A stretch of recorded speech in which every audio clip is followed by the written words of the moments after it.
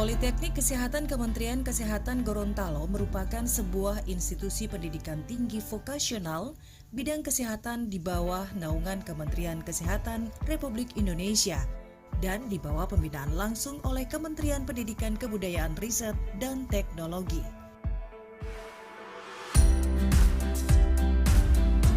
Kampus Politeknik Kesehatan Gorontalo berlokasi tepat di Kota Gorontalo, Jalan Taman Pendidikan nomor 36, Kelurahan Moodu, Kecamatan Kota Timur, Kota Gorontalo.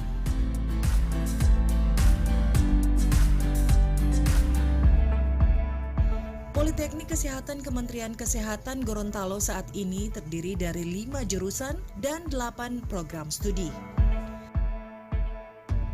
5 jurusan tersebut yaitu jurusan keperawatan, jurusan kebidanan, jurusan gizi, jurusan farmasi, dan jurusan kesehatan lingkungan. 8 program studi yaitu program studi Sarjana Terapan Keperawatan, program studi Sarjana Terapan Kebidanan,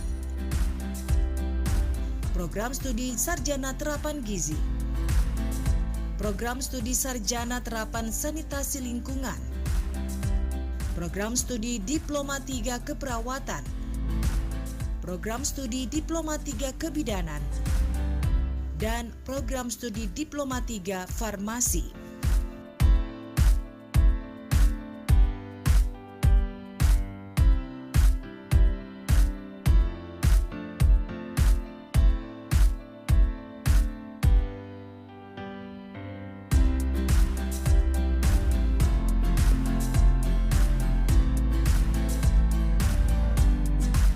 Visi Politeknik Kesehatan Kementerian Kesehatan Gorontalo yaitu menjadi institusi pendidikan tinggi kesehatan terdepan dalam menghasilkan lulusan yang kompetitif dan berkarakter di tahun 2045.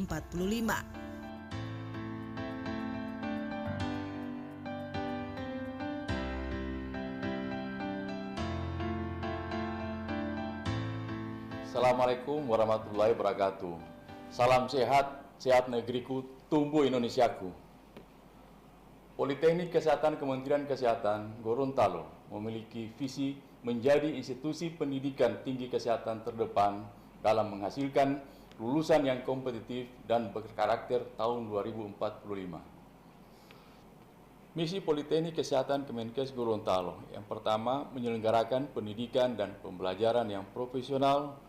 Yang kedua, menyelenggarakan penelitian kesehatan sesuai pedoman riset Kemenkes dan pengembangan keilmuan. Yang ketiga, menyelenggarakan pengabdian kepada masyarakat, bidang kesehatan berbasis pelayanan dan pembinaan wilayah, serta implementasi hasil-hasil riset. Yang keempat, mengembangkan kemitraan di dalam negeri dan luar negeri yang menunjang pelaksanaan kegiatan Tridharma. Dan yang kelima, menerapkan sistem tata pamong yang baik atau good governance, pengembangan kelembagaan, dan penerapan sistem penjaminan mutu yang berkelanjutan.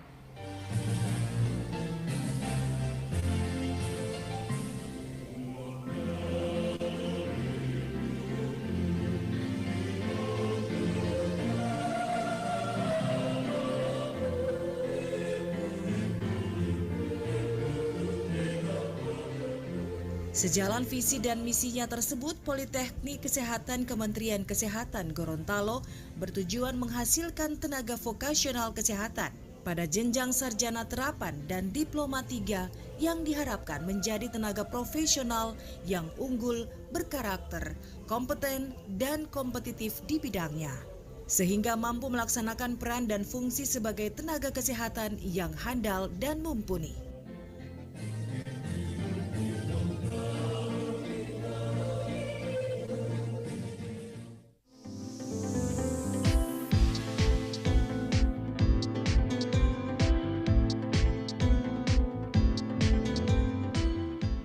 Jurusan Keperawatan mengemban tugas melaksanakan program pendidikan Diploma 3 Keperawatan untuk menghasilkan lulusan perawat profesional pemula yang diberi gelar ahli madya keperawatan dan melaksanakan program pendidikan Diploma 4 Keperawatan yang menghasilkan lulusan sarjana terapan di bidang keperawatan.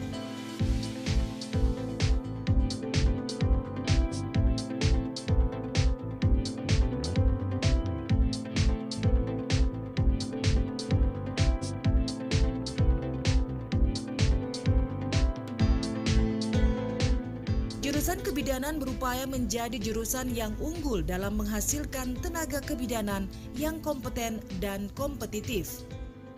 Jurusan kebidanan menyelenggarakan pendidikan kebidanan unggul dengan kurikulum mengacu pada standar nasional, dikti, dan kerangka kualifikasi nasional Indonesia. Melaksanakan riset unggulan di bidang kebidanan sesuai dengan perkembangan ilmu pengetahuan dan teknologi.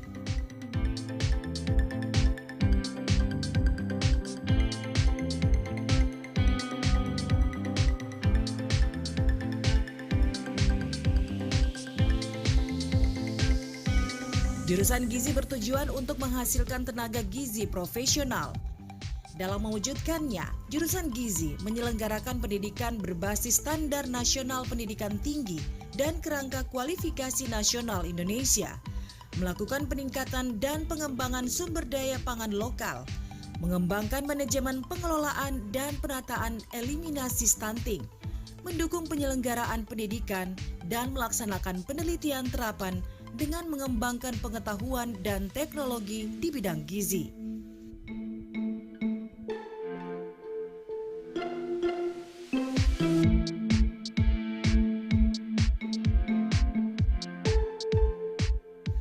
Jurusan farmasi melakukan kegiatan pendidikan dan pengajaran melalui program Diploma 3 Farmasi dengan tujuan untuk memenuhi kebutuhan tenaga kesehatan bidang farmasi yang mampu memberikan pelayanan bidang farmasi secara profesional.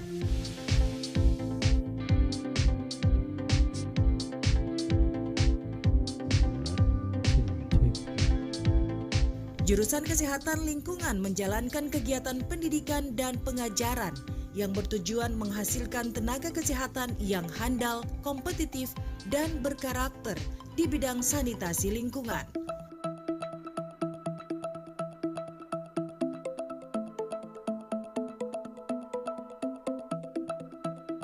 Kualifikasi tenaga pendidikan di Politeknik Kesehatan Kementerian Kesehatan Gorontalo terdiri dari dosen tetap maupun dosen tidak tetap. Sebagian besar dosen di Politeknik Kesehatan Kementerian Kesehatan Gorontalo merupakan tenaga pendidik dengan strata pendidikan pasca sarjana atau strata 2 dan sebagian lainnya dengan strata pendidikan doktoral atau S3.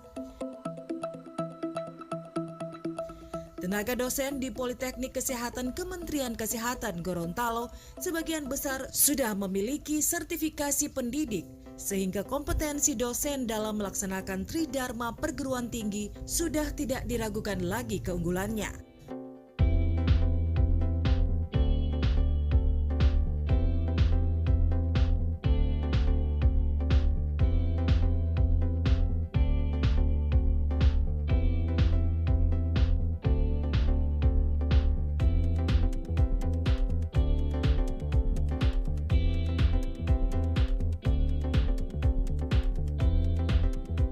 Politeknik Kesehatan Kementerian Kesehatan Gorontalo memiliki fasilitas yang representatif dalam menunjang proses pembelajaran, seperti ruang kuliah yang kondusif,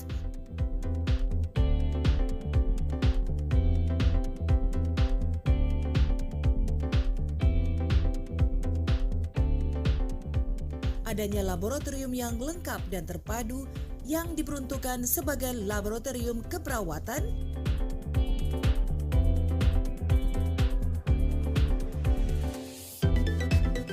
laboratorium kebidanan,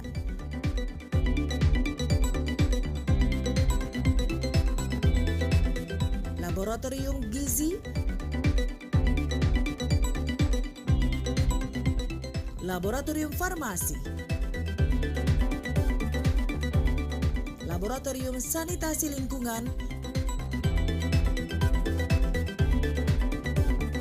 dan laboratorium bahasa serta laboratorium informasi teknologi. Ini membuktikan bahwa Politeknik Kesehatan Kementerian Kesehatan Gorontalo siap menjadi pendidikan tinggi vokasional kesehatan yang terdepan dan unggul dalam menghasilkan tenaga kesehatan.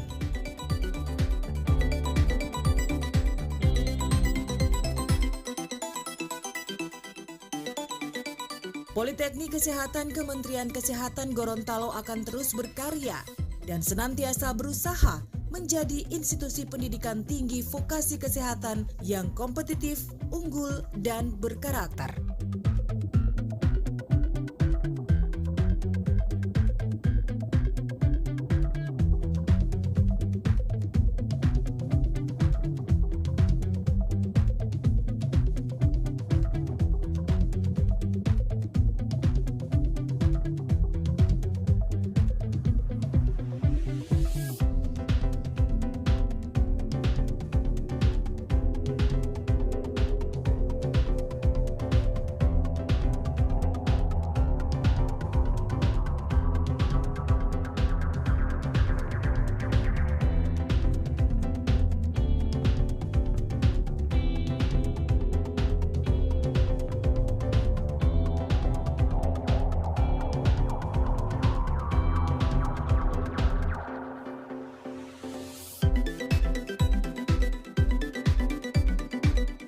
Politeknik Kesehatan Kementerian Kesehatan Gorontalo siap mencetak calon-calon tenaga kesehatan yang kompeten dan unggul, yaitu memiliki ilmu pengetahuan, sikap dan keterampilan yang bermutu sesuai perkembangan ilmu pengetahuan dan teknologi.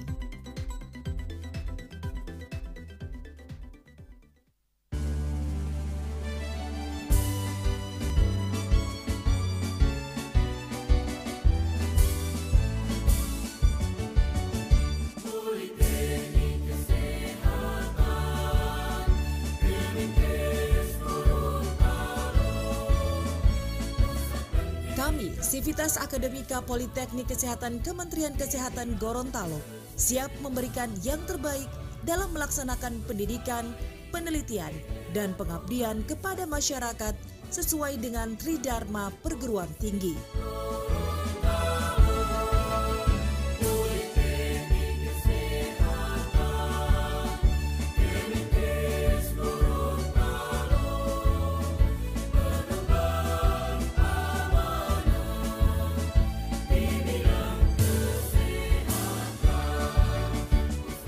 Ayo, satukan tekad dan wujudkan cita-cita.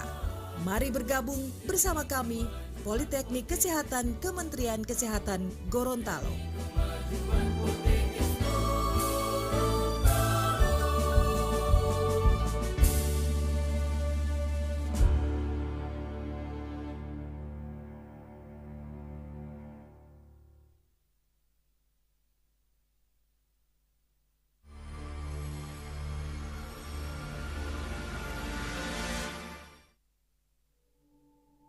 Selamat datang di program studi Diploma 3 Farmasi, jurusan Farmasi, Poltekkes Kemenkes Gorontalo. Program studi D3 Farmasi, Poltekkes Kemenkes Gorontalo berdiri sejak tahun 2018 melalui Surat Izin Pendirian Kemenristek Dikti RI nomor 332 /KPT /1/2018. Program studi D3 Farmasi Poltekkes Kemenkes Gorontalo sebagai salah satu program pendidikan yang diberikan tugas untuk mewujudkan tujuan pendidikan nasional yang harus menjalankan peran dengan baik, khususnya dalam menghasilkan sumber daya manusia yang unggul di bidang kefarmasian. Visi kami adalah menjadi program studi D3 Farmasi terdepan yang menghasilkan lulusan ahli media farmasi yang kompetitif, berkarakter, dan berjiwa farmapreneur tahun 2045. Untuk mencapai visi tersebut, kami menjalankan 4 misi. Misi pertama, menyelenggarakan dan mengembangkan pendidikan kefarmasian dengan memanfaatkan teknologi informasi sehingga menghasilkan lulusan yang kompetitif, berkarakter, dan berjiwa farmapreneur sesuai dengan kebutuhan masyarakat dan pengguna lulusan. Misi kedua adalah mengembangkan penelitian dalam kefarmasian melalui pengkajian iptek yang inovatif dan berkualitas.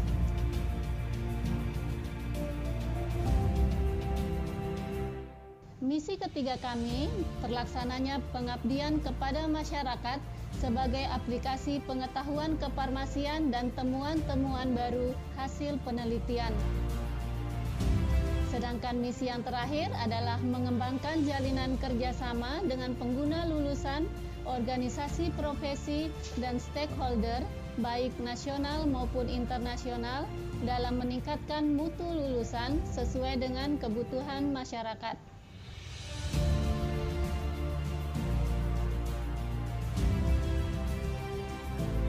Kami telah menetapkan 8 slogan mutu yang kami rangkum dalam kata farmasi.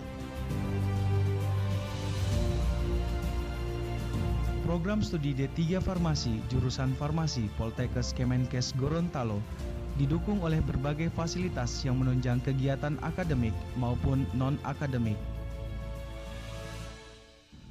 Ruang kuliah yang representatif dengan didukung fasilitas pembelajaran yang mumpuni, serta sistem absensi digital untuk mahasiswa maupun dosen.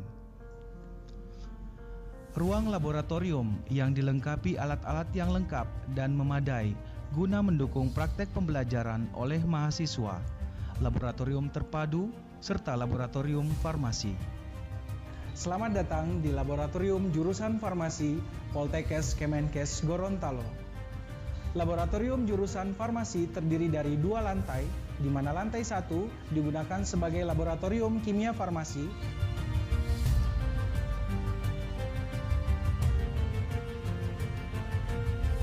laboratorium farmasetika, dan laboratorium teknologi sediaan.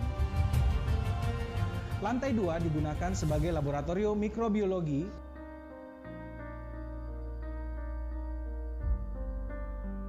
laboratorium farmakognosi fitokimia, dan laboratorium farmakologi.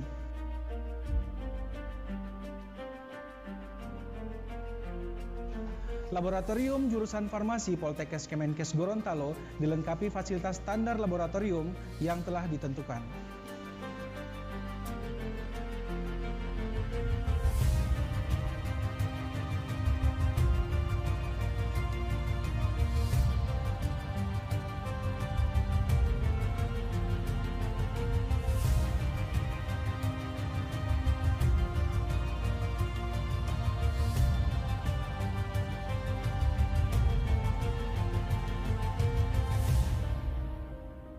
Selain itu juga dilengkapi fasilitas olahraga, yaitu lapangan olahraga takraw,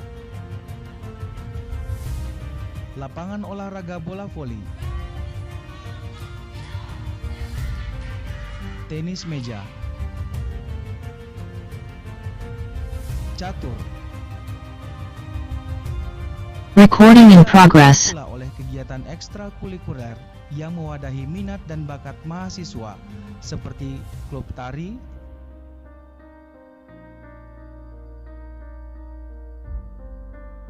paduan suara,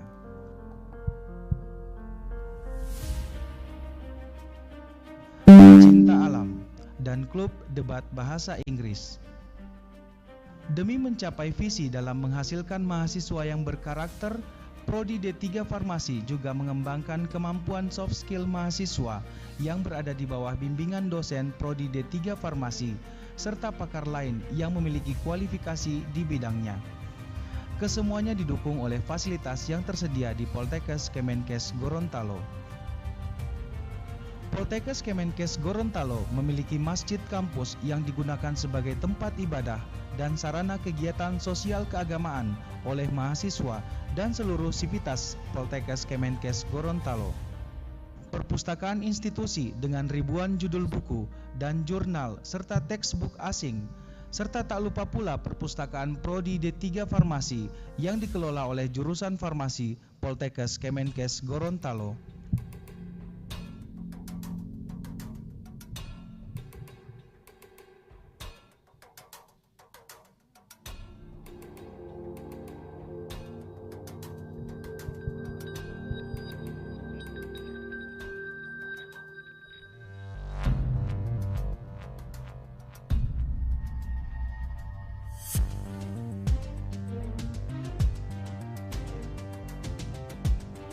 Prodi D3 Farmasi Poltekkes Kemenkes Gorontalo menyediakan ruangan himpunan mahasiswa Prodi yang dijadikan sebagai ruangan bagi mahasiswa D3 Farmasi untuk berkumpul guna membahas atau merencanakan kegiatan-kegiatan kemahasiswaan baik akademik maupun non-akademik. Dalam ruang HMP ini juga dipajang produk-produk hasil buatan mahasiswa D3 Farmasi Poltekkes Kemenkes Gorontalo yang pernah menjuarai berbagai lomba, baik tingkat lokal maupun nasional. Terdapat pula unit kegiatan mahasiswa, karya ilmiah,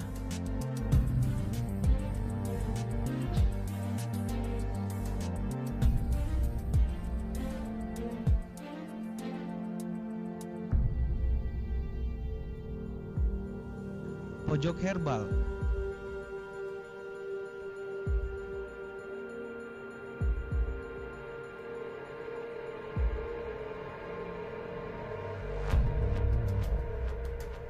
serta kewirausahaan. UKM ini beranggotakan mahasiswa D3 Farmasi dengan dibimbing oleh dosen jurusan farmasi Poltekkes Kemenkes Gorontalo. Sejak tahun 2018 hingga saat ini, Prodi D3 Farmasi telah banyak mengutus mahasiswanya untuk ikut dalam berbagai event, baik tingkat lokal, regional, nasional, maupun internasional. Event yang diikuti seperti yang diselenggarakan oleh BPOM dalam kegiatan kampanye cerdas memilih kosmetik Kementerian Pertahanan dalam kegiatan Parade Cinta Tanah Air, serta dalam lingkup Kementerian Kesehatan sendiri, yaitu mahasiswa berprestasi Poltekkes Kemenkes di tahun 2019 dan tahun 2020. Prodi D3 Farmasi juga menoreh prestasi dalam seminar internasional. Pada kegiatan Parade Cinta Tanah Air yang diselenggarakan oleh Kementerian Pertahanan RI, perwakilan mahasiswa D3 Farmasi menjuarai lomba tingkat provinsi dan didapuk menjadi wakil Provinsi Gorontalo dalam kegiatan Parade Cinta Tanah Air yang diselenggarakan di Bali. Pada latihan uji kompetensi bersama atau LUB yang diselenggarakan oleh APDFI Regional 5, Prodi D3 Farmasi mendapatkan peringkat 2 nilai rata-rata tertinggi dan peringkat 1, 2, dan 3 nilai tertinggi. Tak lupa pula dalam kegiatan kepramukaan, mahasiswa D3 Farmasi pernah diberi kepercayaan sebagai Ketua Dewan Racana Pramuka Pangkalan Poltekkes Kemenkes Gorontalo dan saat ini menjadi Ketua Dewan Adat Racana Pramuka Pangkalan Poltekkes Kemenkes Gorontalo dan mewakili Poltekkes Kemenkes Gorontalo dalam kegiatan Kemnaskes 2019 di Cibubur. Berbagai fasilitas sarana, prasarana, serta prestasi yang ditorehkan oleh Prodi D3 Farmasi Poltekkes Kemenkes Gorontalo tidak lain adalah merupakan suatu komitmen seluruh sivitas akademika, baik tingkat prodi, jurusan, institusi, serta mahasiswa dalam upaya untuk menggapai visi yang dicita-citakan bersama.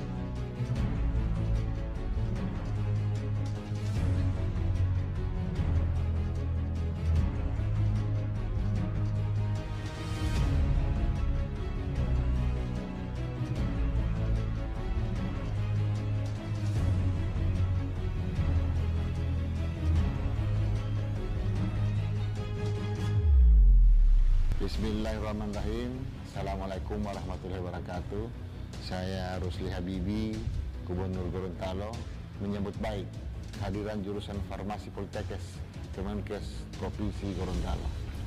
Dalam 2 tahun kiprahnya, jurusan farmasi telah membawa nama baik Provinsi Gorontalo baik di tingkat lokal maupun nasional hingga internasional melalui berbagai kegiatan yang dilaksanakan oleh dosen, tenaga kependidikan, dan mahasiswa dalam bentuk kegiatan pengabdian masyarakat, peneliti, dan lomba karya ilmiah.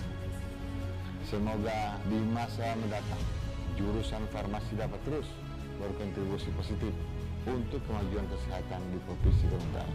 Wabillahi taufiq wal hidayah. Wassalamualaikum warahmatullahi wabarakatuh.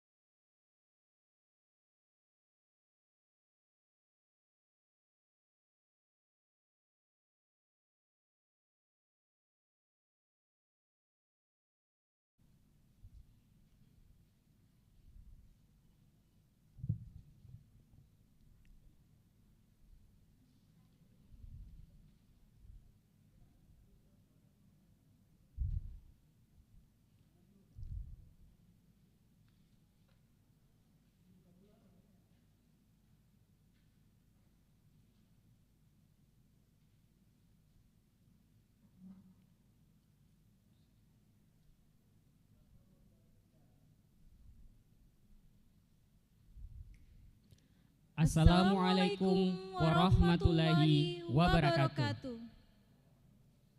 The Honorable Mrs. Dr. Arianti Anaya MKM, Director General of Health, Workforce Ministry of Health, Republic of Indonesia. The Honorable Director of Health Polytechnic of Ministry of Health of Gorontalo, Mr. Muhammad Anas Anasiru, SKM MKes. The Honorable Vice Director of Health Polytechnic of Ministry of Health of Gorontalo. The Honorable Professor Chonlapat Sukasem, PhD from Ramatibodi Hospital, Mahido University, Bangkok, Thailand. Associate Professor Jalifa Latif from University Kebangsaan Malaysia in Malaysia. Professor Dr. Delphak Osiandi, MD, PhD from University of Manchester, UK. Professor Dr. Satibi from Gajah Mada University, Yogyakarta, Indonesia. Yusnita Rifai, PhD from Hasanuddin University, Makassar, Indonesia. The Honorable Mrs. Zulfi Ayu, as Chairman of Pharmacy Department, Health Polytechnic of Ministry of Health of Gorontalo. The Honorable Rector of Universitas Negeri Gorontalo, Universitas Bina Mandiri, Ikatan Apoteker Indonesia, Persatuan Ahli Farmasi Indonesia, Badan Pengawas Obat dan Makanan, Dinas Kesehatan, and stakeholder. The Honorable, the Academic Community of Health Polytechnic of Ministry of Health of Gorontalo. And my honorable all participants of international conference today. Ladies and gentlemen, from Gorontalo, Indonesia, on this lovely morning, we would like to welcome all delegates in the opening ceremony of Second International Conference in Pharmaceutical and Health Science 2022. It's been a great honor for me, Lala, and Hadi to be here and welcome each and every one of you in this meeting. For your information, this conference sponsored by PAFI, APDFI, IAI, Bank Syariah Indonesia, Apotek Sulawesi, Majelis Ulama Indonesia Gorontalo, PIPIBOL, Rumah Sehat Herbal Holistik, PAFI Bone Bolango, and Pia Saronde, and supported by Apotek Nabil, Hotel Grand Key, Om Udin Restoran, Total Equipment, Apotek Dewi, Apotek Fit Pharma, Calon Dosen TV, Go Pharma, and Prodia. Ladies and gentlemen, over the next few days, this meeting will provide you plenty of opportunities to discuss, share knowledge and insights. First of all, let us pray and praise to Allah Subhanahu wa Ta'ala. Because of His bliss and mercy, we can come together without any obstacle here with healthy condition in the seminar of welcoming ceremony of Second International Conference in Pharmaceutical and Health Science 2022, held by Pharmacy Department Health Polytechnic of Ministry of Health of Gorontalo. Second, let us greet and pray to our beloved Prophet Muhammad Sallallahu Alaihi Wasallam, who had brought us the path of light and left the darkness in this life. Distinguished guests, ladies and gentlemen, on this occasion, let me deliver the structure of the event in the first and second day. As follows, in the first day, first, opening ceremony, traditional dance from pharmacy students. Second, national anthem, Indonesia Raya. Third, general report by head of committee. Fourth, the welcoming speech. Fifth, pray. Sixth, photo session. Seventh, closing. And the last plenary session. In the second day, first, plenary session. Second, parallel session for oral presentation and poster presentation. And the last, closing ceremony. Ladies and gentlemen, let's open this event by saying Basmalah. Bismillahirrahmanirrahim. Next, traditional dance by pharmacy students.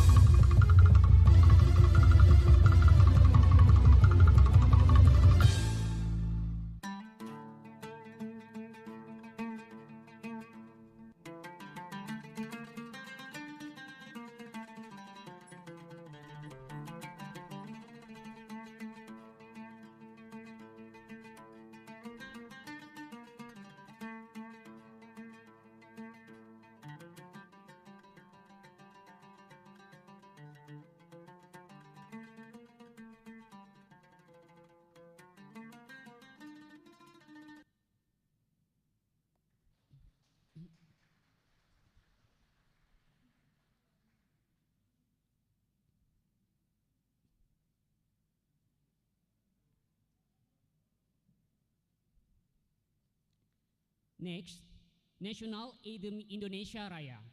All audience are kindly requested to stand up.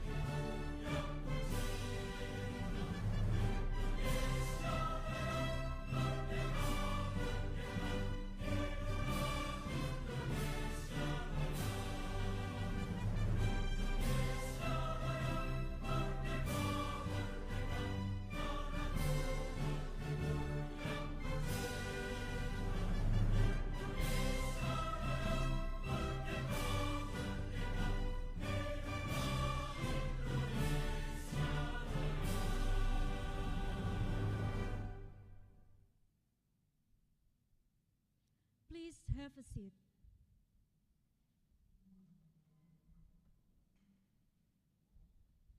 Next, general report by Head of Committee. We would like to invite Mr. Fadli Hussain, SSE, MSE.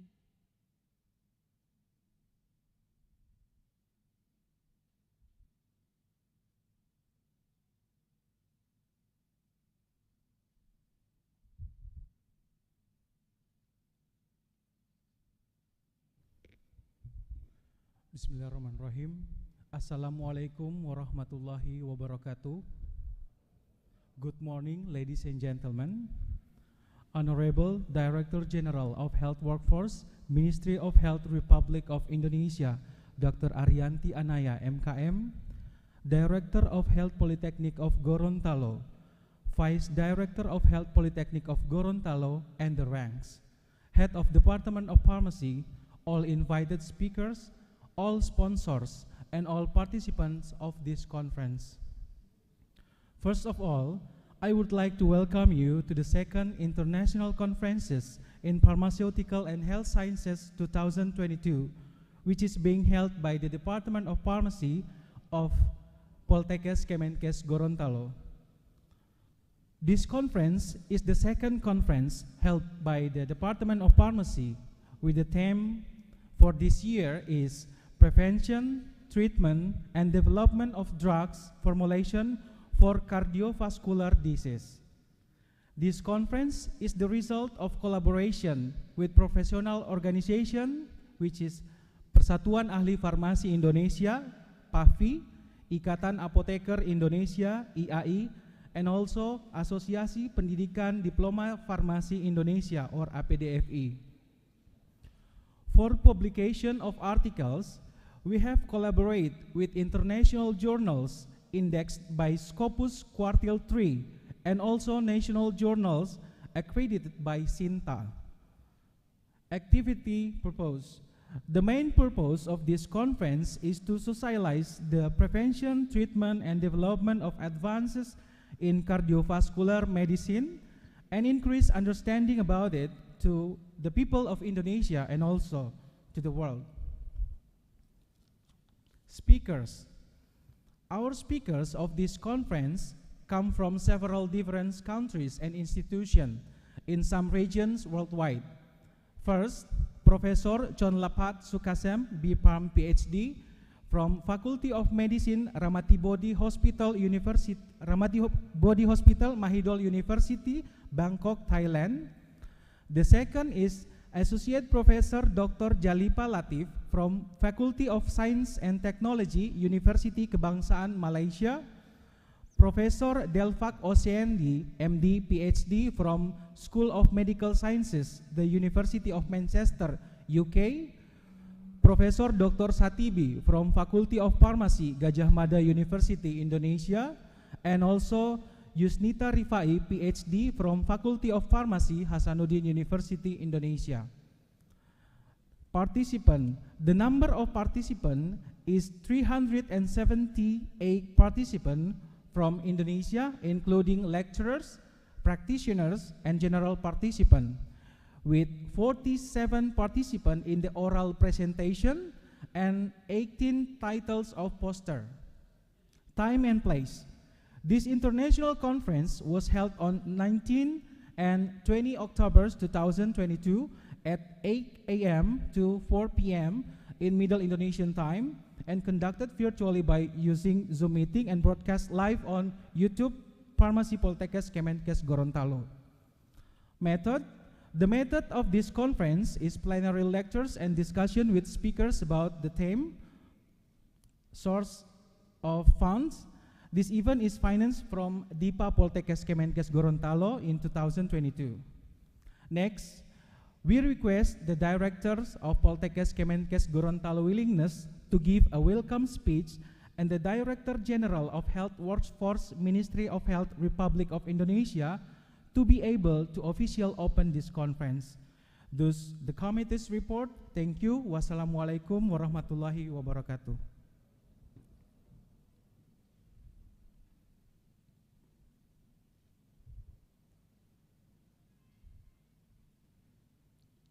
Next, welcoming speech from Director Health Polytechnic of Ministry of Health of Gorontalo, we would like to invite Mr. Muhammad Anas Anasiru, SKM, MKes, to deliver a speech.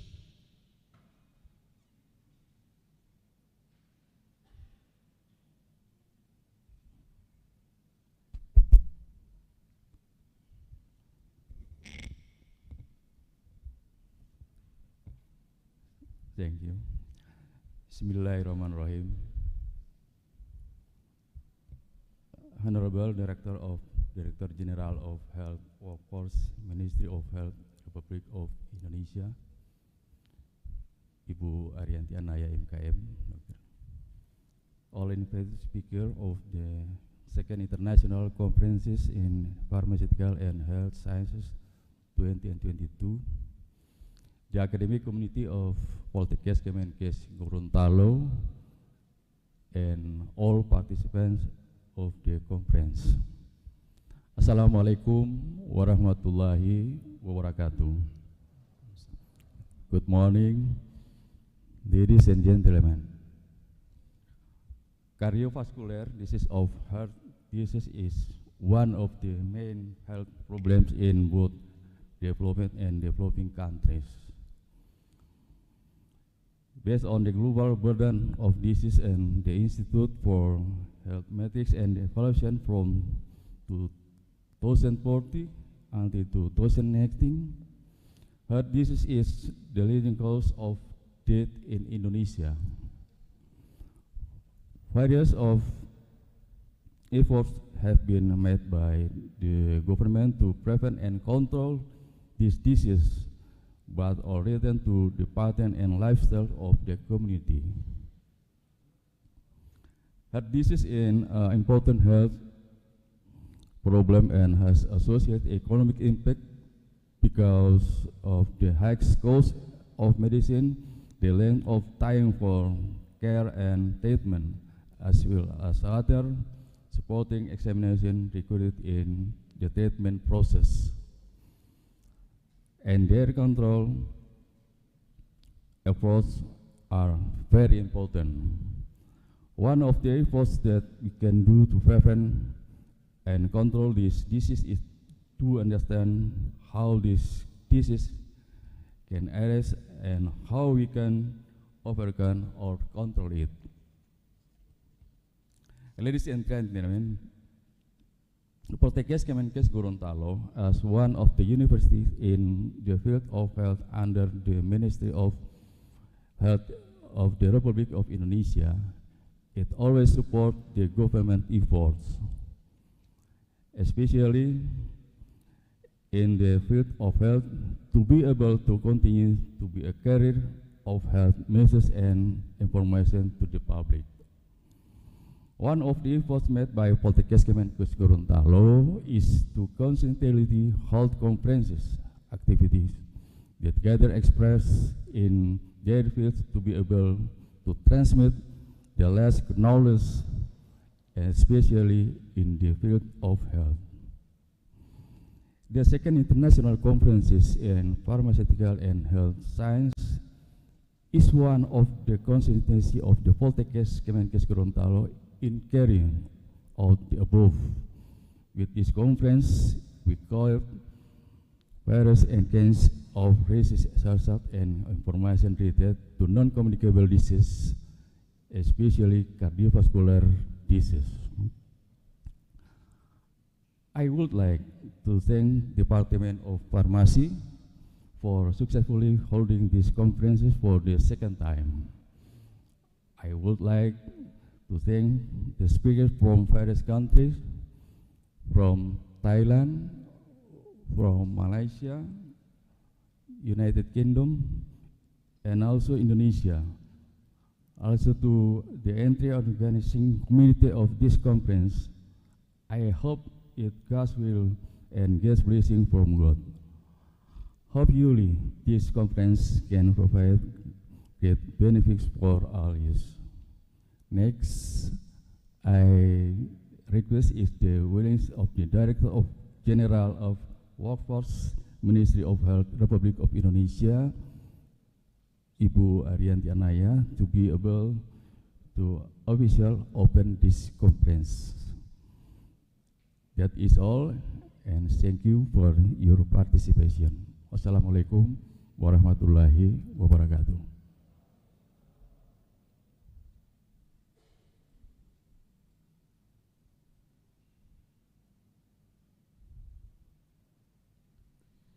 Thank you very much for the speech. Ladies and gentlemen, next, let we listen a welcoming speech from Mrs. Dr. Arianti Anaya, MKM, to deliver a speech.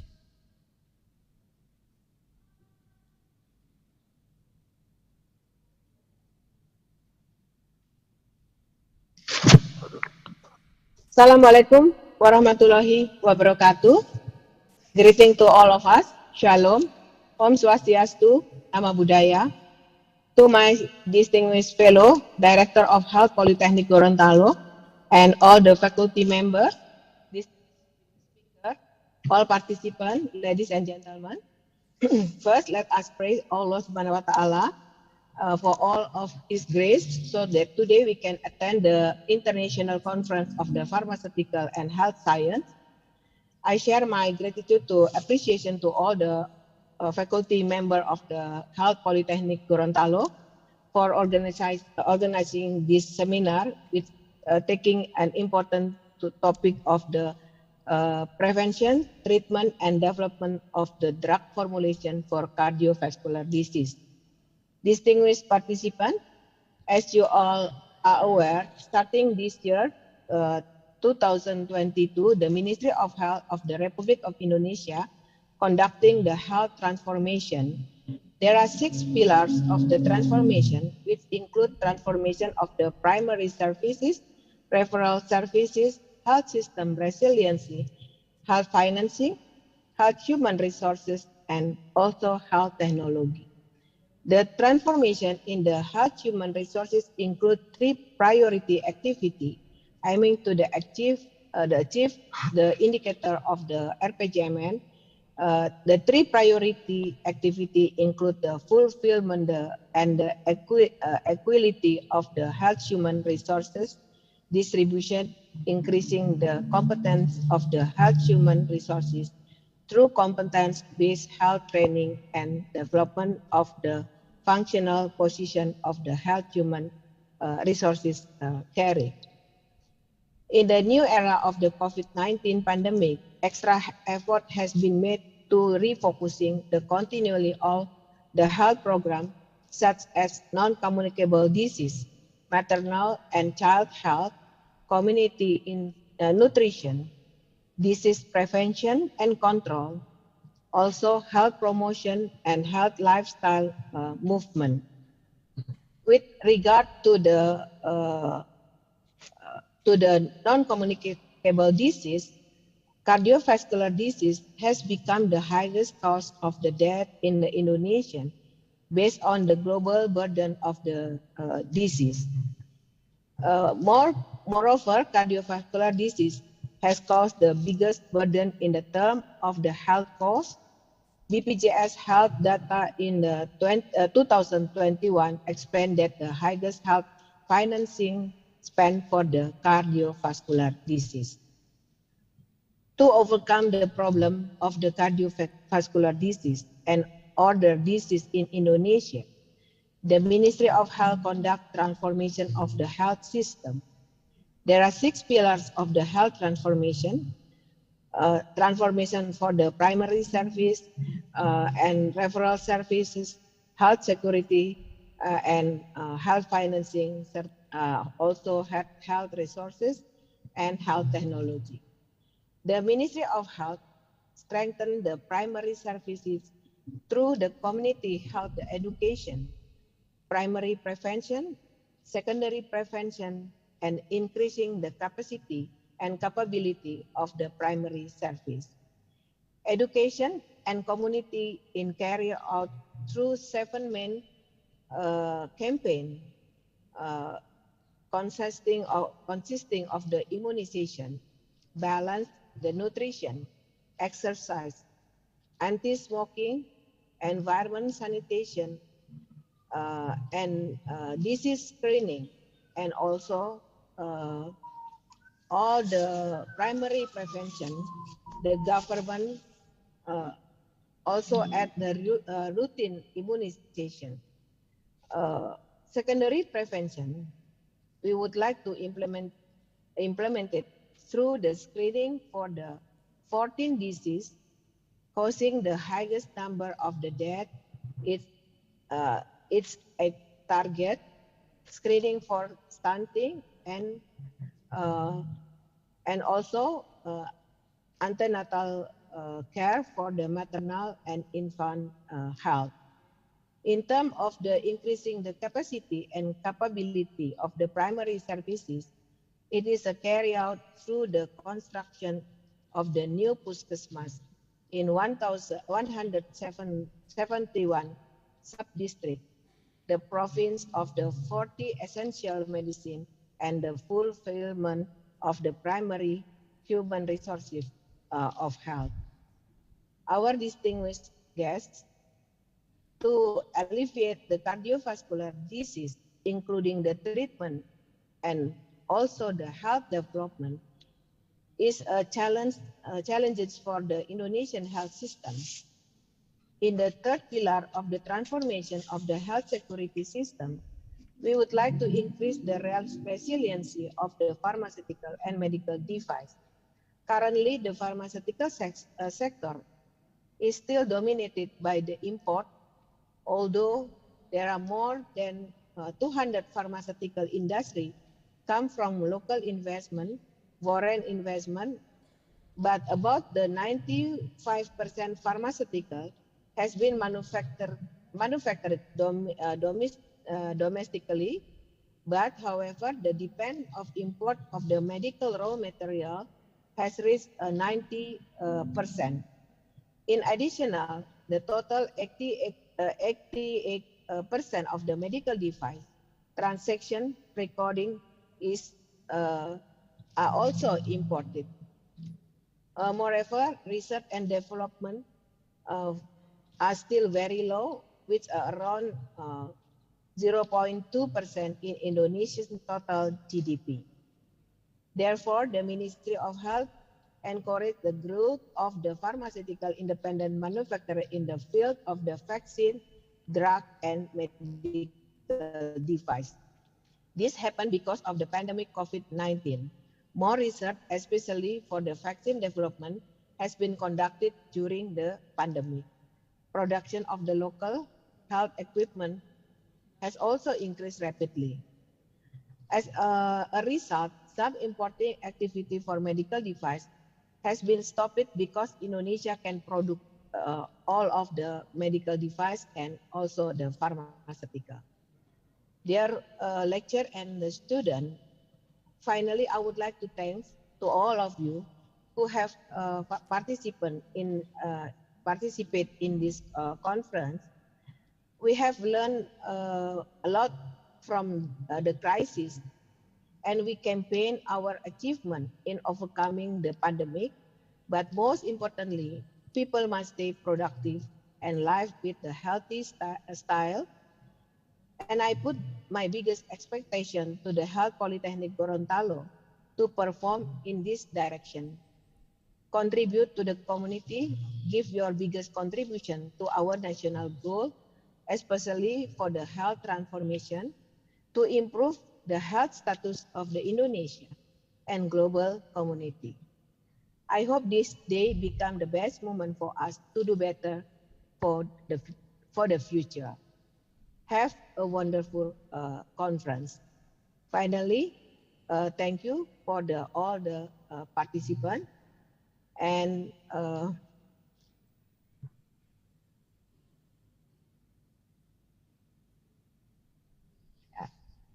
yeah, thank you. Wassalamualaikum warahmatullahi wabarakatuh.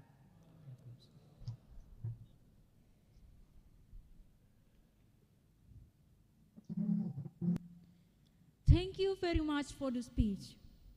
Excellencies, ladies and gentlemen, before we come to the main session, Let us start this by praying first, so the event that we will hold on this day will run well without any obstacle at all. It is going to be delivered by Miss Saskia Haurinisa MD Farm. Time is yours.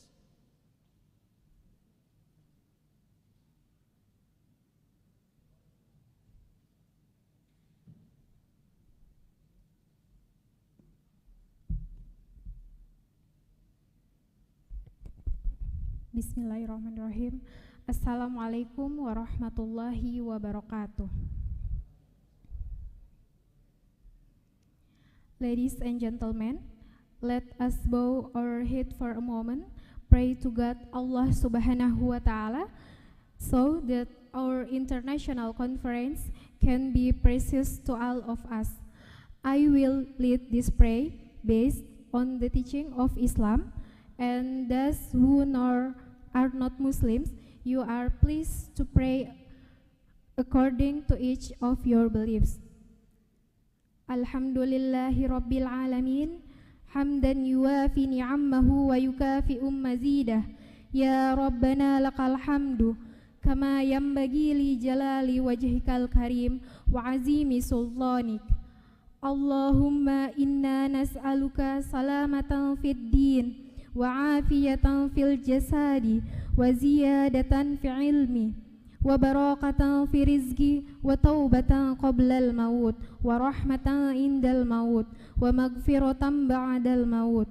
Allahumma gfir lana wa liwalidayna wa lil muslimina wal muslimat wal mu'minina wal mu'minat al ahya minhum al amwat innaka sami'un qaribun ujibu da'wah ya qadiyal hajat.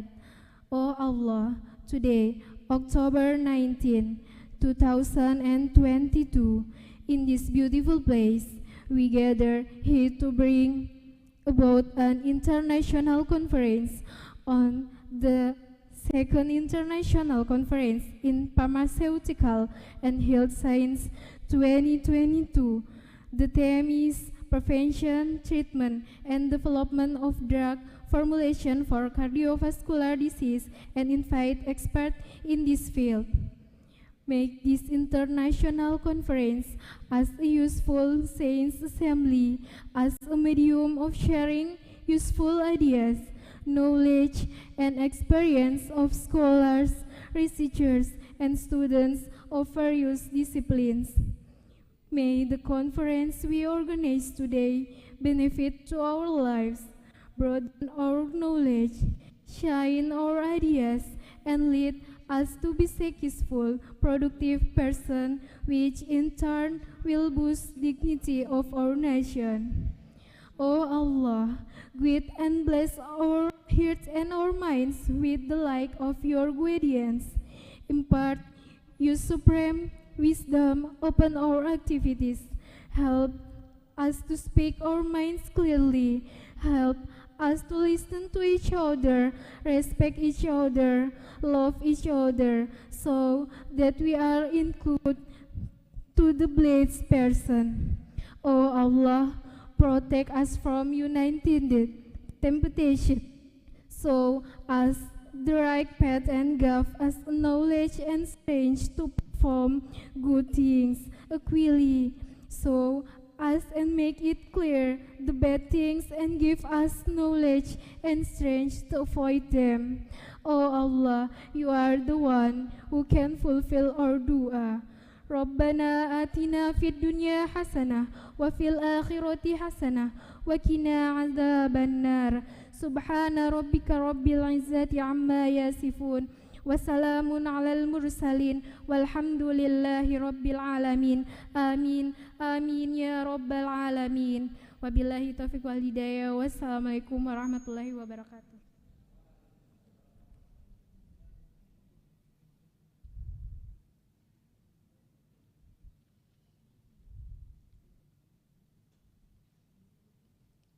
Those are the agenda we have present to you this morning as we have finished our opening ceremony. Before we start the plenary session, may I ask your preferred time to the photo session. Let me guide the photo session, starting for the first slide.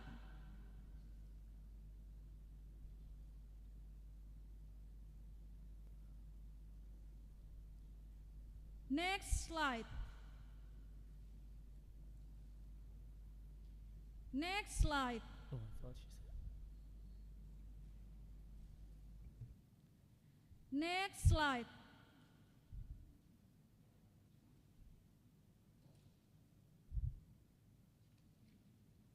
Next slide.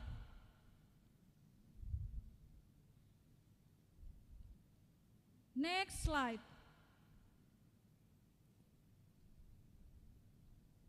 Next slide. Next. Okay, thank you. Excellencies, ladies and gentlemen, now we come to our main program, plenary session. We will be led by our moderator, Mr. Muhammad Arif Ismail, MA TESOL. And the speaker is Professor Chonlapat Sukasem, PhD from Ramatibodi Hospital, Mahidol University, Bangkok, Thailand. Mr. Muhammad Arif, time is yours. Finally, from the deepest of my heart, I do apologize for our mistakes in presenting this event. Thank you very much for your kind attention, and thank you very much. Wassalamualaikum warahmatullahi wabarakatuh.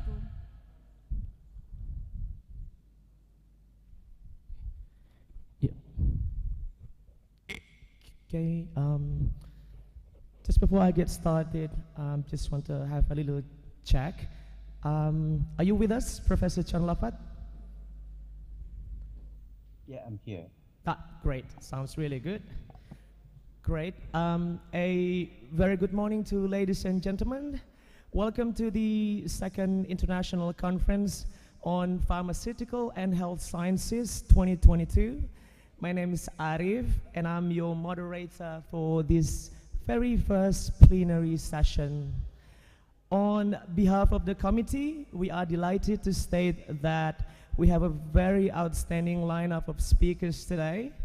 And just before we get into the presentation, allow me to briefly introduce you to our first speaker today, Professor Chonlapat Sukasem, PhD. I hope I pronounced your name correctly. Is a professor in clinical pathology and pharmacogenomics at the Department of Pathology, Faculty of Medicine, Ramatibodi Hospital, Mahidol University, Thailand. He is the head of division of pharmacogenomics and personalized medicine, and also serves as chief of laboratory for pharmacogenomics, Somdek Pra Debaratana Medical Center since 2011. Professor Sukasem is also a senior lecturer in Department of Molecular and Clinical Pharmacology, Institution of Translational Medicine, University of Liverpool. He has published more than 100 papers in the field of pharmacology and pharmacogenomics. His research has focused on pharmacogenomics and precision medicine, clinical pharmacology, and drug safety. I need to inform you that his recent study includes a comprehensive review of HLA and severe cutaneous adverse drug reactions, implication for clinical pharmacogenomics and precision medicine. Ladies and gentlemen, I would like to invite Professor Chonlapat Sukasem to deliver his presentation about integrating pharmacogenomics and precision medicine of cardiovascular disease into clinical pharmacy practice. Over to you, Professor. Okay, thank you very much, Tan, for your kind introduction for me. So let me share my slide.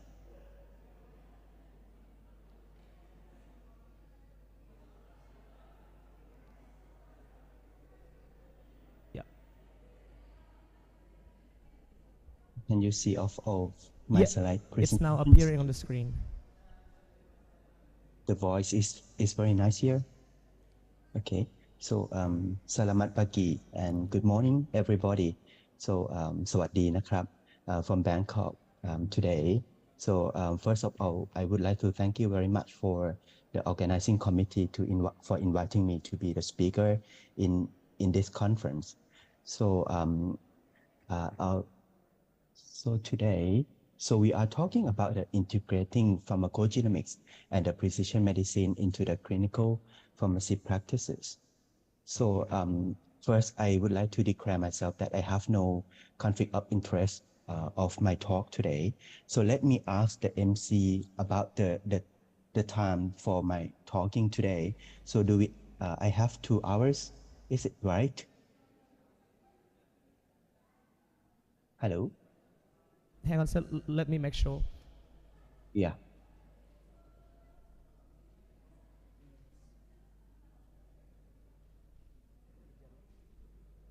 Yeah. Hang on, sir. Yeah. Oh, apparently it's 60 minutes. Oh, 2 hours. Sorry, 2 hours. 2 hours from now on, right? Yeah. So I will finish on 10:30. Yeah, in our time you finish at 11. 11:30. So it's 9:30 at Indonesia, right? Yeah. Okay, thank you so much, ครับ Okay, ครับ Okay. So yeah, so I have no conflict of interest for my talk today, and thank you very much for inviting me to be the speaker in this conference. And all of my talk today, so you can read through the recently reviewed article which published in the international journals, drug metabolism and the pharmacokinetics. So you can read all of the detail of that. And so I would like to take this opportunity to thank you for my grant and my collaborators for supporting me to do the research and also translate our result into the clinical implementations here. And so in the details of my talk today, so I would say that my background is a pharmacist. I'm the pharmacist as well as you. So, but however, I move out from the safe zone of the pharmacy to work in the advanced technologies such as the genomics medicines and also pharmacogenomics and also the precision medicines. And I hope that the pharmacy in these generations can do as same as me, as in Indonesians as well.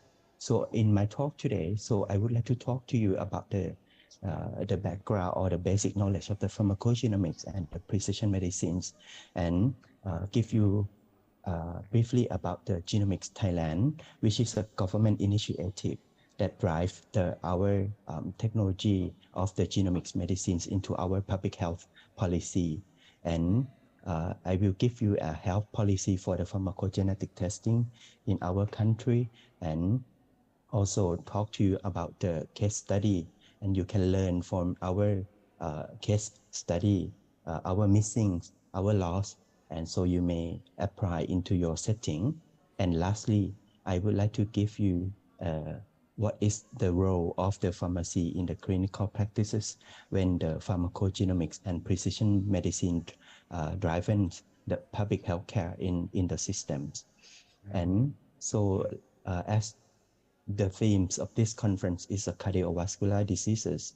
So I would like to give you first, I would like to give you a case study, and I hope that after you attend of my talk, so the pharmacy can answer these questions of the physicians. So as you may see in these presentations, you may see that this is a request from the physicians. In this case, the patients got stent, and so after that, the physician treat the patients with clopidogrel. And so after they treated with the clopidogrel, which is antiplatelet aggregations, and the patient got acute coronary stent thrombosis. That means the patient is clopidogrel non-responder. So therefore, physicians request to test for the pharmacogenetics of the clopidogrels to our lab. During that time, they changed the regimen from clopidogrel to ticagrelor.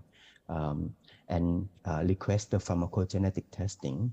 And I hope that the pharmacy in this generations can answer the physicians that which gene that should be tested after they got the patients like these events.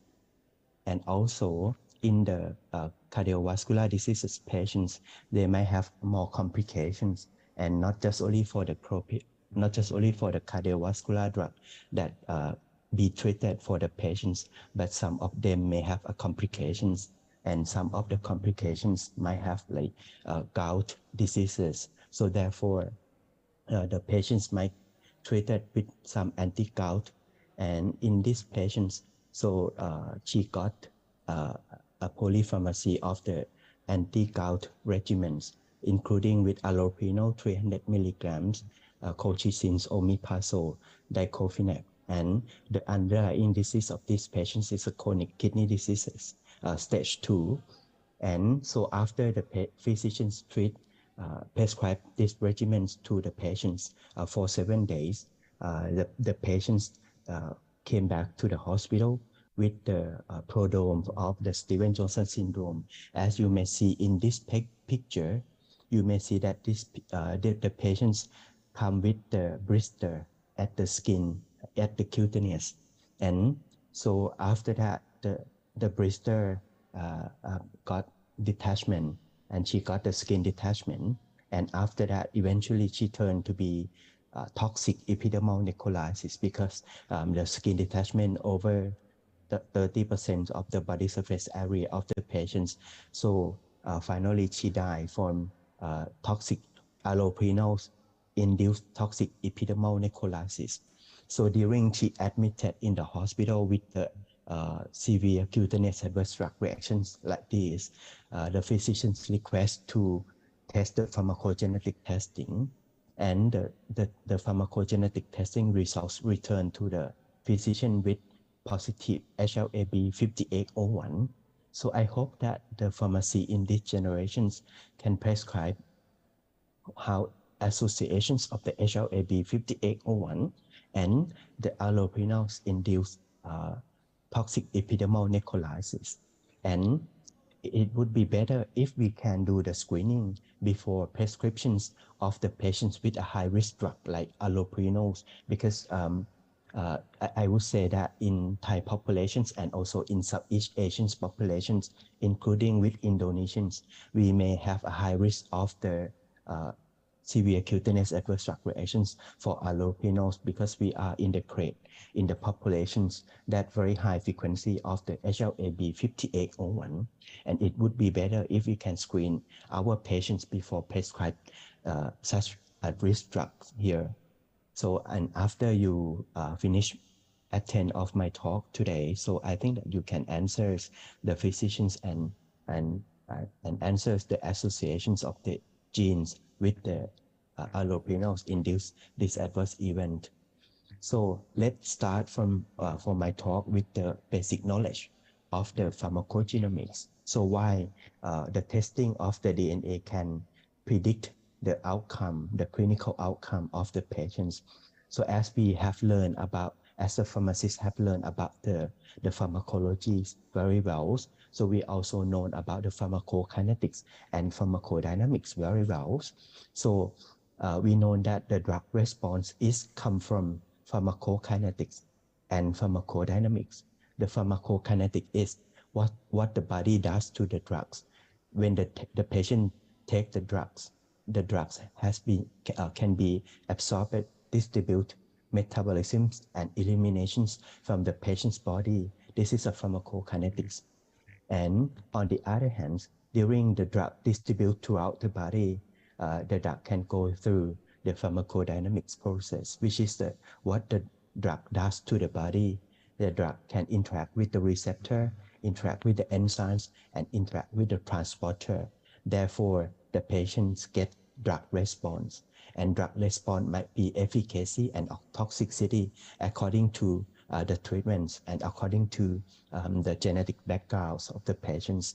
So when you look into this process of the pharmacokinetics and pharmacodynamics, you may see that along the process, of PK and PD. They have the proteins that function for all processes here. So where is the protein come from? Protein is come from DNA. So therefore, if we can genotype of the DNA of the patients, we can predict the protein functions that play role in PK and PD. This is a background that why we can test the genes and predict the drug response of the patients. So usually by the standard guideline, when we treat the patients with the same diseases, so we treat them with the regimens that from the guideline or from the standard guidelines. So when we treat them with the standard regimens, we hope that the patient may get the benefit of the drugs without toxicity. So however, in some patients, they may get toxicity without benefits, as I already shown you about the allopurinol induced toxicity. Just only 7 days, the efficacy might not reach into the aim of the physicians. However, the patients got toxicity of the allopurinol induced toxic epidermal necrolysis. And also another drug that should be considered for the pharmacogenetic that I will mention to you is a carbamazepine, which very high risk drug to induce Stevens-Johnson syndrome and toxic epidermal necrolysis. And for the standard guideline, some of the patients, even like we treat them with the standard guideline, but they may get the benefit, but also get the toxicity. For example, in the patients who treated with the warfarins. So if we treat them with the warfarins and they has the low eliminations, low metabolisms process, they may have a very high concentrations of the warfarins, and they may get the bleeding, even like they got the anticoagulant very well, but they also got the toxicity too. So this is the realistic of the patients. And also in some patients, if we treat them with the standard guideline, some of them may get no toxicity, but no benefit. For example, in the breast cancer, now today we have the targeted therapy, which is a Herceptin. So when we treat when we treat the patients with the Herceptin, so we need to test for HER2 positive, so the HER2 receptor. So in the patients who are the HER2 negative, so if we treat her with the Herceptin, she may get no toxicity and no benefit. So this is a real practices in the clinical implementation. So now today, so we can use the pharmacogenetics to fix, to optimize of the regimens and let all the patients get the benefit without the toxicity by the pharmacogenetic tools. And we are talking today about the pharmacogenetics. So however, not just only for the gene that can help to predict the drug response in the patients precisely. As you may know that in the drug response, they may have another factor, not just only for the pharmacogenetics, not just only for the genetics of the patients, but the other factor, the external factor, such as drug interactions in the polypharmacy treatment and the disease of the patients, the food, liver, and renal functions of the patients may predisposition factor to deviate of the drug response from the patients. So therefore, when we use the pharmacogenetics, sometimes the genetic testing might not precisely prediction of the drug response in the patients. So we need to include all of the factor as a comprehensive factor into the patients, into our tools, clinical decision support tool to predict the drug response in the patients. This is we call precision medicine. So therefore, in this slide, I think that you already know about how difference between the pharmacogenetics and also precision medicines by these presentations. And so, as I mentioned, that in the realistic of the patients, so the patients may have a lot of the factor, not just only their genetic backgrounds. But if we treat them with the co-medications, and the co-medications is the drug interactions, drug inhibitors or drug inducer, the response that predict from the genetic functions might difference from our predictions. So therefore, in nowadays, not just only the pharmacogenetics approach that we use into the patients, but we need to use as a precision medicine. And as I am the pharmacy, I would like to say that we use a precision pharmacy approach to the patients, because in some time we did not consider just only for this factor, but during we are do the dose adjustment, we need to consider about the formulations of the drugs, what is the dosage that available in the hospital. So that is a pharmacist aspect. So therefore, I would say that not just only the precision medicines, but also precision pharmacy should be able to use in the patients as well.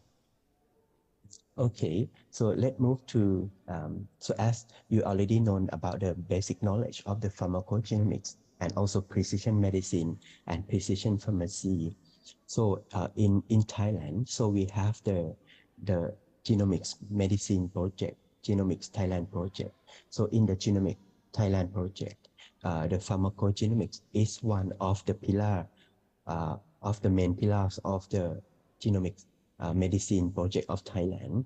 So for the pharmacogenomics project, so we have studied a lot of the drugs, a lot of the medicines, as shown you on the left hand side here, including with the herbs like cannabinoid pharmacogenetics.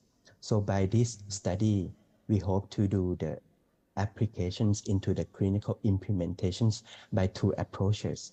So by the first one, we can use the genetic informations of the patients to do the dose adjustment for the patients.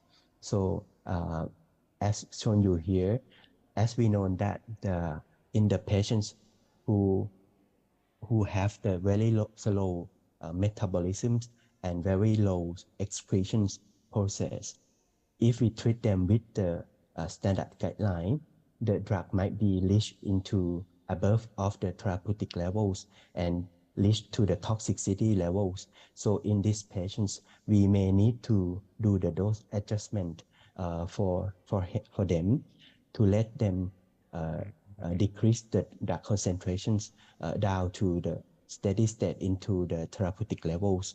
And on the other hand, in the patients who has a very increased functions of the metabolisms according to the genetics backgrounds of the cytochrome P450, so the drug might be excrete very well if they are metabolism very fast. So in these patients, we need to do the dose adjustment to increase the dose of the cardiovascular drug to this patient to let them get the steady state of the drug level within the therapeutic index. So this is a first approach that we can use the pharmacogenetics, and I will talk to you in the details later. And on the other hand, by the another approach that we can use the pharmacogenomics into the clinical practices. So we use the pharmacogenomics to predict the patients who may have a high risk of the severe cutaneous adverse drug reactions. So for the severe cutaneous adverse drug reactions, it has been assigned as a adverse drug reactions type B.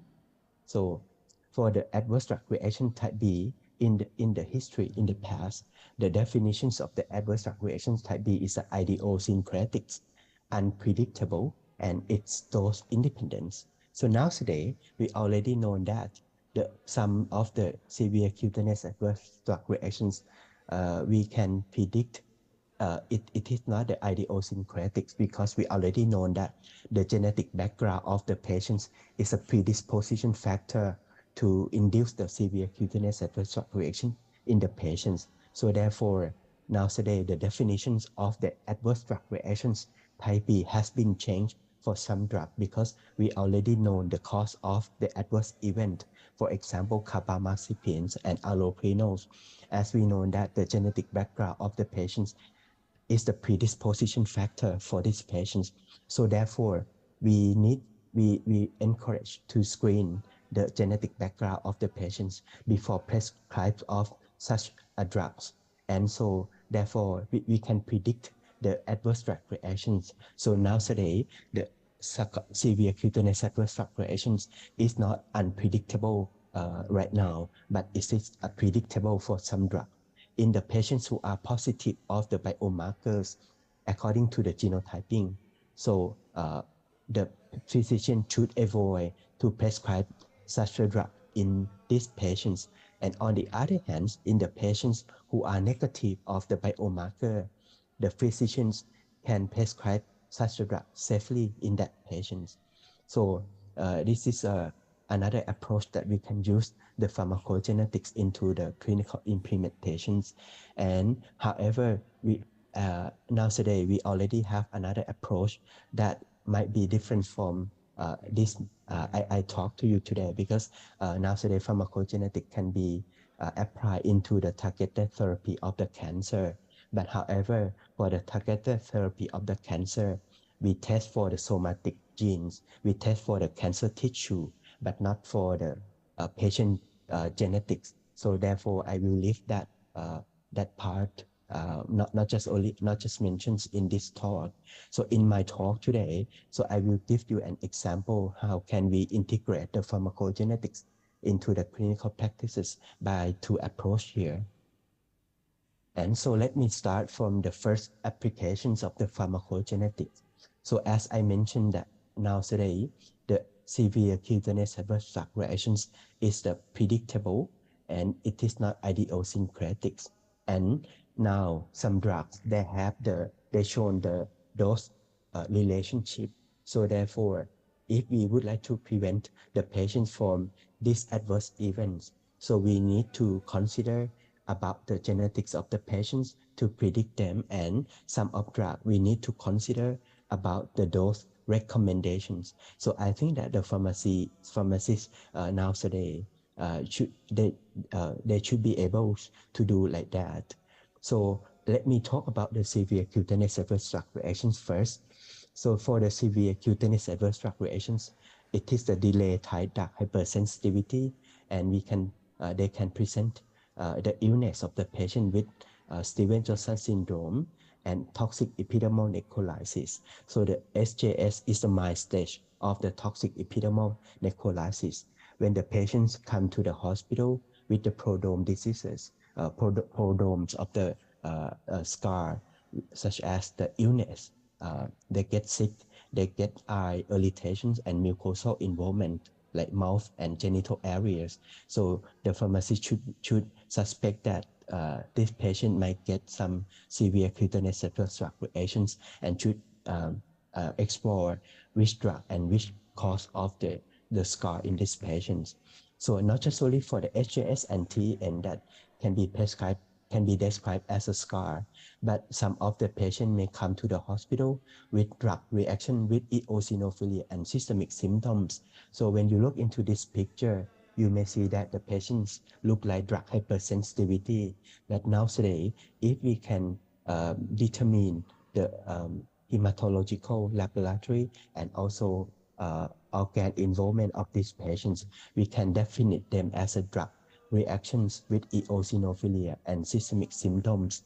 So for the drug reaction with eosinophilia and systemic symptoms, you may look at to the names of the adverse drug reactions. So the patient should have eosinophilia, and some of them might have a liver failure or renal failure because it's involved with the systemic organs. So the mortality rate of the drug reactions with eosinophilia and systemic symptoms is similar with the toxic epidermal necrolysis, because when you look into the patients in the skin, you may see that they have no skin detachment. They look not so very severe. So however, the severity might not be occur in the skin, but it can be occur in the internal organs such as the liver and renal. This is why these adverse drug reactions cause of very high mortality rate is about 30%. And another scar that we can see in the hospital, that is acute generalized exanthematous pustulosis or AGEP. This is another scar that cause of the high mortality rate and morbidity rate of the patients. So as I mentioned that in the past, the scar is idiosyncratic, but now today we already know that the genetics of the patients is a predisposition factor that can predict the patients to the high risk groups. So therefore, before we prescribe of the patients with a high risk drug, such as carbamazepine for anti-epilepsy, allopurinol for anti-gout or anti-hyperuricemia, we do recommend to do the screening of the HLA-B gene for that patients. And in the patients who got the positive of the biomarkers, we call them as a high risk populations. So the prescriptions of drugs should be avoided in these patients and choose alternative choice for that patients. And on the other hand, in the patients who are negative of the biomarker, so the physicians can prescribe carbamazepine or allopurinol for these patients, and we hope that the patient have no adverse drug reactions as a scar. And so as you may see that the HLA-B genes is involved is the biomarkers of the severe cutaneous adverse drug reactions. So I would talk about the HLA-B first. So for the HLA-B is the protein that express into the cells. So the HLA proteins is come from the HLA-B genes. And the HLA-B gene is located on the short arm of the chromosome number 6. So the HLA gene coding to be the major histocompatibility complex proteins.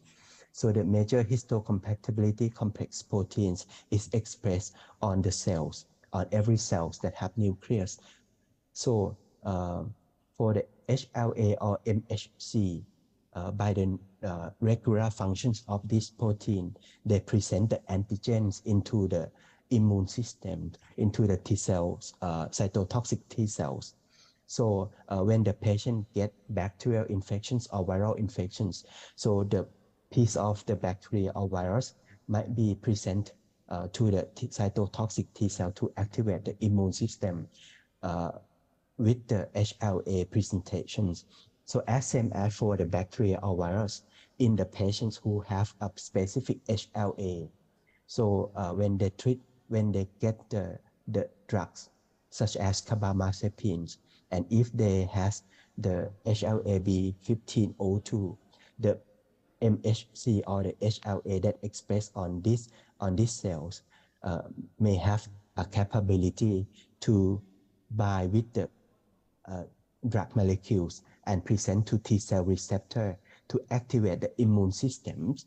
And when the drugs present to the T cell receptor and form the complex, and the immune system has been activated, the immune system may be the cytotoxic T cell may decrease the cytokine, a chemokine, and also the granzyme B to destroy the cells.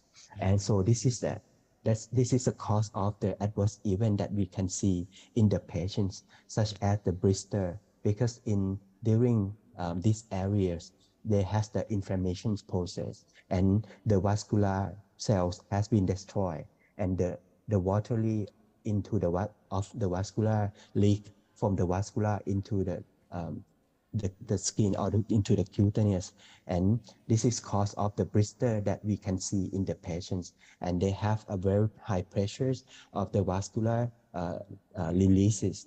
So therefore, they have an oozing process, and the skin has detachment and burst.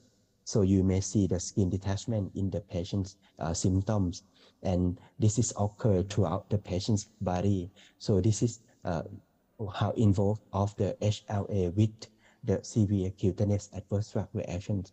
So in this figure, when you look into this figure on the left-hand side, So I demonstrate by the in silico models, and you may see how HLA present the drug molecules.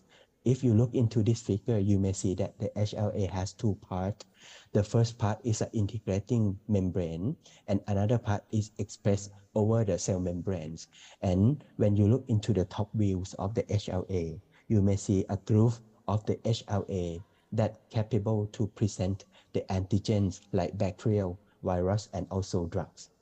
And so this is how the drug uh, binding with the HLA and present to T cell receptor. And I would say that not for all drugs that can present to the HLA, but they have a specific reactions. So for example, HLA-B 1502 can present just only for the molecule that look like carbamazepine here, not for all drugs. And so therefore they have a specific reactions between the drug structures and also the HLA protein residues on the groove here. And so by this table, I summarize you the biomarkers that has been studied in our Thai populations, and some of the biomarkers can be applied and can be implied into the other population in Southeast Asia. And also in Indonesians, you also have the study in the pharmacogenetics by my colleagues, so that some of the biomarker we have the same biomarker that can be used in the Indonesian populations as well. So let me start from the first one, which is the carbamazepines. For the carbamazepines, we have discovered the biomarkers of the carbamazepine-induced Stevens-Johnson syndrome and toxic epidermal necrolysis. This is a HLA-B 1502, and this biomarker has been implemented as a national policy screening by the Thai government in 2018 by the National Health Security Office supporting, and the patient no need to pay at all. The government pay for all for the patients, because we already done for the cost effectiveness analysis for the national screening approach. And on the other hand, on the other drugs, when you look into oxcarbazepines by the pharmacist, we already know that oxcarbazepine, they have a very similar structure with the carbamazepine. And when the patients take oxcarbazepine can be metabolized and got the carbamazepine structure in the patient's body. So therefore, in the patients who has the positive of the HLA-B 1502, they pharmacists should recommend physicians to avoid prescribe of the oxcarbazepine in the positive HLA-B 1502 patients as well.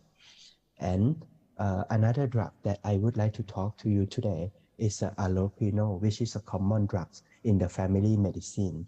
So in our study, we have discovered the biomarkers of the allopurinol induced severe cutaneous adverse drug reactions, which is the HLA-B 5801. So, and this biomarker has been applied into the national screening policy in 2021, last year, which is supporting by the government as well. The patient no need to pay at all. And now today, recently, we also discover the biomarker of the most common culprit drugs for populations, which is cotrimazole or sulfamethoxazole drugs. We had found that the HLA-B 1301 show association with DRESS, but not for SJS and TEN. So this is a recently biomarker that can be discovered in our populations, and I hope that we can see in the other populations as well. And so when you look into the structures of the cotrimazole and dapsone, they have the sulfonamide drugs structure. So therefore, we also found that the same biomarker of the cotrimazole HLA-B 1301 has shown associations with the dapsone induced scar in Thai populations. And I found some publications in Indonesian population that show the similar biomarker of the adapt zone in Indonesian populations as well. And so let me start from the first biomarkers that we has been found in our Thai populations and has been implemented as a national policy screening in 2018. So by our study, we found that in Thai populations, so in the patient who carries of the HLA-B 1502, they has a very high risk of carbamazepine induced Stevens-Johnson syndrome and toxic epidermal necrolysis about 70 times higher than the patients who are non-carriers.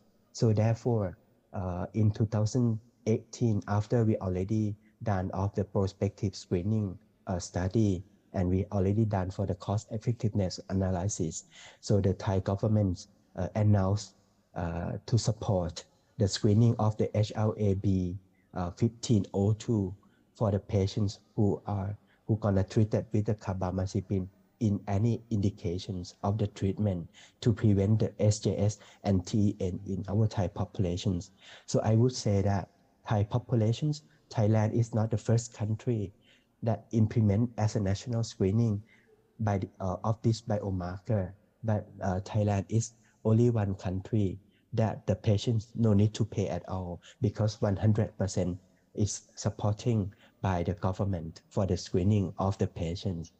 So, however, so if we recognize just only for the HLA-B 1502, we may have a missing in the clinical implementations because by the further study, we found that not just only for the HLA-B 1502, but the others genetics genotyping, which is look very similar with the HLA-B 1502.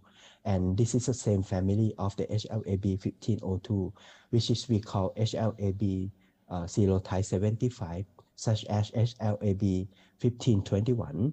So in the patients who negative for HLA-B 1502 but positive for HLA-B 1521, they also have a high risk of carbamazepine induced Stevens-Johnson syndrome and toxic epidermal necrolysis as well. And so I would give you a case study of our cohort. So in these patients, when we screen as according to the government guideline, so we screen for HLA-B 1502 only at the first phase of the implementations. So we screen of these patients before prescribe of carbamazepine. And when we genotype of the HLA-B by the specific biomarker, we found that he is the negative of the HLA-B 1502 because he is the genotype of the HLA-B in these patients is 1513 and 1521. So therefore, he is a negative or non-carriers of the HLA-B 1502. And by this result, the physicians prescribe carbamazepine for him. And after we treat him with the carbamazepine for 7 days, he come back with the hospital with the Stevens-Johnson syndrome symptoms. And so after we do the genotyping and we confirm that this patient is not HLA-B 1502 anyway. So when we look into the genotyping of these patients and we found that this patient is the carriers of the 1521. And when you look into this figure that demonstrate by the in silico models, and we found that not just only for HLA-B 1502, as I mentioned that the binding between the HLA-B and the drug molecule is so specific. So therefore, when you look into this structure, you may see that carbamazepine can binding with the HLA-B 1502. The carbamazepine is a red molecule here, and this is a HLA-B 1502. And so as we do demonstrate in the in silico model, the HLA-B serotype 75, not just only for 1502, but in this family, they have another alleles such as HLA-B 1508, 1511, and 1521. So you may look into this figure that not just only for HLA-B 1502, but 1508, 1511, and 1521, the carbamazepine molecule can present, can bind with the HLA-B 1508, 1511, and 1521, and present to T cell receptor as same as for 1502. Therefore, not just only for the specific biomarker HLA-B 1502 that should be considered before prescribe of carbamazepine, but the other genes into the same family of the HLA-B serotype 75 should be considered for the clinical implementations as well. So in this study, we confirmed by the clinical study in Thai populations and also in the other populations in Indonesia, in Philippines, and in Japanese, they also found the same reactions, the same association with our study. So therefore, we conclude that we should screen not just only for 1502, but we should consider another genes for the carbamazepine treatments in Southeast Asians, including with Japanese patients as well. So however, so when you look into this picture, so you may see the frequency of the HLA-B 1502 in the global populations. So in Southeast Asians, such as in Thai, Japanese, Vietnamese, and Malaysians, so we have a very high frequency of the HLA-B 1502. But when you look into American patients, Europeans, African, and also Koreans and Japanese, you may see that they have a very rare populations of the HLA-B 1502 carriers. So therefore, in that populations, they have their own study and found a difference of our Asians populations, Southeast Asians population, such as in the Japanese study, Korean study, and also European study, which is a representative for the Caucasians. So they found that the HLA-B 1502 has no strong association with carbamazepine-induced scar in that populations, but they found the HLA-A 3101 show the associations with the carbamazepine-induced scar, severe cutaneous adverse fluctuations in their populations because there has no HLA-B 1502 frequency in that populations. But when you look into the HLA-A 3101, you may see that they have a frequency of that genotype in the populations. So therefore, we can conclude that the biomarkers of the carbamazepine has ethnic specificity. So when the pharmacist choose the test before prescribe of the carbamazepine for the patients, we need to consider about the ethnicity of the patients to customize or select the right test to the right populations. And so this is also recommend by the US FDA and the international guideline that not just only for the HLA-B 1502, but for HLA-A 3101 should be considered for the Europeans, Korean, and in Japanese as well. And moreover, by the study, so you may see that the US FDA recommend.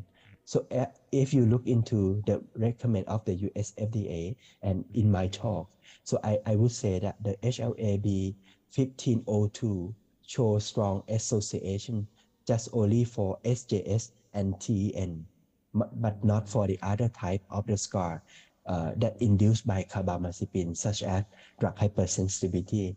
But for HLA-A 3101, there is a broad spectrum predictions of the carbamazepine-induced scar because the HLA-A 3101 not just only for association with the populations, but they also a broad predictions of the carbamazepine-induced drug hypersensitivity, including with HAS, TEN, DRESS, and also MPE from the carbamazepine as well.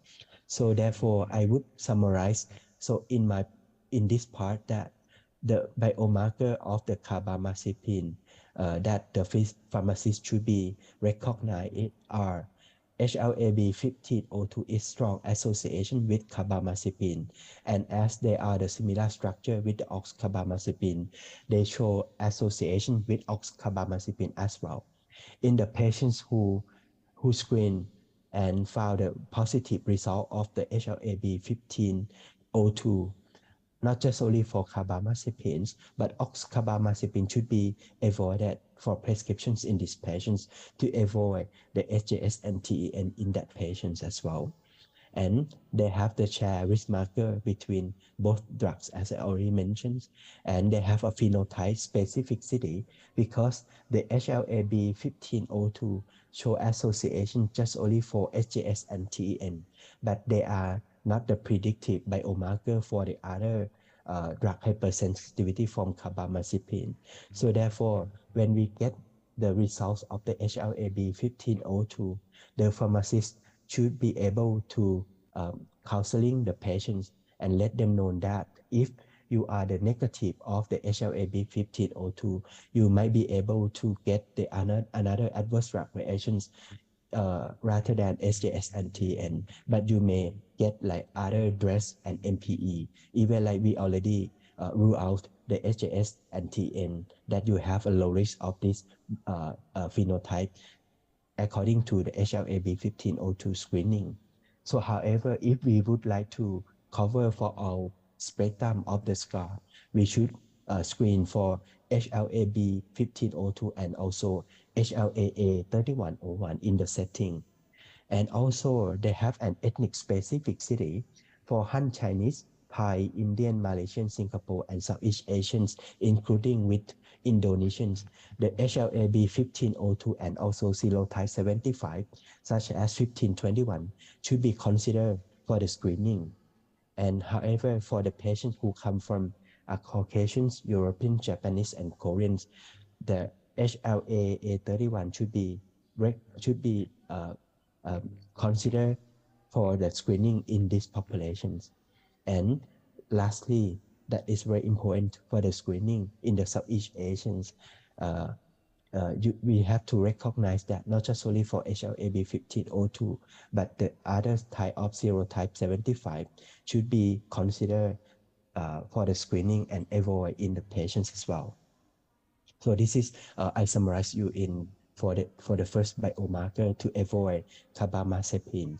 And in our setting, in our country, as we know the limitations of the screening as a specific biomarker that's supported by the government, we also offer the another test that can be covered for another risk unreal, including with HLA-B1521 for our populations. And also we have considered about the broad spectrum and also ethnic specificity. So therefore, in some hospital, we also offer to screen not just only for HLA-B1502, but we also provide the HLA-A3101 screening by HLA-A genotyping for the patients to cover for all populations globally. And so let's move to the next biomarkers that can be considered for the screening in the patients. As I already talked to you about this case that got allopurinol-induced scar. So after the patient got toxic epidermal necrolysis by her regimens. So her samples referred to our lab to do the screening. And after we do the genotyping and we found that she is a positive of the HLA-B5801. So it would be better if we can screen for her before prescribe of allopurinos to prevent her from this most life-threatening adverse event like toxic epidermal necrolysis here. So in the patients who are positive for the HLA-B5801, we recommend to avoid prescriptions of the allopurinos. And in Thailand, we have the alternative choice, which is we call febuxostat, which is a new generations of anti-hyperuricemia that can use in the patients who got the positive of the HLA-B5801. And this is this drug is in our Thailand national drug list that can be supported by the government if the patient has the precautions to use allopurinol, such as positive of the HLA-B 5801. So by our study, so we found that not just only for the genetics of the patients, but also non-genetics might be a predisposition factor for allopurinol induced scar. For example, in gender, the female have a higher risk more than males, and renal impairment status of the patient might be a predisposition factor that should be considered in the patients as well, because allopurinol is excreted by the renal functions. So therefore, in the patients who has a renal impairment, so they has a very low excretions of the allopurinol. So therefore, they have a high risk of the allopurinol induced scar. And on the other hand, we also found that the initials with the higher dose of allopurinol is a higher risk of the allopurinol induced scar. So in our study, in the patients who treated with allopurinol more than 200 milligrams, they have a higher risk of allopurinol-induced HAST and more than 30 times higher than the patients who treated with the lower dose, less than 200 milligrams. And also, the elderly patients have a higher risk of the allopurinol-induced scar as well, and also the concomitant diuretic intake such as furosemide has a factor to induce the scar in the allopurinol. So therefore, in the clinical implementations, so we don't recommend to do not just only for the HLA-B genotyping, but we recommend to consider another factor in the patients. So in the patients who are renal impairment, and if they treated with the diuretic drugs, we recommend to do the strong screening, and if possible, we recommend to avoid the allopurinol for the patients. So however, if the physicians remain or intend to use the allopurinol in that patients, we recommend to use a lower dose, less than 200 milligrams. So therefore, from our information, in 2020, American College of Rheumatology guideline has recommended to do the screening of the HLA-B 5801 in the Southeast Asian populations, such as Han Chinese, Korean, Thai, and also in African American. And also, they do recommend to start dose of allopurinol with lower than 100 milligrams a day for the patients to avoid the higher risk of the severe cutaneous adverse drug reactions of the allopurinol. So you may see that this is a difference from our belief in the history about the scar, because in the previous era, we believe that the scar is dose independent. However, now today we has been proved that the dose maybe has a relationship with the adverse drug reaction like scar for allopurinol, for examples. And also, American Rheumatology guideline recommend to start dose with less than 100 milligram in the chronic kidney diseases, as I already mentioned in my presentations here. And so, therefore, by the screening of the HLA-B 5801, so now today it has been applied into the clinical implementations in our country, and we do recommend to do the screening of HLA-B 5801 for the Thai populations, for every Thai populations before prescribed of allopurinol. And in the patients who are positive of the HLA-B 5801, the FEBU shows that may be an alternative choice that physician can choose for treat of the anti-hyperuricemia in these patients.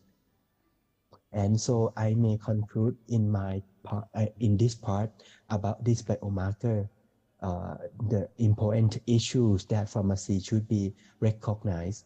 The first one, so the biomarker of the allophenols, HLA-B5801, they are ethnic non-specificity because when you look into the frequency of the HLA-B5801 in every populations in the world, you may see that they have a frequency of the HLA-B5801, and by the study of the Koreans, Japanese, and Europeans, they also confirm that HLA-B5801 is a biomarker in that populations. So therefore, they have an ethnic specificity of the HLA-B5801 that we call universal biomarkers for allophenols. And so by our study, we also found that HLA-B5801 shows strong associations, not just only for HAS and TN, but they can do as a predictive biomarker for DRESS and also MPE. So this is we call non-phenotype specificity that is different with the HLA-B1502 of carbamazepine, as I already mentioned that they as a phenotype specificity.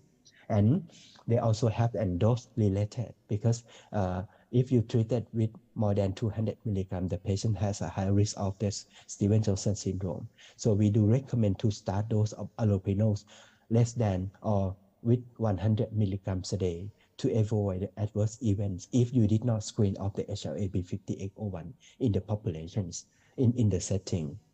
And so in the patients who has the underlying disease such as chronic kidney diseases, so we do recommend to do the screening in these patients because they have their own background or underlying factor that risk of the scar for the allopurinol treatment as well.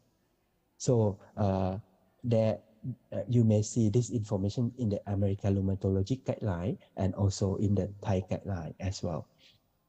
And let's move to the next drugs that might be a problem in your country, in Indonesia as same as in Thai. So when you look into the adverse events report by the pharmacovigilance of Thailand, so you may see that chlorothiamoxazole is the most common culprit drugs of severe cutaneous adverse drug reactions for SJSTN and also DRESS. So, but previously, we don't have the biomarkers of the chlorothiamoxazole. So by our study, which is published recently, we discovered the biomarker of the chlorothiamoxazole and we found that HLA-B1301 show associations with the chlorothiamoxazole induced DRESS, but they have a phenotype specificity like carbamazepine because the HLA-B1301 show associations just only for DRESS, but not for HAS and TEN. And we also confirm our association study by the high technology and larger sample size and international collaborations with the Taiwan, Thailand, and Malaysia with the whole genome sequencing. And so by this study, we get a larger sample size of the adverse events cases and also tolerance control and population control. And by the whole genome sequencing, they also confirm the biomarker of our discovery, which is the HLA-B1301, shows strong associations with chlorothiamoxazole induced DRESS, as same as we found in our Thai populations. So we also confirm and demonstrate in vivo study at Liverpool University that because as you may know that the chlorothiamoxazole there is a combination drug between sulfamethoxazole and trimethoprim. By the in vivo study, we confirm that the molecule that form the binding with HLA-B1301 is a sulfamethoxazole molecule, but not trimethoprim. And induce the immune reactions in the patients as shown you in these figures by the ELI spot. And as I already mentioned that the HLA-B and the drug structure that has a specific reactions. So when you look into the structure of the dapsone, they are look very similar with the sulfamethoxazole. So therefore, in our study, we also confirmed that HLA-B 1301 is the associate, show the strong associations with the dapsone induced cutaneous adverse drug reactions in the dapsone. But surprisingly, that the HLA-B 1301 show the strong associations not just only for HASTN but they also address and HAS and TN as well. So this is we can conclude that they are phenotype non-specificity, and in this associations has been found in the same with the Indonesian populations in Papua New Guinea, in Papua Island of the Indonesia as published in these articles. So we therefore recommend to do the screening of the HLA-B genotyping before prescribe of the clotamoxazole. And in the patients who positive of the biomarker should be avoid for the Bactrim or the clotamoxazole to prevent them from the adverse events in our populations. And we are now do the cost effectiveness analysis and try to put our effort to implement this biomarker as a national screening in the near future of our country. Because when you look into the frequency of the HLA-B 1301, we have a very high frequency of the HLA-B 1301. This is the answer that why we have a very the clotamoxazole and dapsone is a common culprit of adverse event in our populations, because we are the populations that very high frequency of the biomarker. And same as for the HLA-B 1301, HLA-B 1502 and 5801 has a very high frequency in Thai populations. And I would say that Southeast Asians, we are very high frequency of this biomarker of this frequency, this genotyping in all of the Southeast Asian populations. So for this part, I would summarize by these presentations. I would like to provide you the impact of the screening in the populations. So when you look into the above panels here, this is a request of the physicians for the screenings before prescriptions of a high-risk drug such as carbamazepine and allopurinol. So the physicians request to screen the biomarker before prescriptions, and it's increasing for every year from 2011 until now. And when you look into these figures, you may see that during the screening has been increased, the number of the severe cutaneous adverse drug reactions incidents has been decreased for every year. And so we hope that we can prevent our populations by the national policy screening. And we hope that we can eradicate the adverse event, such a life-threatening adverse event, such as HASTN, DRESS, and AJEC in our Thai populations by the national policy screening. So this is an impact of we have been done for the screening by the pharmacogenetic implementations in the clinical practices. So let's move to the next sessions, next part of my talk. As I mentioned, that the pharmacogenetic can be applied into the clinical implementations by two approaches. First is screening for the scar that already talked to you. By the second, the pharmacogenetics can be applied into the clinical implementations for the drug dose adjustment to maximize the drug efficacy and avoid adverse drug reactions type A. Because as we know that the adverse drug reaction type A is related with the pharmacological reactions of drug and is related with the drug levels. So therefore, if we can optimize the drug levels of the patients, so we can avoid the adverse drug reactions type A in the patients and maximize the drug efficacy in the patients as well. So as you may know that the drug levels may determined by the metabolism process.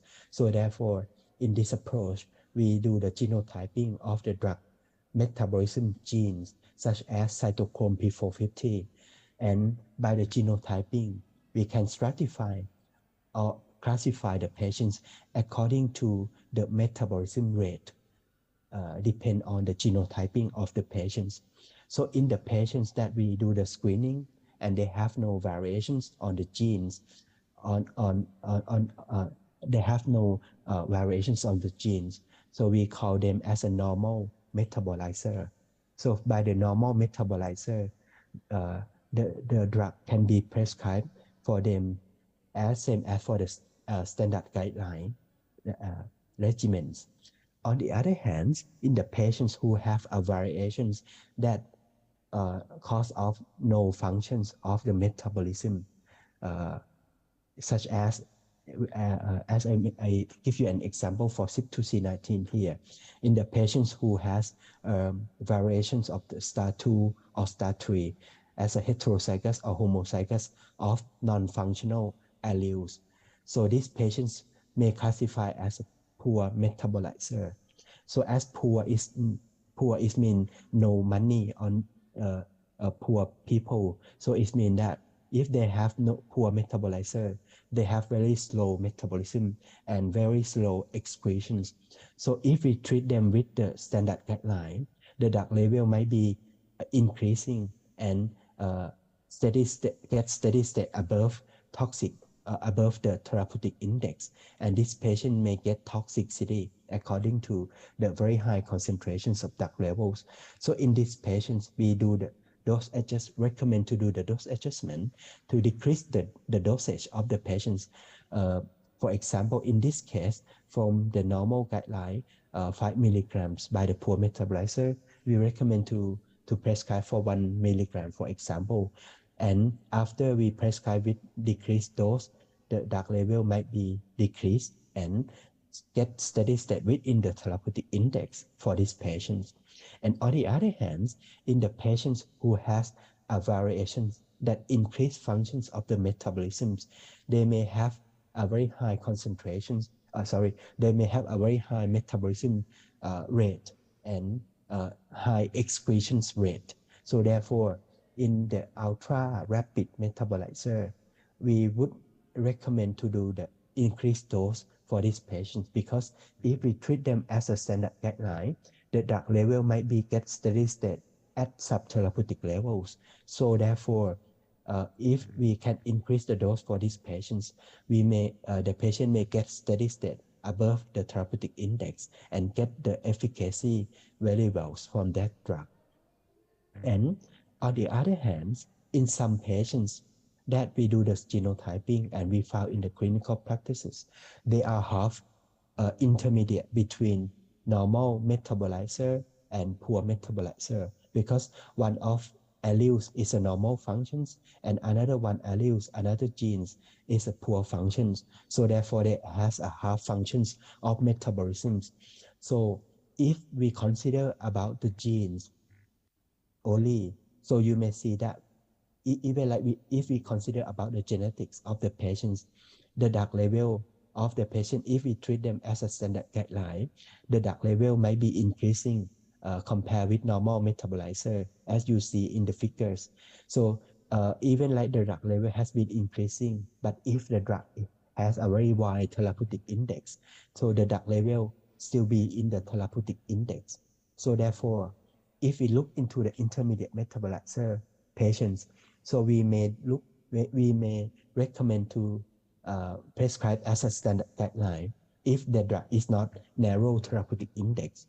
So however, so in the patients who has a polypharmacy, some of them may have another factor that I already mentioned, that drug inhibitor or drug interactions may cause of the deviate of the drug levels. So in these patients, if they are half functions of the metabolism and they have drug inhibitors, and the drug may be increasing more than expected by the genes.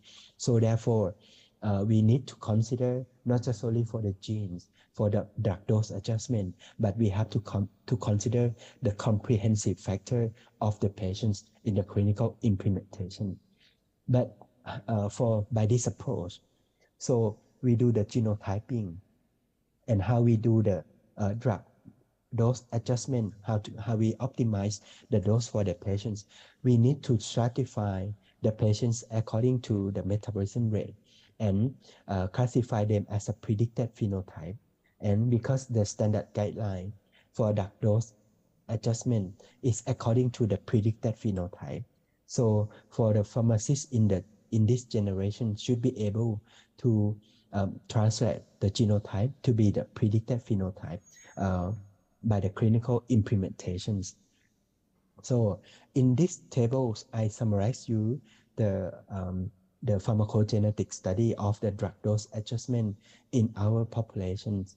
And so you may look into the tables and you may see that most of the biomarker that we did the study is a major metabolism pathway of the drug. For example, equivalence. The major metabolism pathway of equivalence is CYP2B6, and for voriconazole is CYP2C19. For irinotecan is a UGT1A1, and for warfarin, which is an anticardiovascular drug, this is a CYP2C9.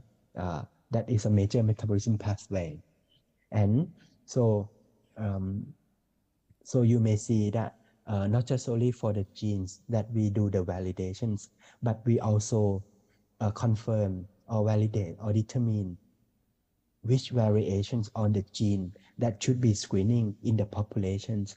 Because as you may know that on the gene, they have too many variations on the gene, but we could not screening or we could not genotyping for all variations in our populations, because if we do the genotyping for all variations, it might be a high cost of the testing. So therefore, we do the validations and select such variation that should be considered for the populations. And therefore, we can customize the testing according to our populations. And for example, in our population for CYP2D6, which is a very highly polymorphic variations of the gene.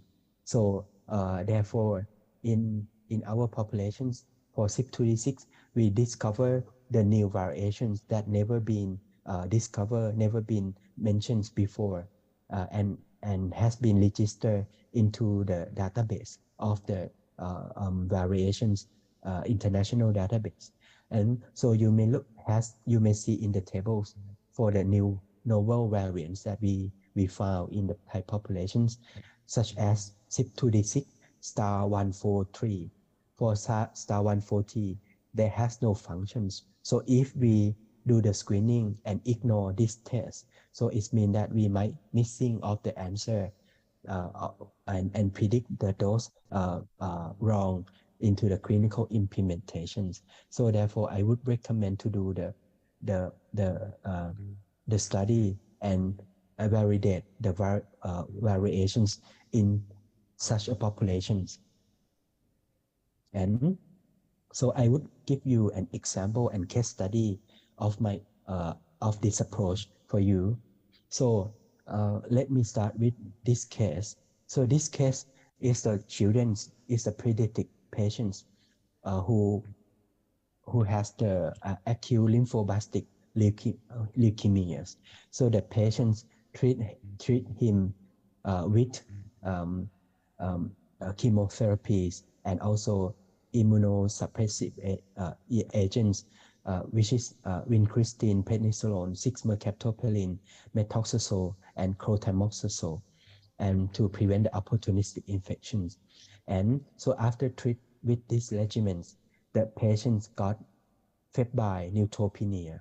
After treat with 6-mercaptopurine or 6-thioguanine. This is a complaint by the physicians when they request to test of the pharmacogenetics, because they thought that they treat them with the standard guideline and they don't think that the patient should get adverse event. So however, this patient got febrile neutropenia and have a high risk of infections and high risk of death according to the infections from the febrile neutropenia.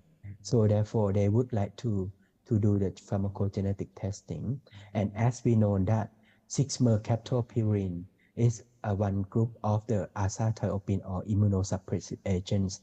So, but for azathioprine or 6-mercaptopurines, this drug have to change to be 6-thioguanine, which is a active metabolite of the drugs. And the 6-thioguanine can integrate into the DNA and suppress of cell replications. This is why we can use azathioprines and 6-mercaptopurines as a immunosuppressive agents to suppress the myeloid cells, for example. And also we can use as a anti-chemotherapy as well. And so when you look into this pathway, you may see that during the pathway, the 6-mercaptopurine or azathioprine change to be 6-TGN, which is an active metabolite. So in the pathway, by the way, along the way, you may see that there has thiopurine methyltransferase enzymes, which is a drug metabolizing enzymes that take out the molecules of 6-mercaptopurines from this pathway and let the 60. So therefore, for the TPMT, there has a function to take out of the toxic molecules out from the pathway. So therefore, this is the enzyme that prevent of the toxicity of the 6-TGN in the patients. So therefore, by the pharmacogenetic study, we internationally by the Caucasians, they found that TPMT genotyping, they recommend to do the TPMT genotyping for the patients who treated with 6-mercaptopurine or azathioprines. And so when we do the genotyping as same as for the Caucasians in our patients, so we found that these patients is a normal metabolism or normal functions of the TPMT. So therefore, this is not the answer that why this patient got adverse events. So however, by our study and by that first discovered by the Japanese study, we found the same, that during the pathway, not just only for the TPMT, but there has another enzymes, which is called NUDT15. The NUDT15 is another enzymes that change 6-TGN to be another inactive metabolite, and TPMT can take out from the pathway. So therefore, the NUDT15 is one of the enzymes that prevent the patient from the toxic molecule like 6-TGN. So in this case, so we therefore further genotyping for the NUDT15, and we found that these patients carry the variations that no functions of the NUDT15 for one allele. So therefore, this patient has decreased functions of the NUDT15, and therefore, according to the low functions of the NUDT15, this patient got high concentrations of the 6-TGN. This is an answer that why this patient got febrile neutropenia from the 6-MP treatment. And so by the international guideline nowadays, for the NUDT15 in the patients who is a heterozygous or the low functions of the NUDT15, the drug should do, the pharmacist should do dose adjustment to decrease the dose of the 6-mercaptopurines or azathioprine for 30 to 80%. We don't recommend to treat with 100% as a standard guideline, because they has a low functions of the NUDT15 to prevent the adverse event, as you may see in this figure in this case patients. And let's move to the next cases that I would like to give to you today. So in this case, as I mentioned earlier, that these patients did the stent operations, and after they get the stent, after he got the stent for the cardiovascular diseases, so the patients treated with the clopidogrel as an antiplatelet aggregation to prevent stent thrombosis. However, so after the physician prescribed clopidogrel for him, so patient got acute coronary stent thrombosis. When you look into these figures, so you may see that they got the thrombosis of the stent. So what is the reasons that why these patients, even they treated with the clopidogrel as a standard guideline, but the patients has no efficacy and has no response for the clopidogrel and got acute coronary stent thrombosis. This is a request from the physicians and request for the pharmacogenetic testing. And by the pharmacology, by the pharmacy practices, we know that the clopidogrel is an inactive metabolite. So clopidogrel need CYP2C19 in the patient's body change from inactive form to be active form to be active metabolite, and the patients may get antiplatelet aggregations efficacy if they can change inactive metabolite to be active metabolite by CYP2C19. But however, in the patients who has variations on CYP2C19 and low functions of CYP2C19, they may have low active metabolite and they may have no response of the clopidogrel. And on the other hand, in the patients who has a very increased, who have normal functions or increased functions of CYP2C19, they may get high concentrations of active metabolite and get very efficacy values of the clopidogrel in the patients. So therefore, CYP2C19 has been recommended to do the genotyping before prescribe clopidogrel in the patients, especially in Thai populations, because from our study we found that in Thai populations we have low functions of CYP2C19 about 50% of the Thai populations. So I think that in the Southeast Asians we may have the similarity pattern of the frequency in the populations as well. And so therefore in this case, so after we test for the CYP2C19 in these patients, and we found that these patients has CYP2C19 no functions. So therefore, as no functions, we call him as a poor metabolizer. And by the poor metabolizer, we do recommend by the international guideline to change from clopidogrel to another antiplatelet aggregation such as Pharmaceutical and ticagrelor. So therefore, in these patients, this is the answer why he got acute coronary stent thrombosis, because they has no functions of CYP2C19 and cannot change the inactive metabolite to be active metabolite and get the antiplatelet aggregations not very well in these patients. So therefore, the ticagrelor is an appropriate regimen for these patients. And so now today, so as we know that the physician might have so very busy and they may forget for the to consider the pharmacogenetic testing. So therefore, for clopidogrel, we set alert system in the electronic medical record when the physicians would like to prescribe clopidogrel.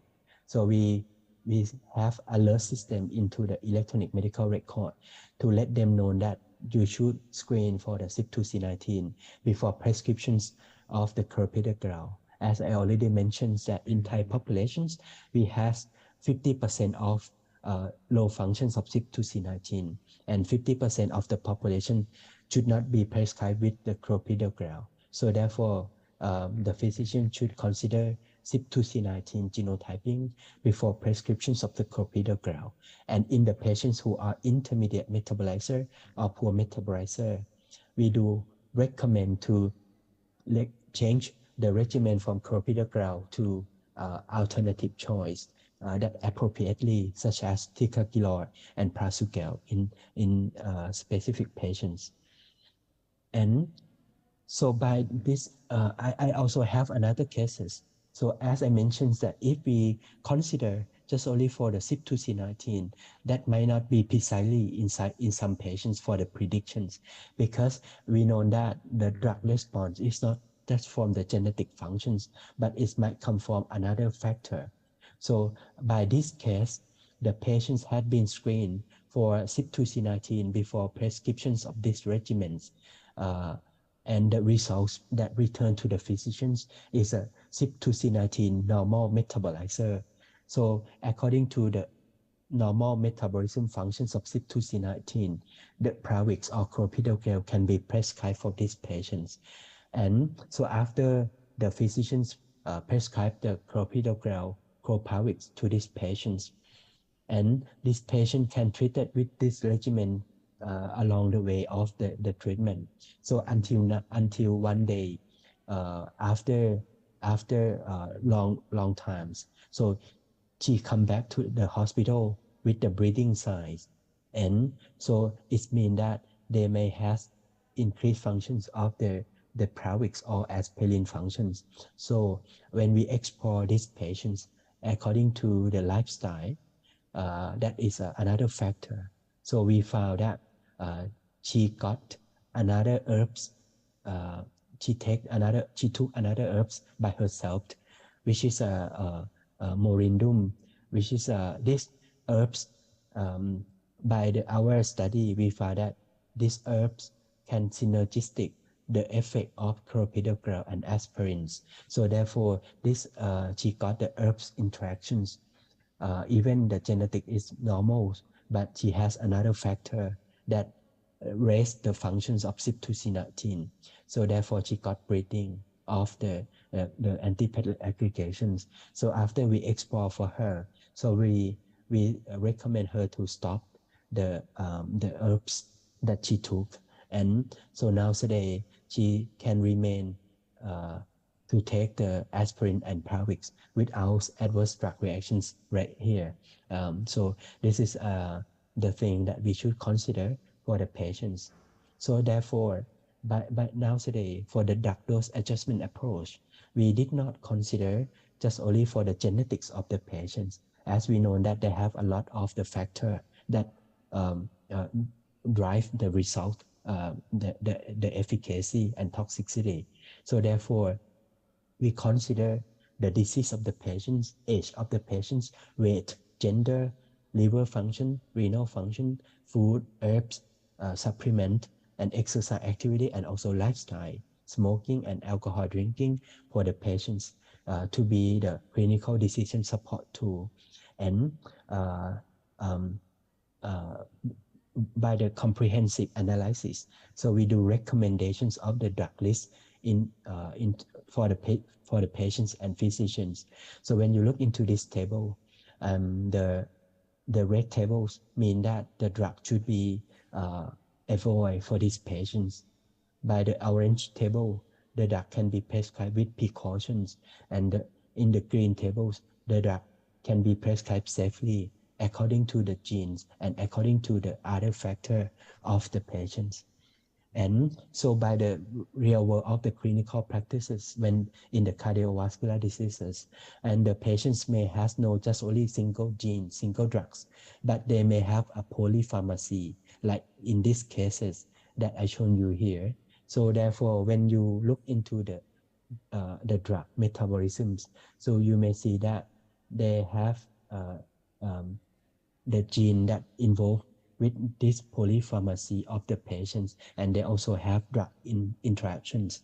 So therefore, in some times, we did not recommend to do the single gene testing in the polypharmacy patients, but we do recommend to do the panels testing for the patients according to the cost of the panel testing is cheaper than single gene testing by one of the drugs. So when you look into these patients, so by this panel testing that we recommend for her, so CYP2C19, this is for clopidogrel. And so we also do the another gene like CYP2D6 for nebivolol, which is an antihypertensive drugs. We also do the CYP2C19 for antidepressant for her. We also do the genotyping for SLCO1B1 and CYP3A4 for atorvastatin, which is an anti-hyperlipidemia, because we know that the patients who has the variations of SLCO1B1, they may have a higher risk of rhabdomyolysis, of statin-induced myalgia or rhabdomyolysis or muscle toxicity.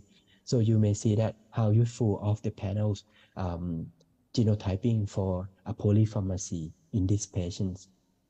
And by the pharmacy, as we know that one drug metabolism enzymes is not used for such drug or one by one drugs, but you may know that CYP2D6 is a main metabolism of not just only for nebivolol in these patients, not just only for denopacils for these patients, but the CYP2D6 can act as a main metabolism pathway for another drugs, such as antidepressants, antiemetics, antipsychotics, beta blocker, opioid analgesics, and other drugs. This is a drug that can be prescribed in these patients in the future.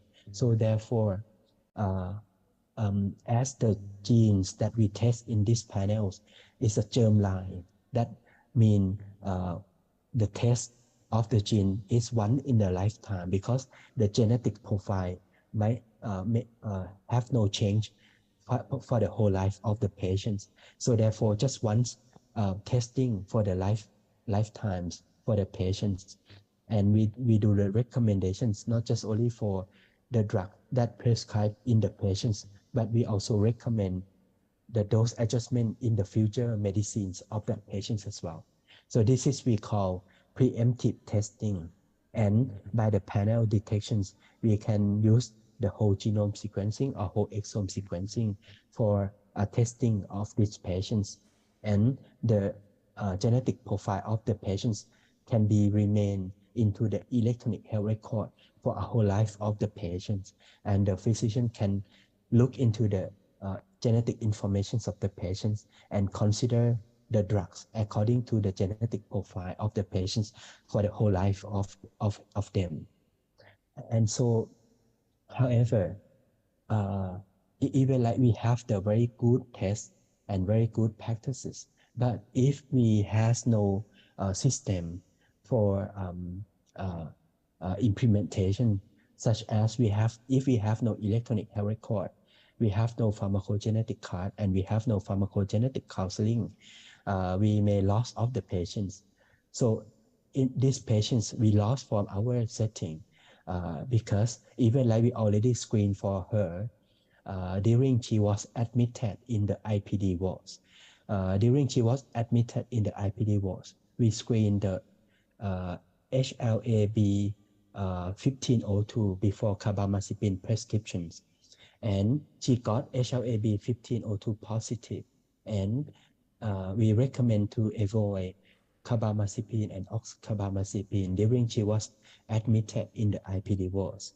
And the physicians at that time, he recognized of this test and did not prescribe carbamazepine for these patients during she admitted in the hospital.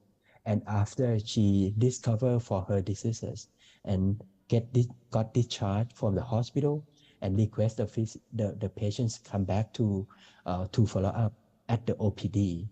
And when the patients come back to the hospital for the OPD setting, but she came to the hospital not in the appointment date, and she found the other physicians, and that physician did not recognize the pharmacogenetic testing and did not recognize the test for her. So therefore, after the physicians explore of the epilepsy status of that patient, and physicians found that this patient cannot control by just only the phenytoin. So therefore, physician prescribed carbamazepine for her, and she went back to the hometown. And after she took the carbamazepine, and she got Stevens-Johnson syndrome and turned to be toxic epidermal necrolysis. And she died from carbamazepine. Even we already screened for her during she was admitted in the IPD wards. So at that time, we have no the electronic health record alert system. We have no pharmacogenetic counseling. We have the pharmacogenetic card at that time, but because we have no the counseling, so therefore the pharmacy did not deliver the pharmacogenetic card to the patients. So by our belief, we believe that patients can prevent themselves from the adverse event if they know their own risk. So if the pharmacist can deliver the pharmacogenetic card to the patients, and the patients go to see anywhere else of the patient of the hospital to see any doctor, if they shown the pharmacogenetic card, they can save off the risk of the adverse events. So therefore, right now, by the way, we set up the pharmacogenetic flow workflow, and we also set up the electronic health record to alert the physicians in case of the patients who are positive. The drug should be avoided for our patients. In this, for example, in this case, the patient got positive of abacavir biomarkers, and if the physician would like to prescribe abacavir for these patients, the alert system will block to prescribe such drug in the systems. And we also set up the workflow, as we know that the counseling system is very useful. So therefore, by the workflow of the pharmacy practices in the pharmacogenomic implementations. So before, after the physician prescribe, would like to order the medications, and if the medications in the list of the mandatory test of pharmacogenetic testing, the alert system will alert pharmacy to approach to the patients and talk to the patients and counseling the patients and grab the information of the patients, such as herbs, herb taking, supplement taking, lifestyle, and another drinking, smoking, something like that. And so we and the sample refer to the laboratory, and after finish the laboratory, the information that pharmacy grab from the patients during the pre-pharmacogenetic testing will integrate with the laboratory of the genotyping and incorporate a comprehensive result and return into the electronic health record. And by the way, we set the post-pharmacogenetic counseling to the patients and also physicians as well. And in these events, so this is an opportunity that you can let the patients know how risk of yourself and how to keep the information for yourself. So we can do the counseling by the personal pharmacogenetic counseling at the OPD wards or bedside in the IPD wards. And on the other hand, during the COVID-19 outbreak, the patients don't want to come to the hospital, and so we can set the telemedicine or telecounseling, and we counseling remotely for our patients. And by the counseling system, we know that it is very important how to deliver the information for the patients. So therefore, we train our pharmacy for the pharmacogenetic counseling in our country, and we have the cost for training of the genetic counseling for pharmacy and also health professionals in our setting.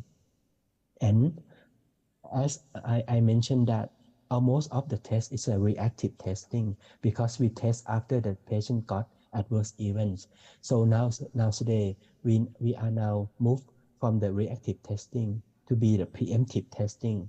We test the patients when the patients come to the hospital. First visit into the hospital, we recommend to do the preemptive testing to get the genetic informations as an ID and input into the electronic health record into the page into the hospital. And so by the Genomics Thailand project, as we perform the next generation sequencing, so therefore the genes of the pharmacogenetics of the patients can be incorporated into the electronic health record. And now Thailand, we move from the country that have no pharmacogenetic testing and available for reactive testing to be preemptive testing in the near future. And so as we have a very high advanced technology and advanced practices, so therefore the pharmacy in this generation should be able to practice of the pharmacogenetics in the clinical implementations. The pharmacist should be able to choose the right test to the right patients, to the right test to the right ethnicity of the patients. For example, the pharmacist should be able to interpret the genotyping to be predicted phenotypes, and the pharmacist should be able to recommend the therapeutics and alternative drugs or dose adjustment according to the genetic profile of the patients. And the pharmacist should be able to deliver the report to the physicians and patients, and should be able to counseling the result, genetic results, to the patients and also to the physicians. And the pharmacist should be able to initiate the pharmacogenetic research and translate into the clinical implementations and deliver the pharmacogenetic knowledge to the healthcare provider, and also sometimes deliver to the populations, to the patients as well. So right now, this is my summarize of my talk today, that I would say that the pharmacists in this generations, especially in Thailand, we have a lot of enforcements that we need to gain our capacity, competency, because in our country, we have the regulations of the genomic service in the hospital. We have the national screening policy, and we also have the drug regulations by the US FDA and Thai FDA, and we also have the advanced technology like next generation sequencing. We also have the government initiative project such as the genome project, and we also have the hospital policy and multidisciplinary approach, and we have the cheaper cost of the genetic testing. And importantly, nowadays the patient has high education and high accessibility capacity. They search into the Googles, and they can learn and they can request themselves for the pharmacogenetic testing. So therefore, in the pharmacy in Thailand, we are now gain our competency from the last generation to the current generations of the pharmacy. The pharmacist should be able to do the pharmacogenetic testing, should be able to translate, should be able to counseling by our training and by our teaching in the faculty. So that is all of my talk. And so before I close up my sessions, so I would say that in Southeast Asia, Thailand is not only country that work on the pharmacogenetics. We have the community that we work together as a Southeast Asian pharmacogenetics collaborations, which is we call Southeast Asian Pharmacogenomic Associations. So from Indonesia, you have the representative of the country, and we are very welcome all of you to do the collaborations with us in the as associations. So by this figure, you may know her, Dr. Rika from Indonesia. She's a professor in the Faculty of Medicine in Indonesia.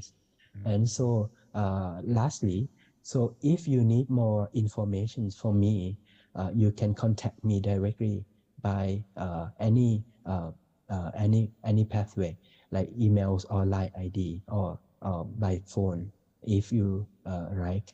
Okay, and this is my talk. So, and thank you very much for your attention. And Lastly, thank you very much, the organizing committee, for inviting me to be the speaker and sharing of my talk to you today. And thank you very much, Kam. Yeah. So, any questions? Yeah. Thank you very much, Professor John Lavat. Are you willing to take some questions? Yes, Yeah, please. great. For the participants, if you have any question, you want to confirm something, anything to say, you may raise your hand, or you can just write your question on the chat box, on the Zoom. Hang on. Oh, I think there's a question on the chat box, Professor. Mhm. Let me ask if there's a patient with CKD stage 3 with the latest creatinine, this is quite technical, and uric acid 10.8. Administration of allopurinol 100 milligrams still allowed, because I had consulted an internal medicine specialist if uric acid. What do you think, sir, Professor? So actually, for the allopurinos, the indications of the allopurinol is an anti-gout. So however, in some time, in the patients who has a hyperuricemia, so we do treat that with the allopurinos to decrease the uric acid. So in this case, I think that actually the uric acid is not high enough, and as the indications. So moreover, she has the chronic kidney disease stage 3 that not appropriate for the allopurinol treatment. So I think that it would be better if we can avoid for allopurinol for these patients. So however, if you would like to treat the allopurinol for these patients, so 100 milligram is appropriate for the treatment. So however, I would recommend to do the screening of the HLA-B5801 before prescribed in the renal impairment patients, because they has their own higher risk of the chronic kidney disease. This is a predisposition factor for the allopurinol induced scar. So it would be better if you can screen the HLA-B5801 before prescribe of the allopurinol. So however, if we can, not necessary to prescribe, so we can waiting until the uric acid reach into the indications. Yeah. Yeah, so that's the answer. And we've got, somebody has just raised hand, Ms. Zulfi Ayu, the head of pharmacy department in Health Polytechnic of Gorontalo. Please, Ms. Zulfi Ayu, over to you.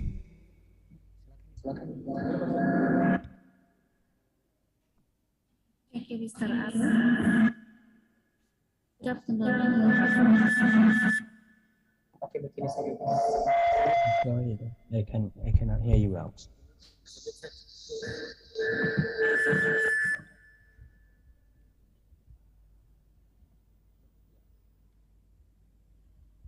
So you can chat in the box, or if you can chat to me by the emails if you like. Okay. Good afternoon, Professor. Yeah. Your presentation is very interesting. We know pharmacogenomic is very important in implementing personalized therapy and personalized doses. For example, CYP2 CYP18 allele for clopidogrel and HLA for carbamazepine can affect the metabolism of the drug. I want to need some information from you, Professor. In Thailand, Thai government policy about genomic screening. We know the screening of genomic is high cost, I think.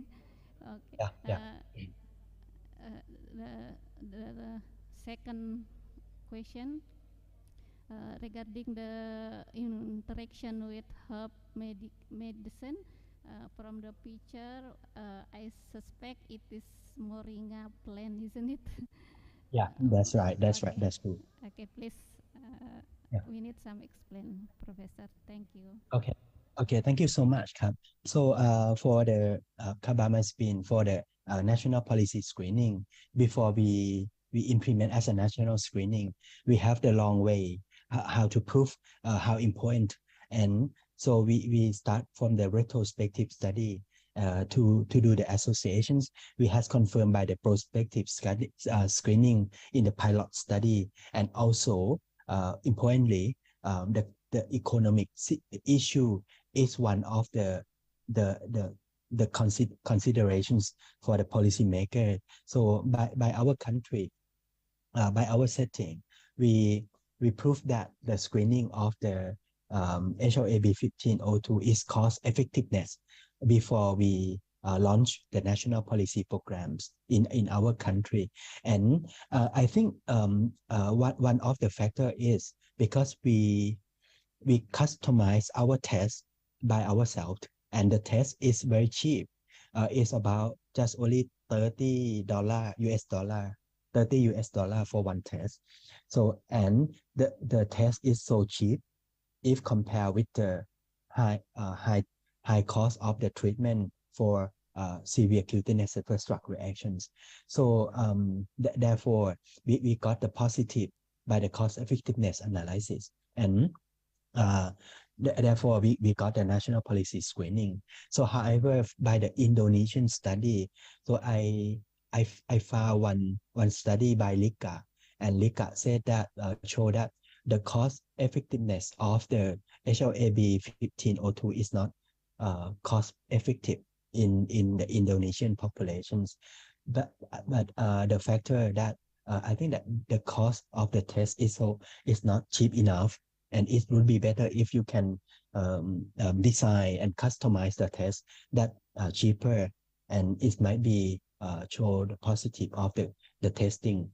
And not just only for HLAB 1502, but in your populations, there has another alleles, as I mentioned, in the serotype 75, such as HLAB 1521, that is also a cause of the adverse events. So therefore, there has another factor, a specific factor in each setting. That why you have the national policy screening in Indonesians. But however, nowadays I recognize from the Rika that she provide the test in the clinical implementations already. But it's not free of charge for the patients in your country. But I think that if you can try to customize the test that cheaper than currently, it might be cost effectiveness. And the second question for you is about moringa. Yeah, the herbs that she got is a moringa, and the moringa has an effect to synergistic of anti-pellet aggregations, and including with aspirin and also Pavix. So therefore, these patients got more anti-pellet aggregation effect than expected. So therefore, for these patients, so we ask her to stop that herbs. And so when we do the clinical practices, pharmacy practices, we not just only for consider about the genetics, but also herbs should be considered. And you may know that sometimes the herbs or the other factor is very dynamic, because the patients, when we see the patient's first visit, they may have no any herbs or supplement, but after that she may get some others. So therefore, the pharmacy practice need to follow the patients after testing for occasionally something like that. Yeah. Thank you, Professor. Yep. Any more questions, comments, or feedback from the participants? I think we've just concluded the presentation, Professor. And so, ladies and gentlemen, that is the presentation from Professor Chan Lafat. Before I end this session, on behalf of the committee, Professor, we would like to present to you a certificate of appreciation from the Polytechnic of Gorontalo. That should be appear on the screen, the certificate. Okay, the committee is showing the certificate of appreciation. Yeah, that should appear on the screen. Yep, this is it. On behalf of the committee, we would like to say thank you very much, Professor, for your insightful and very valuable participation in this conference. We really looking forward to seek for collaboration. See you again in the next conference or activities. Thank you very much, Professor. Thank you so much. Have a good day today. Yeah, you too. Bye-bye. Stay safe. Yeah. Okay, ladies and gentlemen, that is the end of the first session of the first speaker. Now I'm going to give back to the Master of Ceremony. Over to you, Master of Ceremony. Thank you.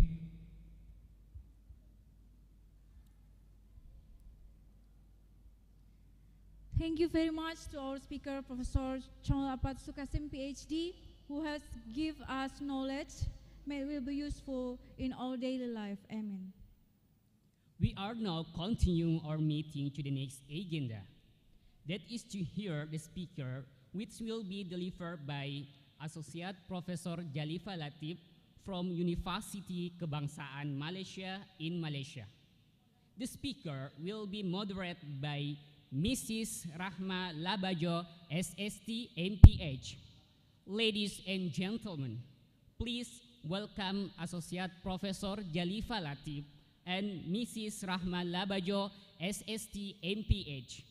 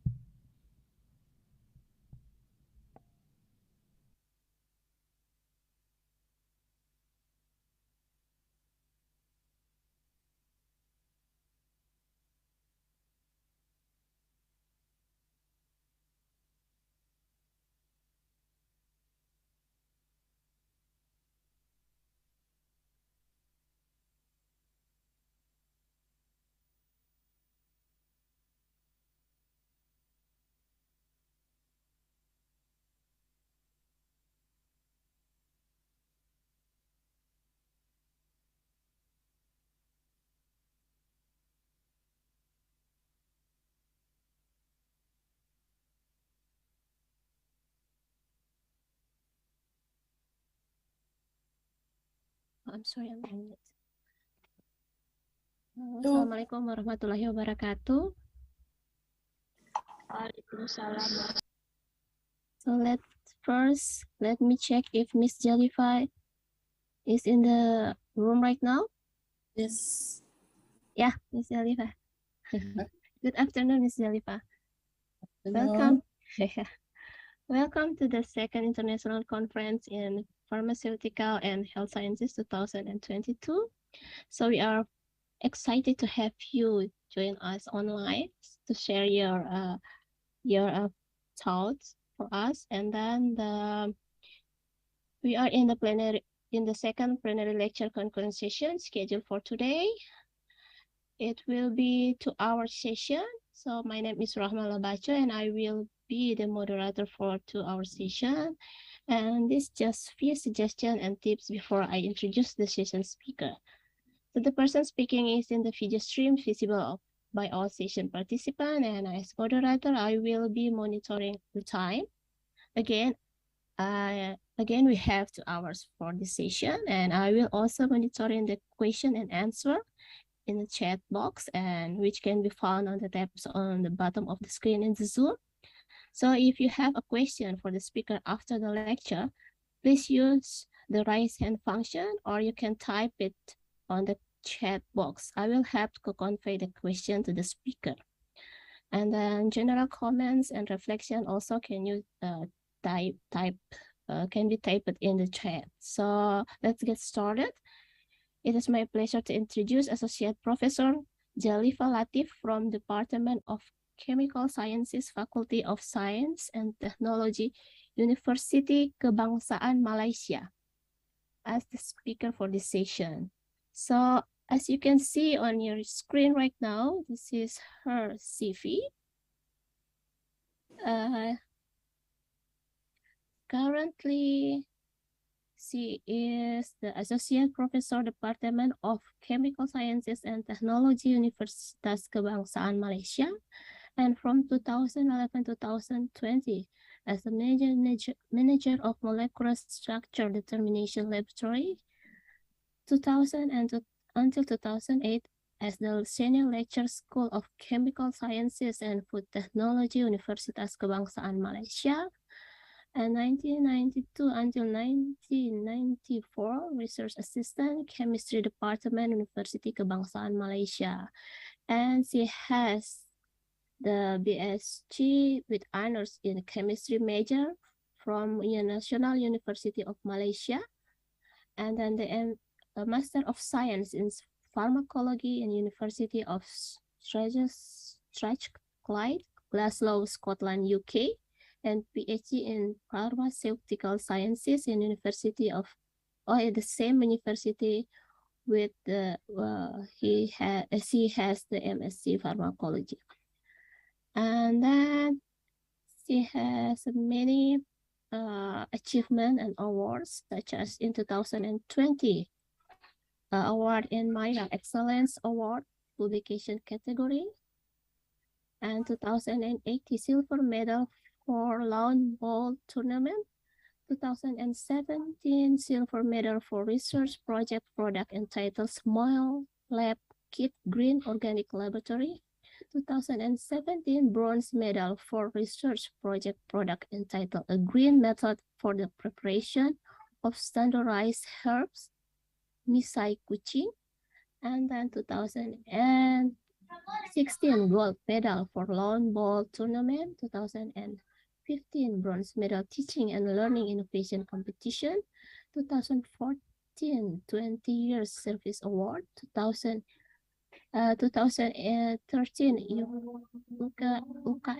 UKM Excellent Service Award Anugerah Perhikmatan Cemerlang, and the best research laboratory instruments for 400 megahertz NMR instrumentation laboratory. And then she has also less significant publication, as you see, more than 30 papers since 2019 to 2022. Let me turn the session over to Ms. Jalifa to begin the lecture with the title Natural Medicine for the Treatment of Cardiovascular Disease. Please, Ms. Jalifa, time is yours. Okay.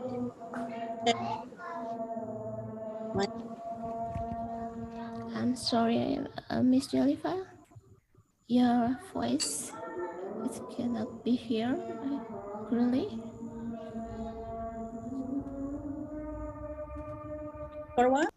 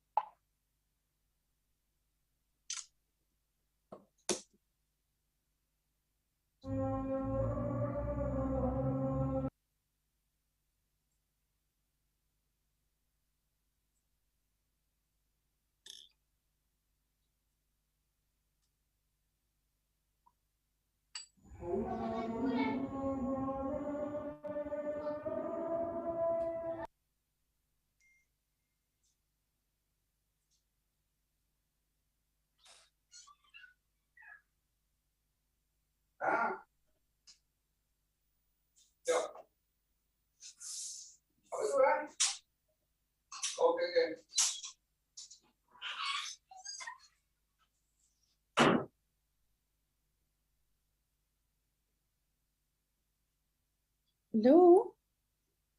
Yes, Miss Jennifer, you can start your presentation right now. So the azan we finish. I'm sorry? I can hear the background of the azan. Ah, yeah. Yeah, it's time for the Asar prayer here. Do slide share. Can you view my slide? No, I'm sorry. You don't see my slide? No. Okay, let me try to share again. Huh? Okay.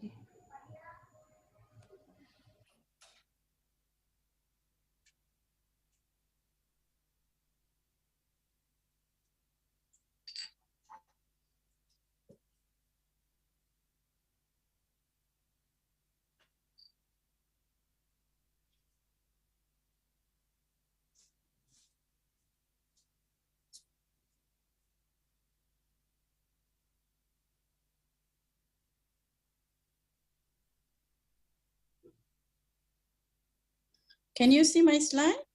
Yes, it's clear. So you can see my slide now, yeah? Yeah. All right, okay. All right, so, okay, thank you very much. Okay, Assalamualaikum warahmatullahi wabarakatuh and a very good afternoon. Well, it's still morning in Malaysia. It's 11:40. So, yeah, for us, it's still morning, 11:40 before noon.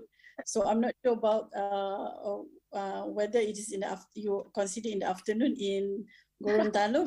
Yeah. It's already Zohor, isn't it? Okay. Yeah. All right. So thank you very much for the chair lady for your kind introduction. First of all, I would like to express my gratitude to the organizing committee for inviting me to share some of my research work related to cardiovascular research. Well, actually, I am not. I'm not how to say a physiologist or something that can or more related to medicine, where I can cover so much on the cardiovascular research. But I did work with a cardiovascular research group back in my university. So by practice, I am a natural product chemist. I'm a chemist. I did my master in pharmacology to get a little bit of knowledge in terms of pharmacology, to understand a little bit more on, molecular mechanism and so on. So today, I would like to share my work, me as a chemist, as a natural product chemist, which involved in the cardiovascular research, whether it is a synergism scenario or whether it is an additive scenario. So at the end of my presentation, perhaps you can evaluate yourself whether my involvement in cardiovascular research, is it a synergism in synergism, or is it additive? Okay. As introduced, I'm Jalifa Latif. I'm a chemist working at the Department of Chemical Sciences, Faculty of Science and Technology, University Kebangsaan Malaysia. Is a university about 1 hour or less than 1 hour drive from our bandara, our airport, KLIA, and very close to Putrajaya, which is our government administrative office. So you're most welcome to visit my university. Okay, so I share you my outline of my presentation. I will introduce you a little bit very quick on the introduction to natural products. That is my field. And then I will walk you through to the cardioactive natural products. Then I will bring you to my role as a natural product chemist involving in cardiovascular research. Yeah? And at the end, there will be a conclusion, a take-home message from me. Okay, so let's begin. It's in the afternoon already. So what is natural products? We know that natural products are any molecules that can be found in a living organism. So these natural products will be classified based on their metabolic processes. Yeah. So there will be two classifications, whether it is a primary metabolized and secondary metabolized. Okay. So the one that you've seen on the left-hand side is the primary metabolized, and on the right-hand side is one of the example of secondary metabolites. Okay. The process that brought into the formation of primary metabolites is called primary metabolism. Okay, so primary metabolism is a process, is a chemical process that every plants, or I usually refer to plants because it's we usually look for secondary metabolites from plants, but it is not limited to plants. Yeah, animals, any living organism will produce primary metabolites and secondary metabolites. Okay, and the process is also been done by them. Okay, so the primary metabolism is a process that must be carried out every day in order for an organism to survive and reproduce in its line. Okay, so the product of primary metabolism, the process, will yield compounds, chemical compounds that will show obvious cell function. Yeah. So, and these compounds, they usually act as a building block for the cell component. So, in short, primary metabolism and primary metabolites occurs everywhere in nature. So, it is considered as universal. Okay. So, and as an example is amino acid, nucleic acid, protein, lipids, and carbohydrate. These are primary metabolites. Okay. So, on the right hand side of the slides, you see one of the example where the membrane is formed by lipid and phospholipid. Okay. All right. So these are a few examples of primary metabolites. As I mentioned, amino acid, we have fatty acid, sugar residue, and nucleobases. So as I mentioned, primary metabolites have a very clear cell function. So we know that amino acid involved in the formation of proteins, fatty acid in lipids, sugars is a building block for carbohydrates, and so on. Okay, so these are the chemical processes that usually undergoes by organism, yeah, such as photosynthesis, which is specific to plants, and we have citric acid cycle, synthesis of amino acids, so on and so forth. Okay, so this is just to show you that I choose one organism, which is a plant, where plants will do several types of processes, which consist of primary metabolism and secondary metabolism. Okay.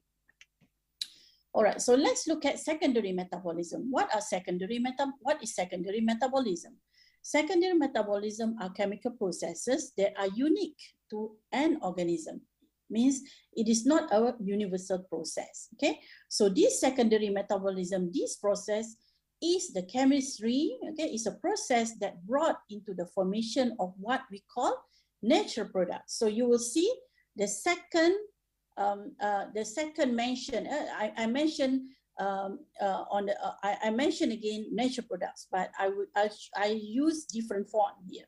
Okay, it's an italic and small font. Okay, I will explain to you why is it. Okay, so and the process usually involve common chemical precursor, but it will bring about to the formation of different products. Okay, so that is the unique of secondary metabolism processes. Okay, and secondary metabolism will produce secondary metabolites.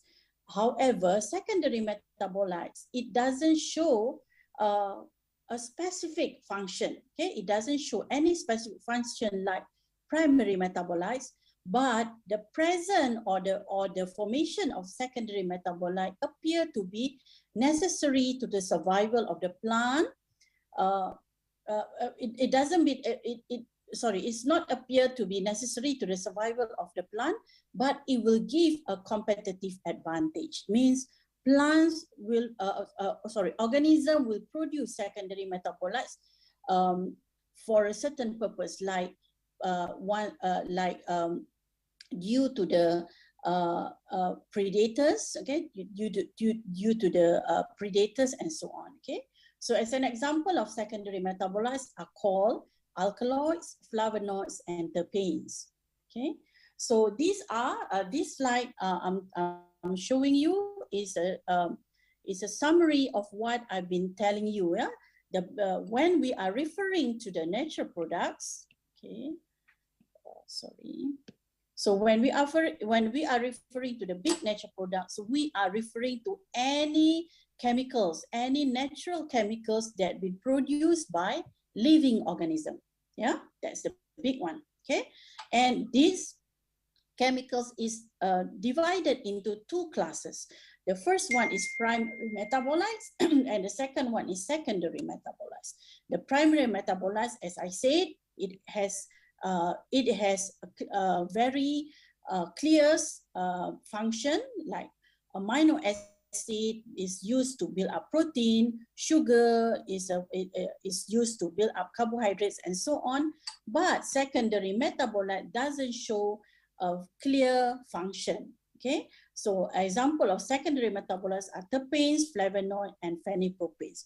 For a chemist, we consider secondary metabolites as natural products. Okay, so actually it doesn't hurt. Okay, means you can refer the big natural product as any natural chemicals that produced by living organism, or if you want to be specifically, you can refer natural products as secondary metabolites, okay? Or you can refer secondary metabolites as natural products. Okay, right. Okay, so what are the source of secondary metabolites? Okay, you can eat. It comes from any living organism, whether it is a microorganism such as bacteria, fungi, plants, and animal. Okay, so I'm sharing you the phylogenetic tree of life, which developed by Mauluzioni. Okay, so I walk you through what is the relationship between primary and secondary metabolites, because from the map that I show you or from the flowchart, it seems like it has been separated, yeah, but it is not been separated.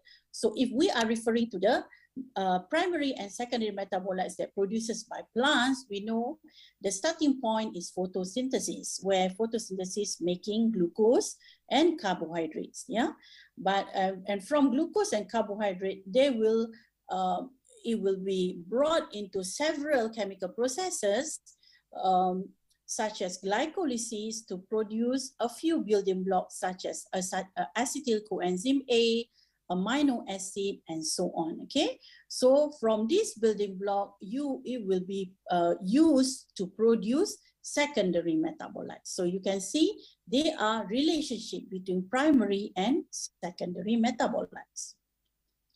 Okay, so let me focus to the secondary metabolites, because this is the one that usually very related when we do cardiovascular research. Yeah, we always look for molecules that show activity in cardiovascular system. Okay, so as I said, in the secondary metabolites, there are different classes such as alkaloids, flavonoids, polyketides, terpenes, and steroids. Okay, so these are a metabolic pathway which is a summary of how the secondary metabolites has been produced. Yeah, so of course the process will be involving a lot of enzyme and so on. Okay. All right, so these are just another view, but it carries the same information to show the secondary metabolite pathway, but I just put it in a different view where I inserted the chemical formula or the molecular formula for each of the building blocks. So you can see what is acetyl coenzyme A, what is the structure of acetyl coenzyme A, the structure of glucose, phosphoenolpyruvate, and so on. Okay.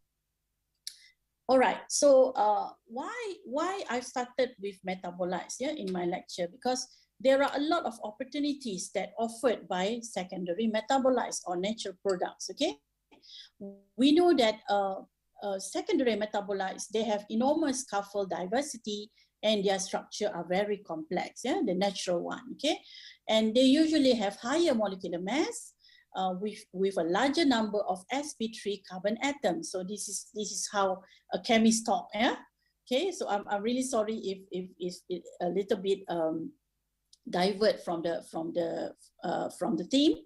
Okay, and we know that natural products contains greater molecular rigidity that allows protein-protein interaction. Okay, on top of that, natural product also have higher number of hydrogen bond acceptors and donor. Okay, so due to that, natural product also have lower calculated octanol water partition coefficient, as you know. It is called C log P values. Yeah, so this indicates natural products offer higher hydrophilicity. Okay, so due to that, natural product becoming a major source of oral drugs that go beyond Lipinski rule of 5. I'm sure you pharmacists or pharmacologists, you understand what does it mean by Lipinski rule of 5. So due to all these properties, natural products cover a wide range of chemical space. Yeah, so due to that, the structure is optimized by evolution so that it can serve particular biological function. Yeah, so that means it will involve in the regulation of endogenous defense mechanism and the interaction. There will be interaction, especially competition with other organisms. In fact, our dear professor from Thailand has mentioned that there are herb drug interaction. Yeah, so what does the herbs contains? The herbs usually contains what we call these natural products. Okay, so another opportunity that been offered by natural products are it is usually used in traditional medicine, and it will provide insights, yeah, regarding efficacy and safety. So I think it is a very important to look at natural product, because people always, you know, in general, people always generalize that whatever that is natural, it is safe. Yeah, it is not always safe. Okay, so we as a scientist, we have to come up with, you know, disclosing or researching or looking at the efficacy and safety as well. Okay. All right. So why people are focusing on natural products? Why not synthetic compounds, yeah, or combinatorial compounds? Okay. So this is what have been done, what have been reported by Feher and Smith. Okay, so they found out that when they do some chemical space analysis, yeah, for combinatorial compounds. Combinatorial compounds means the compounds that synthetically or semi-synthetically produce the natural product and the commercial drugs. So when they look at the chemical space, yeah, they found out that the chemical space of natural product are very close or are very closely resemblance to the commercial drugs. Yeah. In contrast, combinatorial drugs, yeah, doesn't have similar chemical space. So that is the reason why natural products becoming still becoming a very important field to be studied. Okay, so let me walk through to the theme now. Yeah, so let's look at the cardioactive natural products. We have known, yeah, for many years, we have been known, and many years research has been done that there are natural products, there are natural chemicals which is called cardiac glycoside. Yeah, they call it as cardiac glycoside, which are a family of natural compounds or natural products, which actually consists of steroids that able to bind and inhibit sodium and potassium ATPase with high selectivity and affinity. So the result of this binding and inhibition, they can interfere in the heart function by increasing the rate of contraction. Okay, so by saying so, we know that cardiac glycosides such as ubane, digoxin are the one that usually isolate from foxglove. Okay, so this is foxglove, the photo of the plant foxglove, and we also have oleanderin. Yeah, oleanderin is isolated from this plant. Yeah, oleandra. Okay, these are among the example of natural products that have cardioactive that have cardio activity. Yeah, unfortunately, as I said, not necessarily natural is safe. Okay, so the usage of this cardiac glycoside can, although it is useful at a lower dose, yeah, but and we understand the mechanism of action, but it does have side effect, poisoning and toxicity effect as well. So that is the reason why more work or more research has to be done on nature product before it can be declared to be commercialized as a cardioactive drugs. Yeah. Okay, so well, previously we only know on this sodium, potassium, ATPase activity, but there are actually a lot of potential molecular targets when you are doing cardiovascular research. Yeah, okay.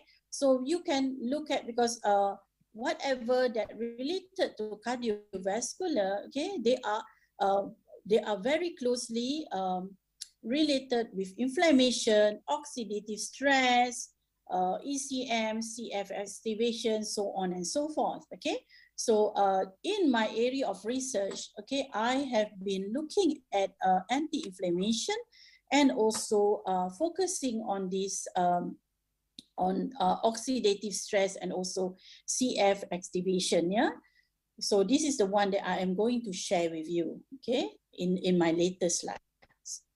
Okay, so we are also looking at cardiac fibrosis. Okay, we do, I wouldn't say intensive study, but we have a continuous study on looking at cardiac fibrosis. Okay.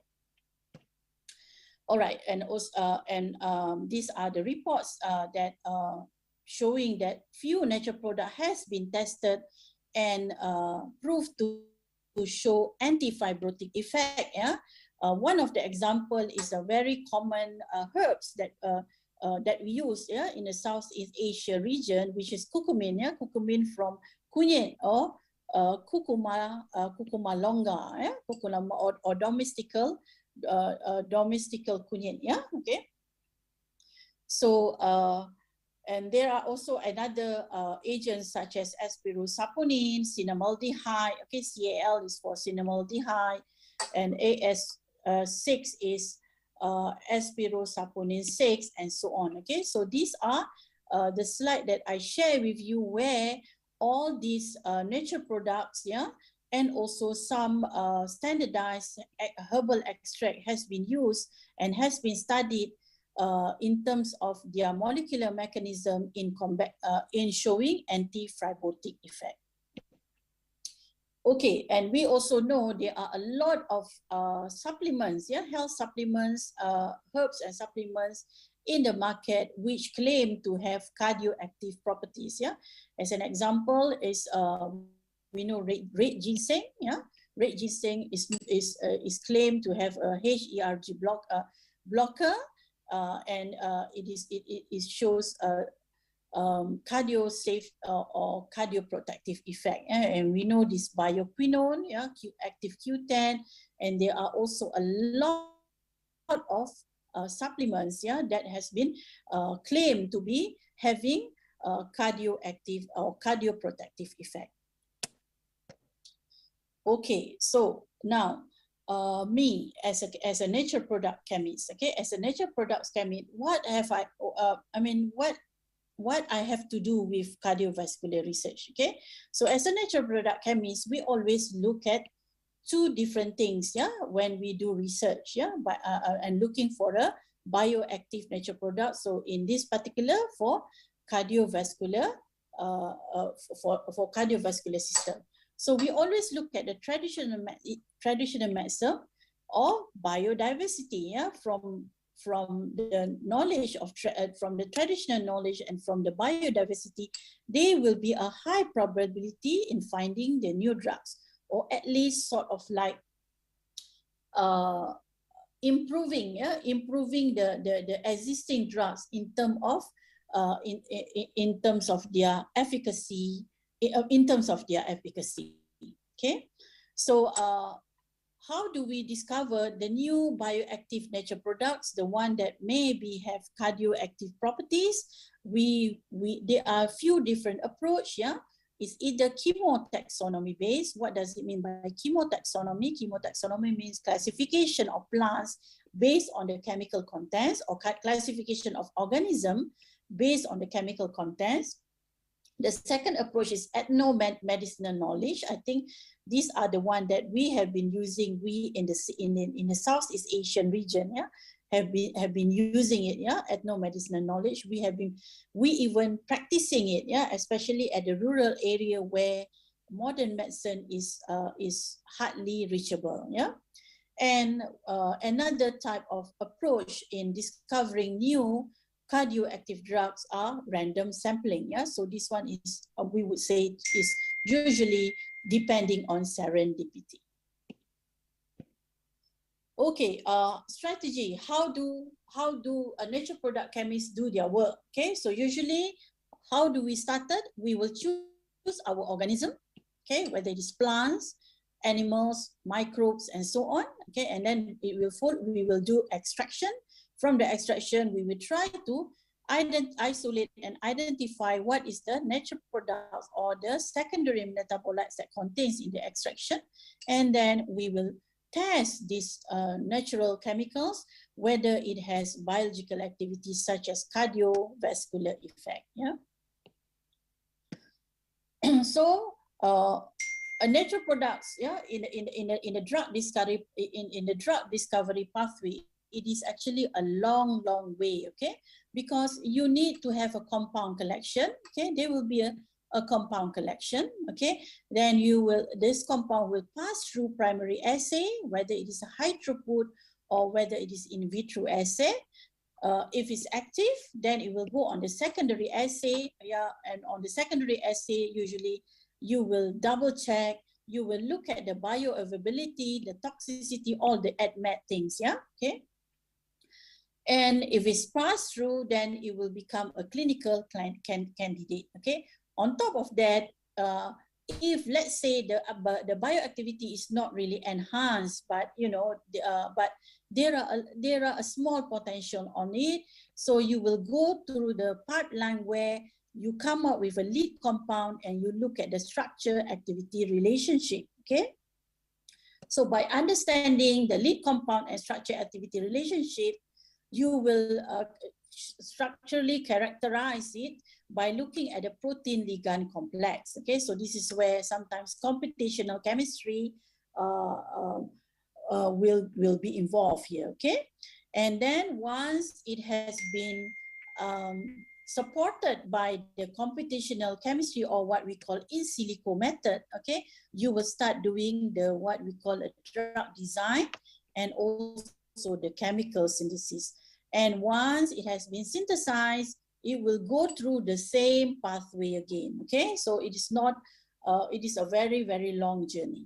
Okay, so on top of that, okay, throughout the way there are a lot of instrumentation has been involving in drug discovery processes. Yeah, especially when you identify the molecules, when you identify the chemical compounds, okay, whether it is natural product, whether it is a lead compound that will lead to the synthesis of the molecules, okay, you will get involved on all these instruments will be involved. Yeah, the instruments such as mass spectrometer, nuclear magnetic resonance, ultraviolet, infrared, and so on, because all of these will give you the information in determining the molecular structure of your active compounds. Okay, so it is not an easy task. Okay, all right.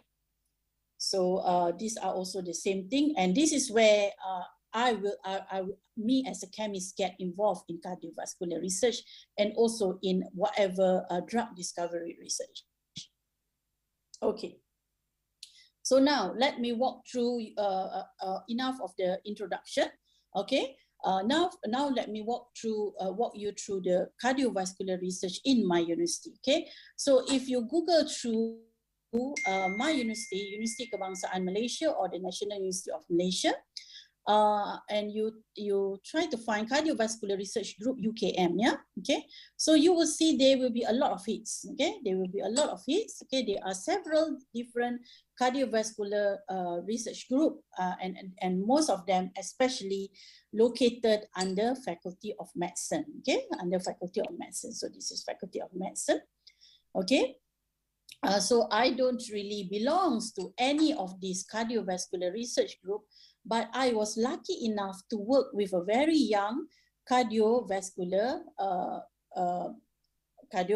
scientists. Yeah, these are my two young cardiovascular scientists that are very active. Yeah, this is Associate Professor Dr. Satira Zainal Abidin. She's Associate Professor now, and also Associate Professor Dr. Aziza Ugusman. So they are the one who been working together with me in terms of cardiovascular research. So we are trying to work synergistically, or hand in hand. Yeah. Okay, so what do I do as a chemist? Okay, how do I assist them? Okay, how do I assist them? So actually, we have done a lot of very basic cardiovascular research before. So on finding new targets, things like that. You know, working on herbs, working on traditional plants, and so on. So that one I'll skip. I'll just skip. So I'll just improve on the one that we are really into it. Okay, so I would say this is the starting point where the involvement of me as a natural product chemist. Yeah. So Dr. Satira is looking at more on ischemia and all these antioxidant and so on. So she has been aiming for one of the compounds which is called S-allylcysteine. We know that S-allylcysteine is the compound that produced in aged garlic. Okay, in aged garlic, bawang putih. Yeah, the aged bawang putih. So if Indonesia, it's bawang putih lah. Okay, the old one, the black one. Okay, so what happened in the garlic is once the garlic is aging, there's the compounds which is gamma glutamyl S-allylcysteine will be converted into S-allyl or S-allylcysteine. Yeah, so this S-allylcysteine found to be having cardiovascular effect. Yeah, so we have been doing a few work on cardiac remodeling, on myocardial infarction, and so on, and we are doing it in the rat model. So we found out that this compound has a significant effect, yeah, significant effect, such as it reduced the adverse cardiac remodeling after MI. Okay, so we've done that in the rat model, and we also observed that S-allylcysteine improved ischemia, reperfusion, alteration on the cardiac function, having antioxidant, and also mitochondrial permeability. So we published our work in 2020 and 2021 in these two very reputed journals. One is, I think, Journal of Functional Food is Quartile 2, and Life Sciences is Quartile 1. And then I continue with my work. Okay, so me, if I can just go back, me as a chemist, what do I do here? Yeah, of course, I am not doing the animal study. It has been done by Dr. Satira and the team. Okay, although I have a little bit knowledge, very, very small knowledge. When I did pharmacology, I do a lot of cardiovascular work as well. So but they are the one who do the work.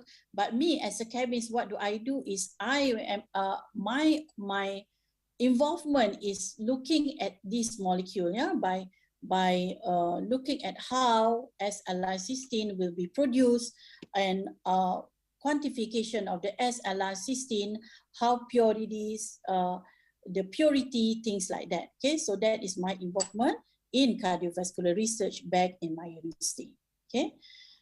On top of that, okay, on top of having a targeted chemical compounds that have cardiovascular system, I have been involving with nature product research on Rosella. I think you know Rosella, right? Okay, Rosella is also very famous in Indonesia.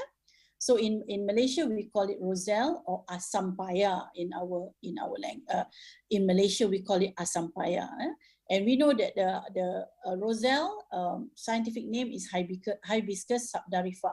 So how do I start with Roselle? Okay, we know that Roselle, the commercial one, okay, are the variety which we call Arab variety. Okay, these are it contains a very big calyx. Okay, Arab variety has a very big calyx and very dark red in color. Okay, so the only problem in agriculture for Arab variety is the calyx is too big. Okay, it's too big and it is too heavy. So for the agricultural people, okay, for the one that plants the Arab Roselle, they found out they will be quite a loss, because once the Arab has been once the calyx has been produced, okay, the stems of the tree will be broken, because this calyx is too heavy. The stems cannot support the weight of the Arab variety. So due to that, one of our plants agronomists, our plants agronomist, which is Professor Muhammad Osman, he retired already. So he has an idea of developing a mutant. Okay, a mutant from Arab's variety. So he has done the work and he managed to produce 3 mutant variety out of a parent Arab variety. So we already we filed means we we protect this as our as a UKM we protect this as a UKM plant variety. So it is considered as a new plant variety, and we name it as UKM-R1, UKM-R2, and UKM-R3. So you can see here, UKM-R3 doesn't have a red to purple in color, because the plant agronomist knock the genes that, it knocks the genes that produce the anthocyanin. So due to that, production of anthocyanin has been inhibited in UKM-R3 mutant, UKM-R3 mutant. Okay. All right. So this is just to show you that how does our variety look like. Okay. These are the commercial one, the one in Malaysia, introduced in Malaysia, UMKL, and these are the mutant variety that been made by UKM researcher. Okay, so you can see UKM-R1 is slightly less red or less purple, and this is UKM-R2. It is very close to the parent Arab variety, and this is UKM-R3, where you see they are green in color. They are no more red and purple due to the gene that produce anthocyanin has been knocked. So we have filed all these mutant variety and claim it as belongs to UKM. Okay, so and what do I do with this Roselle? I will keep on cultivating it in a in a controlled environment, okay, where we keep on cultivating it just to make sure that we sustain the germplasm. Okay, all right. But then I was quite fortunate that there are few private companies. They are private companies that are interested in our variety, and they would like to cultivate it at in the field, to see whether our mutant is able to be cultivated. Our mutant is able to cultivated in the field, because I used to do it in the controlled environment, in the greenhouse, in the glass house and so on. So we control all the environment. So we want to see whether in nature, in the field, are these mutant variety, are they resistant to any predators and so on. Okay, so far so good. So this is me working at the field, and we did it in Terengganu. Terengganu is on the east side of Peninsular Malaysia. So we did it this, I think, post-COVID, and we managed to, it works well, it's cultivated well, and I have been repeating it for the third time just to check whether the genetic code is sustained throughout multiple cultivation. Okay, so why we are interested in roselle? Because in roselle, we have a natural products or secondary metabolites known as anthocyanin, the one that give the color. Okay, and the two major anthocyanin is called delphinidine sambobioside and cyanidine sambobioside.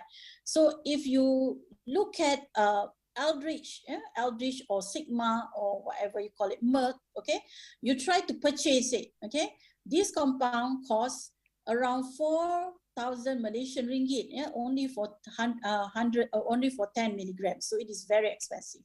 Okay, but cultivating of roselle is not that expensive, so it can be a source of income generation. Okay, so on top of that, roselle also contains ascorbic acid, okay, and chlorogenic acid, caffeic acid, and also hydroxycitric acid. So these are the one on top are all the phenolics are phenolics compounds, while the other two, these are just a simple acid, and we know this is vitamin C. Okay, so in the beginning of the roselle research, they were interested on looking at hydroxycitric acid, because roselle contains a lot of hydroxycitric acid. So what do we do in the beginning? We try to develop a method in preparing a dry roselle extracts powder, and we patented the method. We also try to we also develop the method in preparation of potassium hydroxycitrate, because hydroxycitric acid is a free acid, and it is a hydroxy acid, hydroxycarboxylic acid, so it can easily lactonize. Okay, so you can see here, this is your hydroxycitric acid in a lactone form. I hope I'm not talking too much chemistry here. Okay, I hope you could understand me. So this is in lactone form, this is in the free form. Okay, it's very difficult for you to get a free form. It is always lactonized. Okay, so due to that, we develop a method where we can preserve the acid, and once the acid is taken, okay, it will be hydrolyzed. We know in our stomach we have hydrochloric acid. So the hydrochloric acid will hydrolyze the potassium hydroxycitrate into hydroxycitric acid, the one that have beneficial health effect.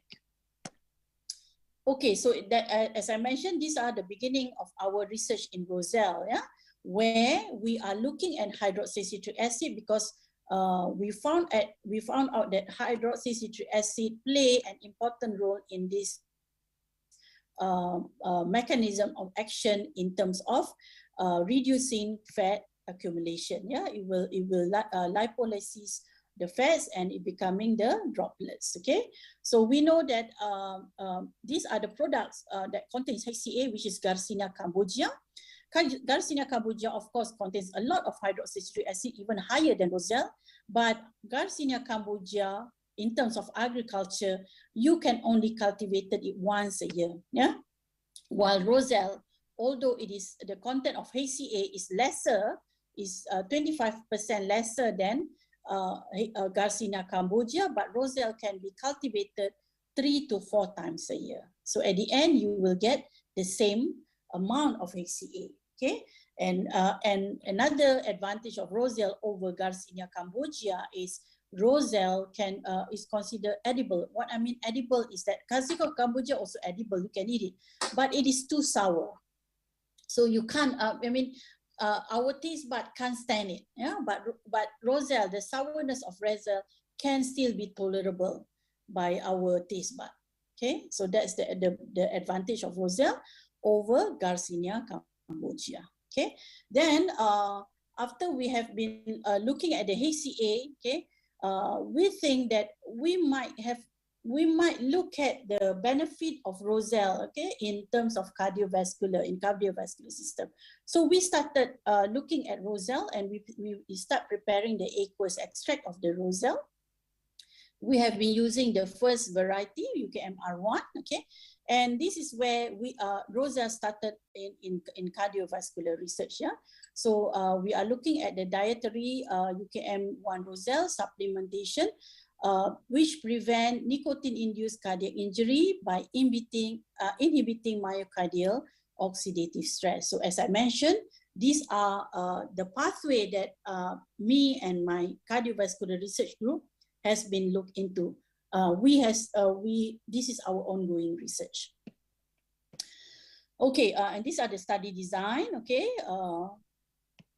and we found out that UKM-R1. Okay, so this is just the beginning of the work. We just do some water extracts. Okay, some water extract, and we found out the water extract able to alleviate high blood pressure. Okay, however, it cannot restore the heart rate to a normal pace.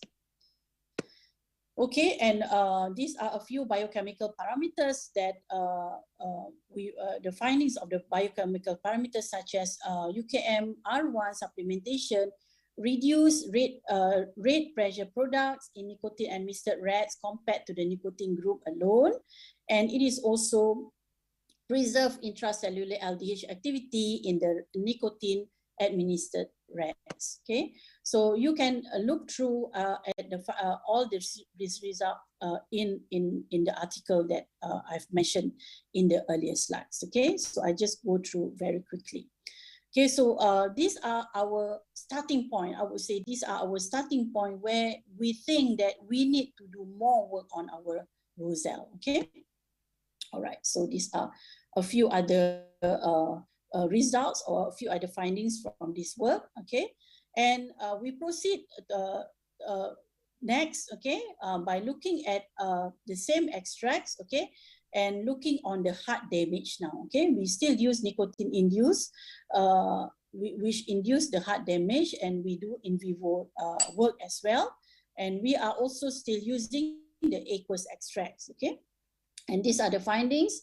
There are no significant difference in blood pressure among the three groups. However, we found out our Roselle extract decreased the heart rate in nicotine administered compared to the nicotine group alone. Okay, so these are a few findings that you can see that the HDL level decreased in nicotine group, but when we combine the nicotine and Roselle together, we found out the HDL level increase, but the LDL level is decreased. Okay, so there are some sort of like maybe synergism or additive effects, yeah, by Roselle. Okay, and these are among other results, yeah, on the SOD and so on. Okay, so I will just go to very quickly on this one. So we also look at the histological aspect as well. So you will see that you can see that not much difference seen, yeah, in terms of the histology, yeah. Okay, and then we move through the vascular endothelial dysfunction, which induced by nicotine again. Okay, and we also still using the same extracts. Yeah, we still use the aqueous UKM-R1 extracts. Okay, and these are the results. So in nicotine group, it shows that there are significantly increased in systolic blood pressure and heart rate compared to control. However, by giving Roselle extracts to the rats, okay, the Roselle is able to the extract is able to attenuate systolic blood pressure significantly, but did not significantly reduce the heart rate. Yeah, it's only attenuate the systolic blood pressure. Okay, so these are the graphs that we shared and the table. Okay, and you can see some histological diagrams as well. Okay, and these are a few biochemical parameters. Okay, and once we have looked at the potency of Roselle, now we are trying to sort of like becoming more systematic. Yeah, so what do?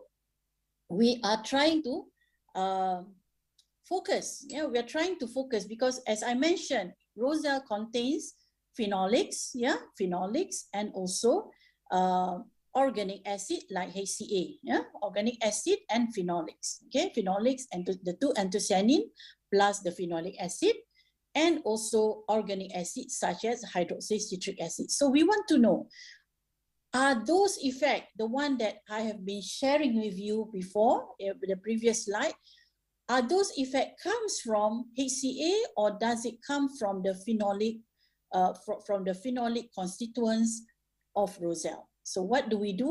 We tailor-made our extract now. Okay, so me as a chemist, I tailor-made the extract. So I make a polyphenol-rich extract. Okay, so I make a polyphenol-rich extract, and we tested. Okay, we tested it on the myocardial infarction model, and we want to see whether is this polyphenol-rich extract show any cardioprotective effect. Okay, so we published these results, this preliminary result in a Q3 journal, and in this time we were using because I have to tailor-made my extract, so I have been using a few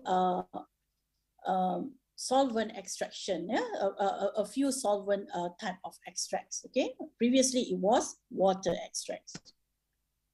Okay, so these are the findings. So there are no significant difference in terms of the body weight. Okay, but in terms of the heart over body weight ratio of the rate, there is significant difference. Yeah, in the control group compared to the myocardial infarction group and the high phenolic extract group and myocardial infarction. Okay, all right. However, the highly phenolic extract did not show any significant difference in terms of heart over body weight ratio compared to the myocardial infarction group.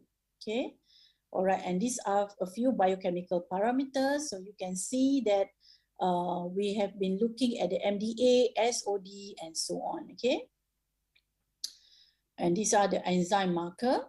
Okay, so and these are a few some of the results. Okay, some of them are some of the results are significant, some are don't. Okay, so you can have a look on the details of the result by looking at the articles. Okay, and these are the histological study. Okay, so we can see that very less necrosis, very less necrosis when the MI group has been treated with high phenolic extract of Roselle. Okay, so we proceed to looking at the isolated red heart. Okay, and we found out that the Roselle polyphenol-rich extract exert potent negative inotropic effect via modulation of intracellular calcium regulatory channels. Okay, so this is also another in vivo work. Okay, and we publish it in the Q2 journal Cardiovascular Toxicology, and we are still working on the polyphenol-rich extract on the variety of UKM-R1. Okay, and these are the findings. So I just go through very quickly. These are a few heart function analyses. So you can see that Roselle phenol, RP is referring to Roselle phenol. So it's elicited positive lusitropic bisignificantly. Okay, you can see you know, based on the figure that we shared here. If you want to know the details, you can look at the article later. Okay, so these are further studies that have been carried out, okay, just to see whether they will be a maximal effect. Okay, so it is found that rosal polyphenols significantly induce negative inotropic effect through sarcoplasmic reticulum, calcium reuptake. Yeah, okay. So you can have a look on the results, okay, and then we proceed to anti-fibrotic action of the rosal extract, and we are looking on the myocardial infarction as well, okay, red model of myocardial infection, and we published the result in the same journal, which is cardiovascular toxicology, and this time we are working on the aqueous, we're working back on the aqueous extracts, okay. All right, so and these are the findings, okay, so you can see, you know, sometimes when we go back to the aqueous extract, you know, you will see there are a slightly lessen in terms of biological activity. Yeah, so from that we knew that we have to tailor-make our extracts. Yeah, we have to be focused on the phenolic rich extracts. Okay, so I just go through very quickly. Okay, so these are a few histological photo that you can have a look. Okay, all right, and you can see that there are some improvement, yeah, when we look at the cells histologically. Okay, and we also reported our work, okay, on cardiac hypertrophy after MI. Yeah? So we studied in vivo and in vitro, and we reported in Axillary Journal Q2. So I love to share you these results, okay? Because we tried to publish these results because this we did it in vivo and in vitro work. We tried to publish this result in a Q1 journal. Yeah? I cannot remember, is it Phytomedicine or something, you know, the journal's name, Phytomedicine. So we got rejected. We got rejected by the journal, and there's nothing wrong with the article. They just said that it is out of scope.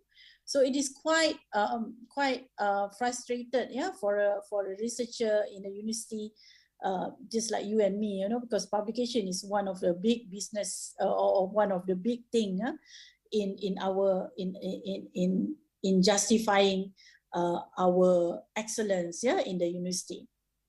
So there's nothing wrong because it is a thorough work. It's been done in vitro and in vivo. Unfortunately, we got it rejected, but we did not give up. Okay, we did not give up. We just look at the manuscript again, try to improve whichever that we could, okay, wherever that we could, and we just go low. Okay, we just go low. Instead of going to the Q1 journal, we go to the Q2 journal, which is the Axillary Journal.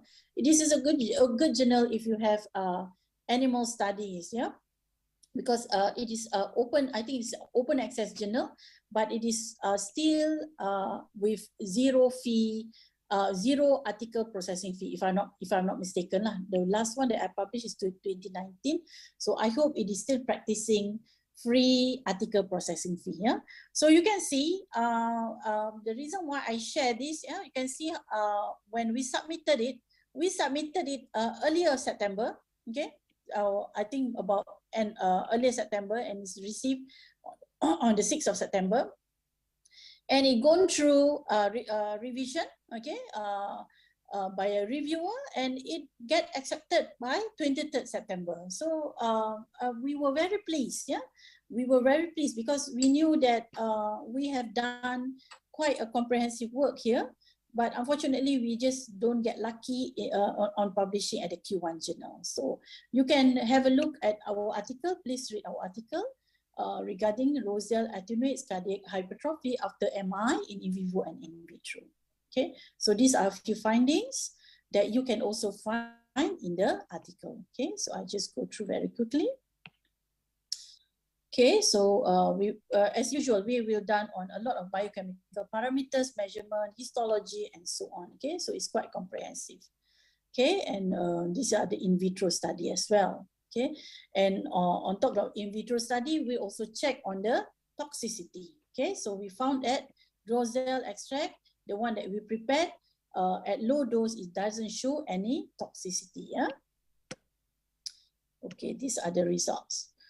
Okay, and this maybe this is this the latest one that we have, if I'm not mistaken. Okay, we published another one on cardioprotective effect of roselle, okay, in diet-induced obesity rat model with myocardial infarction. So we try to expand a bit. Okay, we try to expand a bit. We look at the effect of obesity and you know, on my MI and so on, and we'll see whether roselle shows some cardioprotective effects. So we publish our work in Life Sciences, and we are still working on the aqueous. Yeah, we're still working on the aqueous UMKL1 extract. Okay. All right. So this is the study design, and these are the findings. Okay. So you can see that roselle and elanapril treatment attenuate all systemic characteristics. Yeah. Okay, and you can, however, the lipid profile, blood pressure, and heart rate improve, yeah, to the same range as compared to the control. Okay, and then you can see we also look at the effect on the systolic function, contractility, and so on. Okay, so you can see that when we look at the high-fat diet rats, okay, the high-fat diet cause the lipid accumulation in the coronary artery and cause a low coronary flow. However, treatment by roselle extracts able to alleviate the coronary flow. So it is quite a convincing result or promising result here. Okay, all right. So I just go through very quickly on this one. So you can see that in terms of cardiomyocyte damage, yeah, due to the excessive ROS or reactive oxygen species, yeah. So roselle able to reduce cardiac fibrosis, yeah, okay, and it able to inhibit collagen deposition and cardiac fibrosis marker. Okay, so and we know that roselle supplementation attenuates oxidative stress in obese and obese plus myocardial infarction group. Yeah, so it does have effect either on the obese rat alone or obese and myocardial infarction rats. Okay, so that's basically all my cardiovascular work my association with cardiovascular group when looking into natural products. I've started with looking at a targeted compounds, yeah, the one that been proposed by the cardiologists or the cardiovascular scientists, and then we have been looking intensively on roselle, on the effect of roselle in terms of cardiovascular effect. Okay, so we slightly move a bit, okay? We slightly diverse a bit, I would say. I'm almost done with my talk. So we slightly diverse a bit. So now, instead of using natural products, we try to look at what we call natural products inspired compounds, okay? So what do I mean by natural product inspired compounds, okay, is we know that compounds, natural products, which known as carvacrol. Okay, carvacrol is a monoterpenoid. Okay, it's a very small compound, consists of 10 carbon atoms, and it is usually found in thyme, in most herbs. Yeah, in essential all the herbs that give smell, nice flavor, and so on. So this is a carvacrol structure. So what we do, when we look at the literature, we found carvacrol show cardioprotective effect. Okay, so how do we diverse a little bit here? Okay, we found out that in cancer patient, cancer patient usually will be treated with doxorubicin. Okay, so this is our frontline drugs that used to treat cancer used to treat cancer, okay, or in chemotherapy. So the doxo is a very effective drug. Yeah, unfortunately, it does have side effects. Okay, so it it can induce inflammation. Okay, and it can brought to apoptosis. So this apoptosis might be good for the cancer cells. Unfortunately, the side effect, okay, is cardiomyopathy. Okay, the side effect is cardiomyopathy. So we found out that when we look at the molecular mechanism, okay, of doxorubicin, okay, we found out that doxorubicin cause cardiotoxicity through this pathway, through TGF beta 1, SMART2/3, and so on, and it will bring bring to fibrosis, okay, and all of this will induce cardiotoxicity. So based on literature, we found out carvacrol have potency in overcoming cardiotoxicity, or carvacrol able to show cardioprotective effect against doxorubicin induced cardiotoxicity. Okay, unfortunately, carvacrol has some limitation. Yeah, one of the reason of the limitation is carvacrol contains a lipophilic part and hydrophilic part. So in terms of permeability, it is not a very good, yeah, in terms of permeability, okay, in reaching the target. Another thing is carvacrol is a very small molecule, so the volatility of carvacrol is very high. Means carvacrol is easily to be volatile, easily to be evaporated. Okay, and of course, solubility also is a big problem for carvacrol. So if it's the solubility, if the problem, then drug or carvacrol permeability will also be the problem as well. Okay, so due to that, okay, this is what I call natural product inspired. Okay, so instead of looking at carvacrol, we try to we try to, we throw the idea of how about we do, or we form, or we design a carvacrol derivative. We hybrid this carvacrol with another scaffold or another pharmacophore, so that we can overcome the limitation of carvacrol. Limitations such as permeability, solubility, volatility, and so on. Okay, so this is an ongoing work, and the work has been done by one of my PhD students. She just started, Mrs. Rini Retnosari. She's docent, yeah, from Universitas Negeri Malang. I met her, I think, the first time in 2016 or 2017, something like that, when I was invited to one of the seminar in UNM, and since that I have been visiting them annually. Means every year I will be visiting them, sharing my experience, planning a collaboration. We have a lot of every year we have collaborative grant together. Yeah, until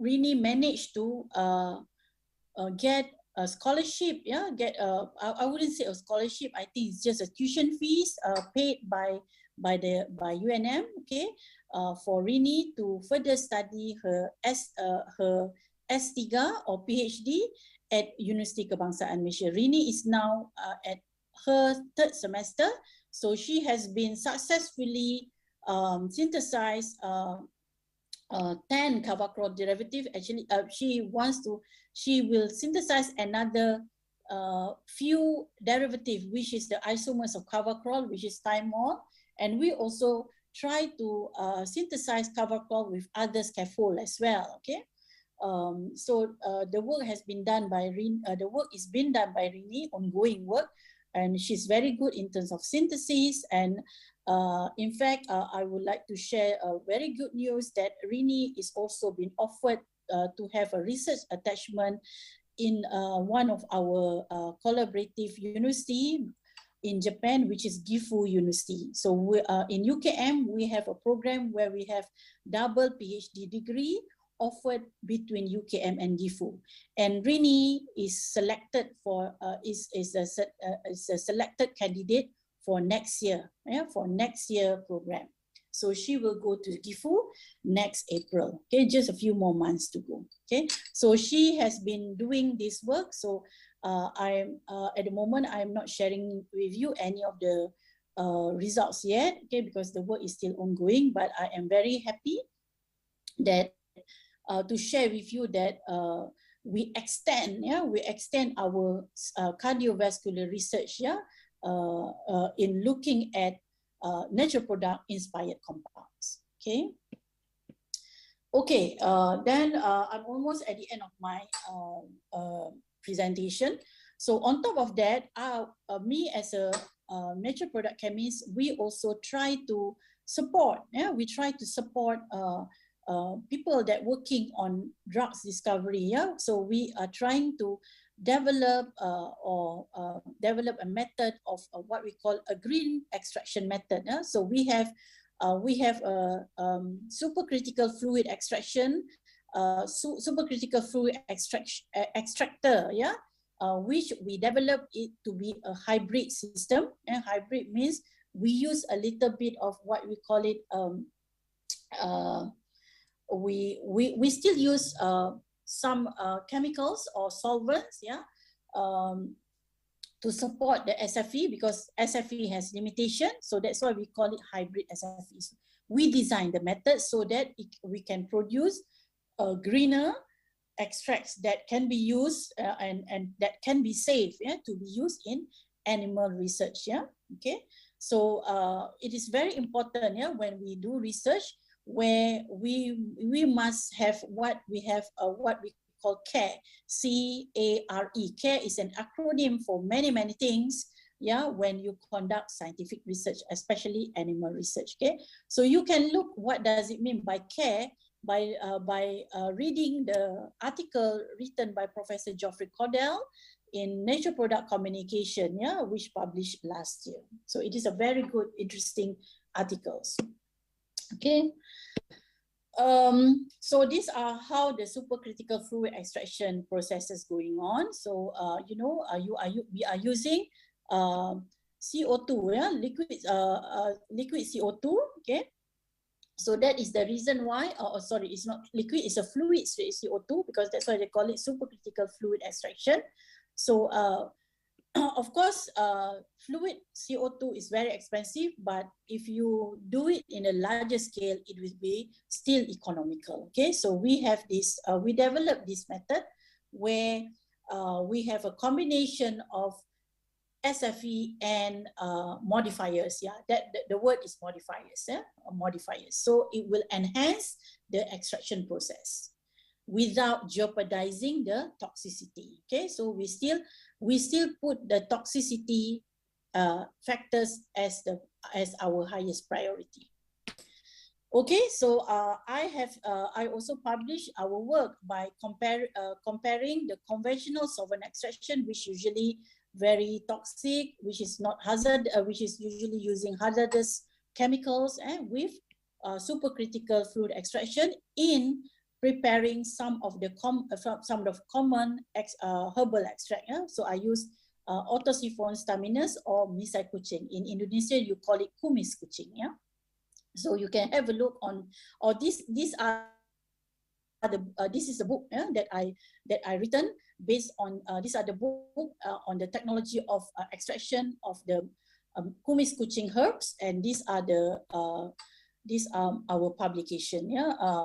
I maybe forget to insert the title of the article, but if you interested in looking at the article, you can contact me later. Okay, so these are our this is our publication on looking at effect of solvent and extraction methods on herbal plants. So we did it on on common herbs like Phyllanthus neruri. This is kumis kucing, Otosipon staminus, and this is Labicia pumila. Okay, we call it Kacik Fatima. We also this is what I call modifiers or co-solvent. Okay, how do we develop our methods in doing hybrid supercritical fluid extraction? Okay, so with that slide, I end up my presentation by giving you a take-home message. So in cardiovascular system or in cardiovascular research, there are a lot of factors that has to be taken into account. Yeah, so we need to think about the safety of herbal supplement. Okay, so because not all natural, natural doesn't mean it is safe. Okay, so safety of herbal supplement must be taken into account. However, on top of that, the food component which have antioxidant nature products, okay, they usually very very potential in terms of prevention and treatment of cardiovascular disease. So with that, I leave you with these three review papers where I hope it will enlighten you more. Okay. The first one is about safety of herbal supplements, a guide for cardiologists. The second one, antioxidant food components for prevention and treatment of cardiovascular diseases, effect, mechanism, and clinical studies. And the third one is traditional Chinese medicine as a therapeutic opinion for cardiac fibrosis, okay, pharmacology and mechanism. So with that, I thank you very much for your kind attention. Assalamualaikum warahmatullahi ta'ala wabarakatuh. Waalaikumsalam warahmatullahi wabarakatuh. Thank you, Ms. Jalifa. So we move on to the question and answer session. Let me check for the chat box. So for the participant, you can raise your hand or you can type your question in the chat box.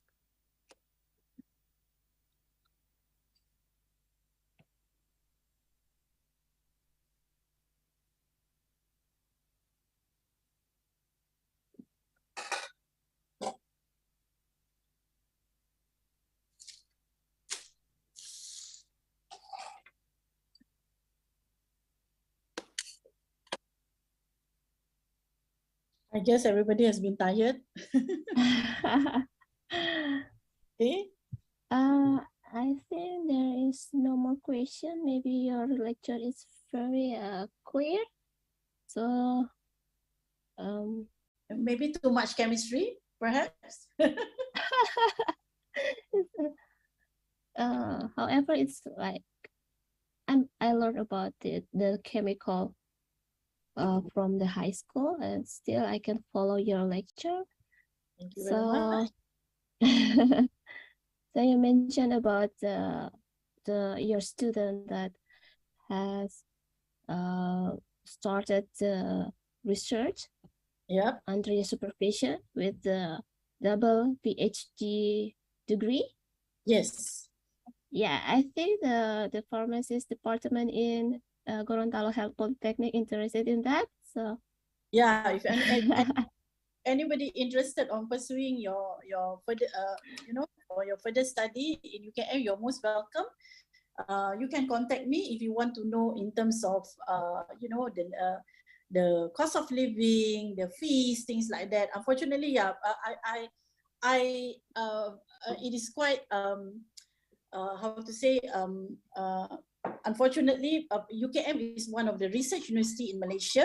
So being a research university in Malaysia, the postgraduate fee is slightly higher for foreign students. Yeah, and for local students also it is slightly higher compared to the other public university, because we are one of the research university. So that one, there are 5 research university in Malaysia, and UKM or Universiti Kebangsaan Malaysia is one of the research university in Malaysia. But the good thing is the research facilities, the research support, the grants, research grant. We consider, we tend to have more opportunity in terms of that. But it's just that the tuition fees is slightly higher, unfortunately. So I see that there are 2 participants raise their hands. So the first is Ibu Zulfi Ayu. She is very prospective PhD student. Please, Bu Ayu. Thank you, Ms. Rahma. Unmute yourself, Ibu Ayu. Yeah. Hello. Please unmute Can yourself. you hear me? Hello. Tes. Ibu Ayu, please unmute yourself. Hello. Oh yeah. Okay. Yes. Good afternoon, Professor. Nice to meet you. Okay, Professor, your research is very interesting to me. It's about rosella flowers. We always call bunga rosella in Indonesian. Yes. Okay, we will, in my PhD study, we will start research on microneedle, microneedle preparation that have anticoagulation effect. For this anticoagulant effect, we have it can be marker to antiplatelet effect. Now, for anti-inflammatory effect, we know the biomarker is interleukin 6, interleukin 10, and NF-kappa B. I want to know what is the biomarker used for the anticoagulant effect. Thank you. Okay. Well, I am not the best person to answer that because I'm not a pharmacist. Yeah, I'm a chemist. Yeah, but I think it should be it is interrelated. It is interrelated because the one that you mentioned, anti-inflammatory. Yeah, I always use IL-6 and IL-10. Okay, I myself not sure whether it is suitable for the anticoagulant or not. You maybe have to refer to the to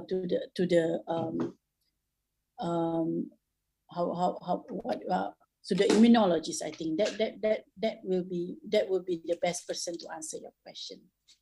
By the way, can you tell me just now you mentioned that you are studying what? Are you looking at herbal plant, the one that you mentioned?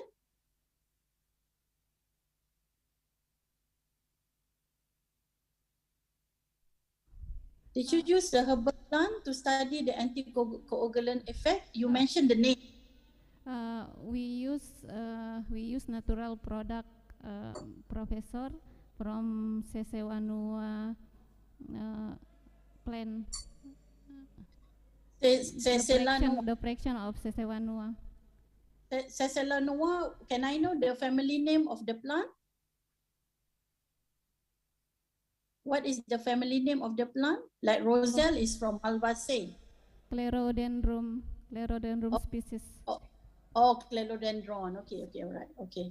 Did you have a specific target on what type of compounds that contains in the extract for anticoagulant? Okay, I have the effect of anticoagulant. We compare what with positive control, natrium, sodium eta, and the anticoagulant effect is for 200 and for 14 minutes. As we know, for natrium eta, the anticoagulant effect for 240 minutes. So it is better. It is better than sodium EDTA. Yes. Okay, but do you know the compounds? Do you know the content in the extract, in the fraction? It's only fraction toluene ethyl acetate, Prof. Yeah. But you did not proceed on what will be the compounds inside.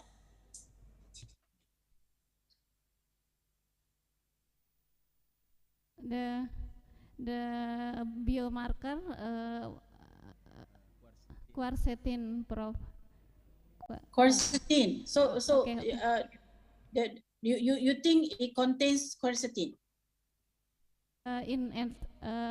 we have determined the quercetin, concentration of quercetin. It's about 13% in extract ethanol. In ethanol extract, but the fraction, then after you fractionate, yeah? In extract. Okay, also it contains quercetin, yeah? Okay, all right. Okay, thank you very much. Thank you, Ibu Ayu. So there is no question. So before we officially end this session, please let me virtually present the certificate of appreciation for Ms. Jalifa Latif. It should be appear on the screen right now.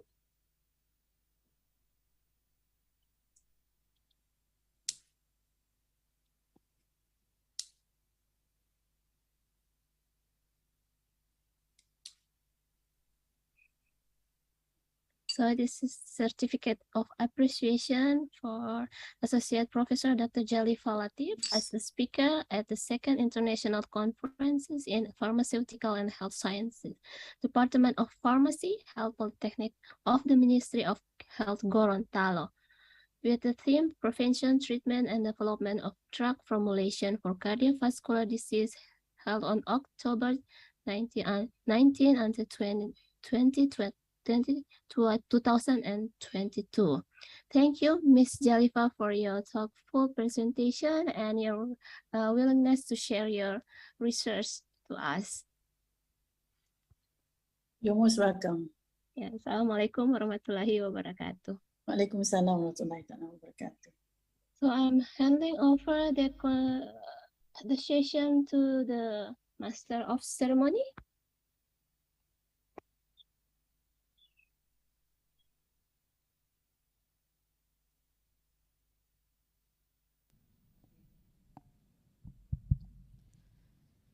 Ladies and gentlemen, we are now continuing our meeting to the next agenda, that is to hear the speaker, which will be delivered by Dr. Delva Osiendi.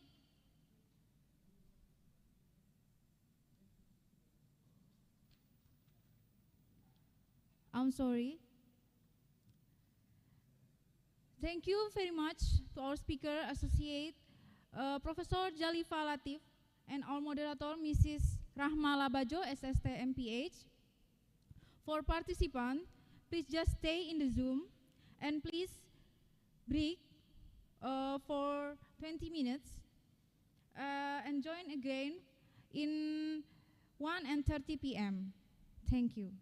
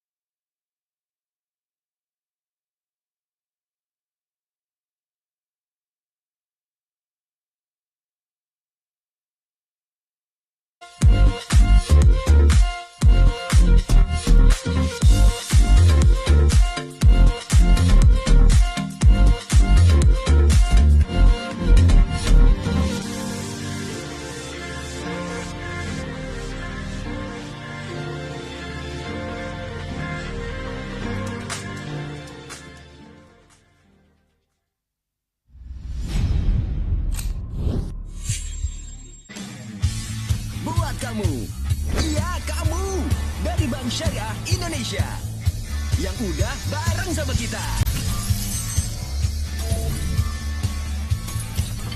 Buat bikin hidup kamu lebih seru, lebih meriah.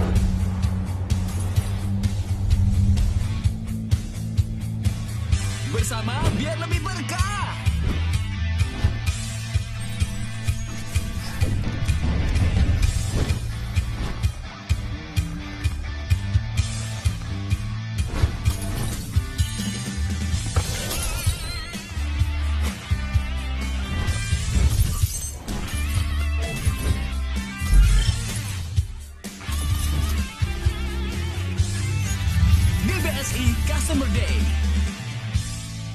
Syariah Indonesia.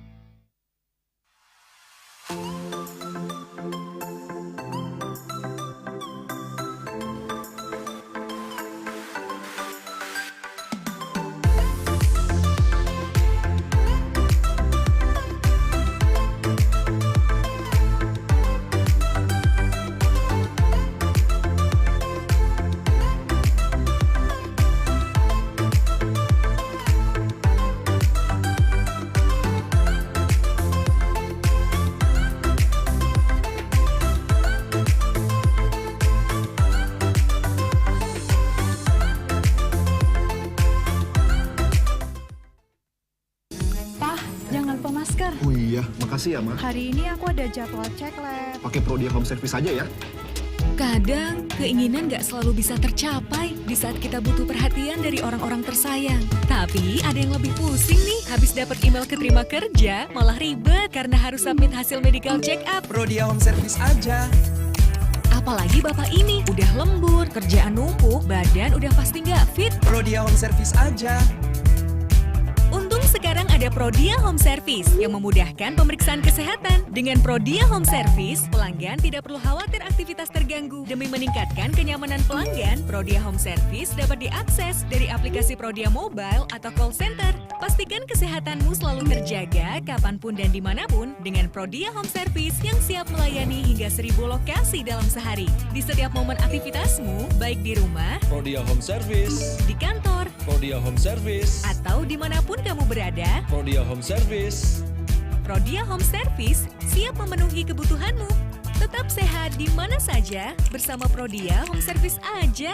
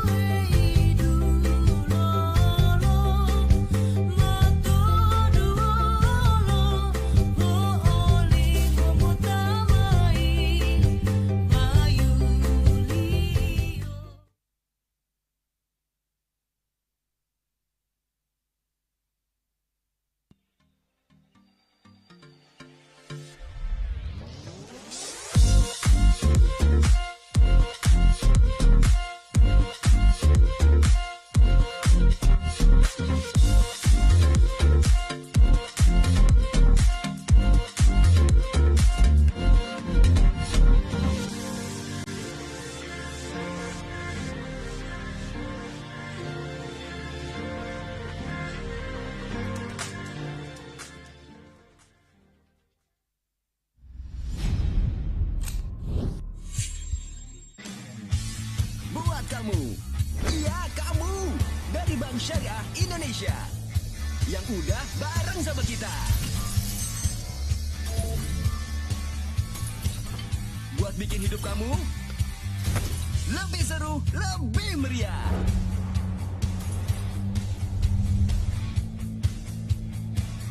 Bersama biar lebih berkah.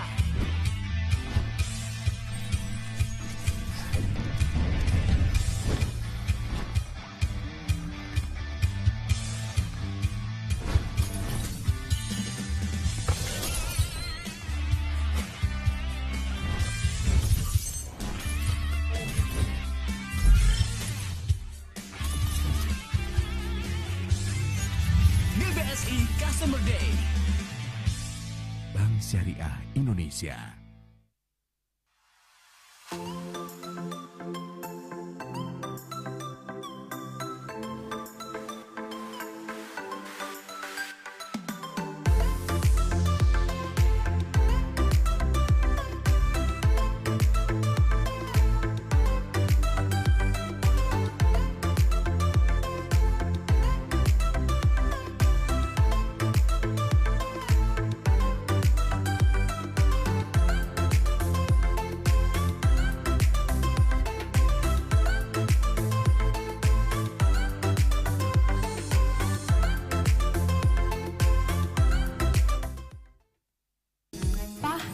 Masker. Oh iya, makasih ya, Ma. Hari ini aku ada jadwal cek lab. Pakai Prodia Home Service aja ya. Kadang keinginan nggak selalu bisa tercapai di saat kita butuh perhatian dari orang-orang tersayang. Tapi ada yang lebih pusing nih, habis dapat email keterima kerja malah ribet karena harus submit hasil medical check up. Prodia Home Service aja. Apalagi bapak ini udah lembur, kerjaan numpuk, badan udah pasti nggak fit. Prodia Home Service aja. Untung sekarang ada Prodia Home Service yang memudahkan pemeriksaan kesehatan. Dengan Prodia Home Service, pelanggan tidak perlu khawatir aktivitas terganggu. Demi meningkatkan kenyamanan pelanggan, Prodia Home Service dapat diakses dari aplikasi Prodia Mobile atau call center. Pastikan kesehatanmu selalu terjaga kapanpun dan dimanapun dengan Prodia Home Service yang siap melayani hingga 1000 lokasi dalam sehari. Di setiap momen aktivitasmu, baik di rumah, Prodia Home Service, di kantor, Prodia Home Service, atau dimanapun kamu berada, Prodia Home Service. Prodia Home Service siap memenuhi kebutuhanmu. Tetap sehat di mana saja bersama Prodia Home Service aja.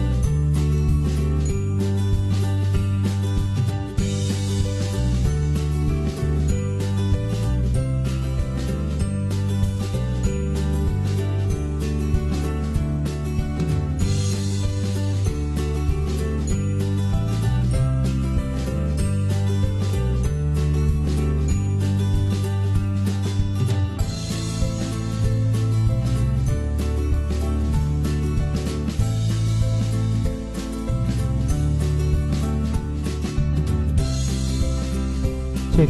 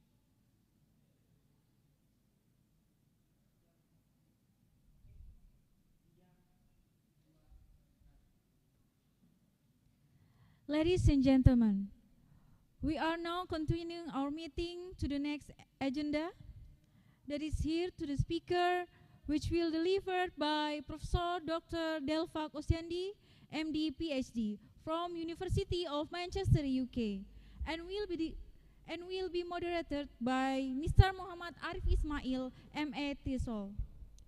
Ladies and gentlemen, please welcome Professor Dr. Delphak Osyandi, MD, PhD, and Mr. Muhammad Arif Ismail, MA, TESOL. Thank you. Ladies and gentlemen, welcome back to the plenary session. Just before we get into the presentation, allow me to briefly introduce you to the third speaker today. Dr. Delphak Osyandi is a reader in cardiovascular sciences at the University of Manchester, UK. He graduated as an MD from Erlangga University, Indonesia, 1996, then received his PhD in molecular genetics from University of Queensland, Australia, back in 2002. After completing his PhD, he moved to Manchester for being postdoctoral scientist. And he also won prestigious ESC, Young Investigator Award in Basic Science from European Society of Cardiology in 2006. Apart from this, he has also won other awards and prizes from different providers. Some of them are Umovia Young Scientist Communication Award, 2006. Australian Society for Medical Research, AMP Queensland Biomedical Research Award, first winner in pre-doctoral category. Professor Delphak is also part of Journal Editorial Board membership, Nature Scientific Reports, and International Journal of Molecular Science. His recent research includes treatment with specific and pan-plasma membrane calcium, ATPase inhibitors, reduces malaria parasite growth in vitro and in vivo. So, ladies and gentlemen, I would like to invite Professor Delphak Osyandi to deliver his presentation about molecular mechanism and therapy of cardiovascular disease. Over to you, Professor Delphak. Okay, thank you very much. Thank you for inviting me today in this conference. Good afternoon in Gorontalo, and it's still morning here, still very dark, but that's okay. So I'm very glad to be here again, and I would like to share some of the research that we have done here in Manchester and a little bit of different stories regarding the future of a new approach, novel approach in the field of cardiovascular medicine. So I would like to share my screen. Okay. Okay, so is it okay now? So everybody can see the screen? It's okay. appearing on the screen, Professor. So the title of my talk is probably a little bit different. So I would like to focus on repairing a broken heart. So what I mean by broken heart is not the broken heart that we probably familiar, but heart failure, disease hearts, damaged hearts due to a lot of disease.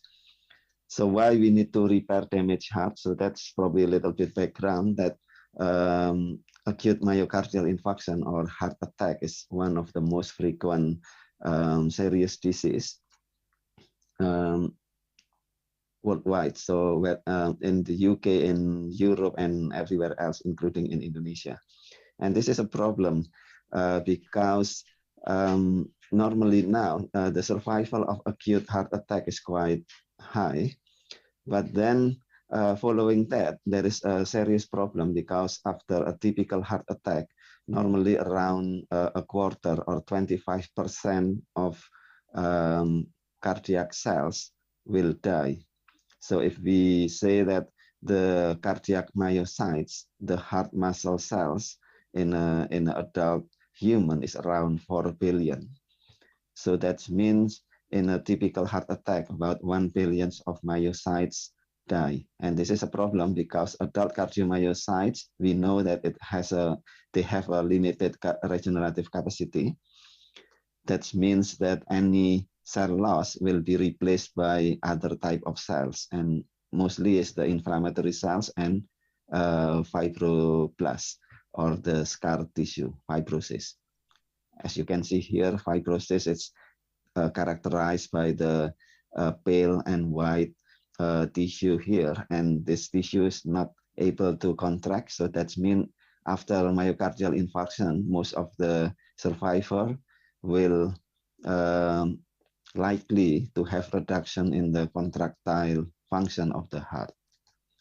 So this is the reason why it's happened. So now,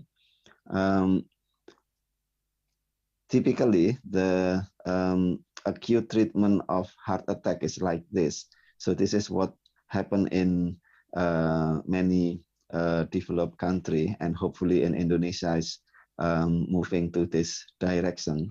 That as you know, the heart attack is caused by the blockage of the coronary artery. So the artery that deliver blood and oxygen supply to the myocardial tissue, to the heart. So if it is blocked, then there is an ischemia, reduced oxygen and food supply, and some of the heart cells will die.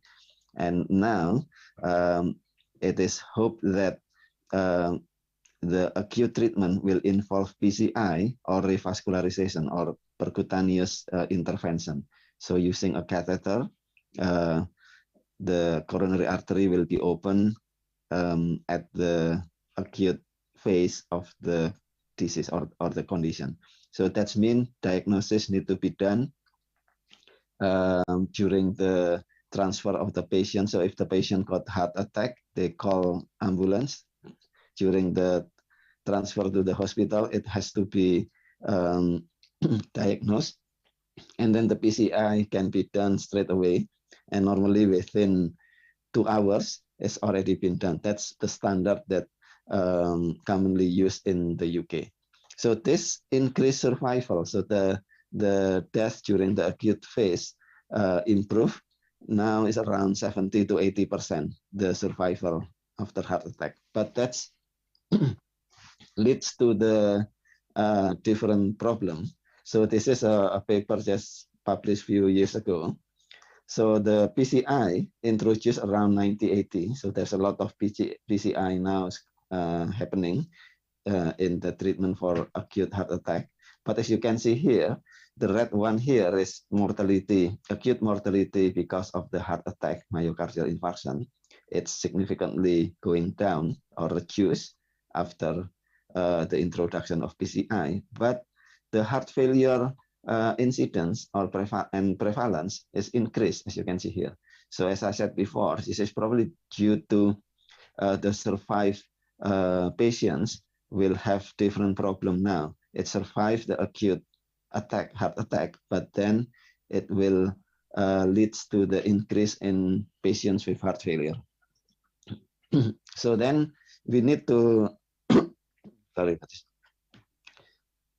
we need to try to find the problem then. So because the problem is the loss of cardiomyocytes during acute attack, and at the moment there is no definitive therapeutic approach to replace the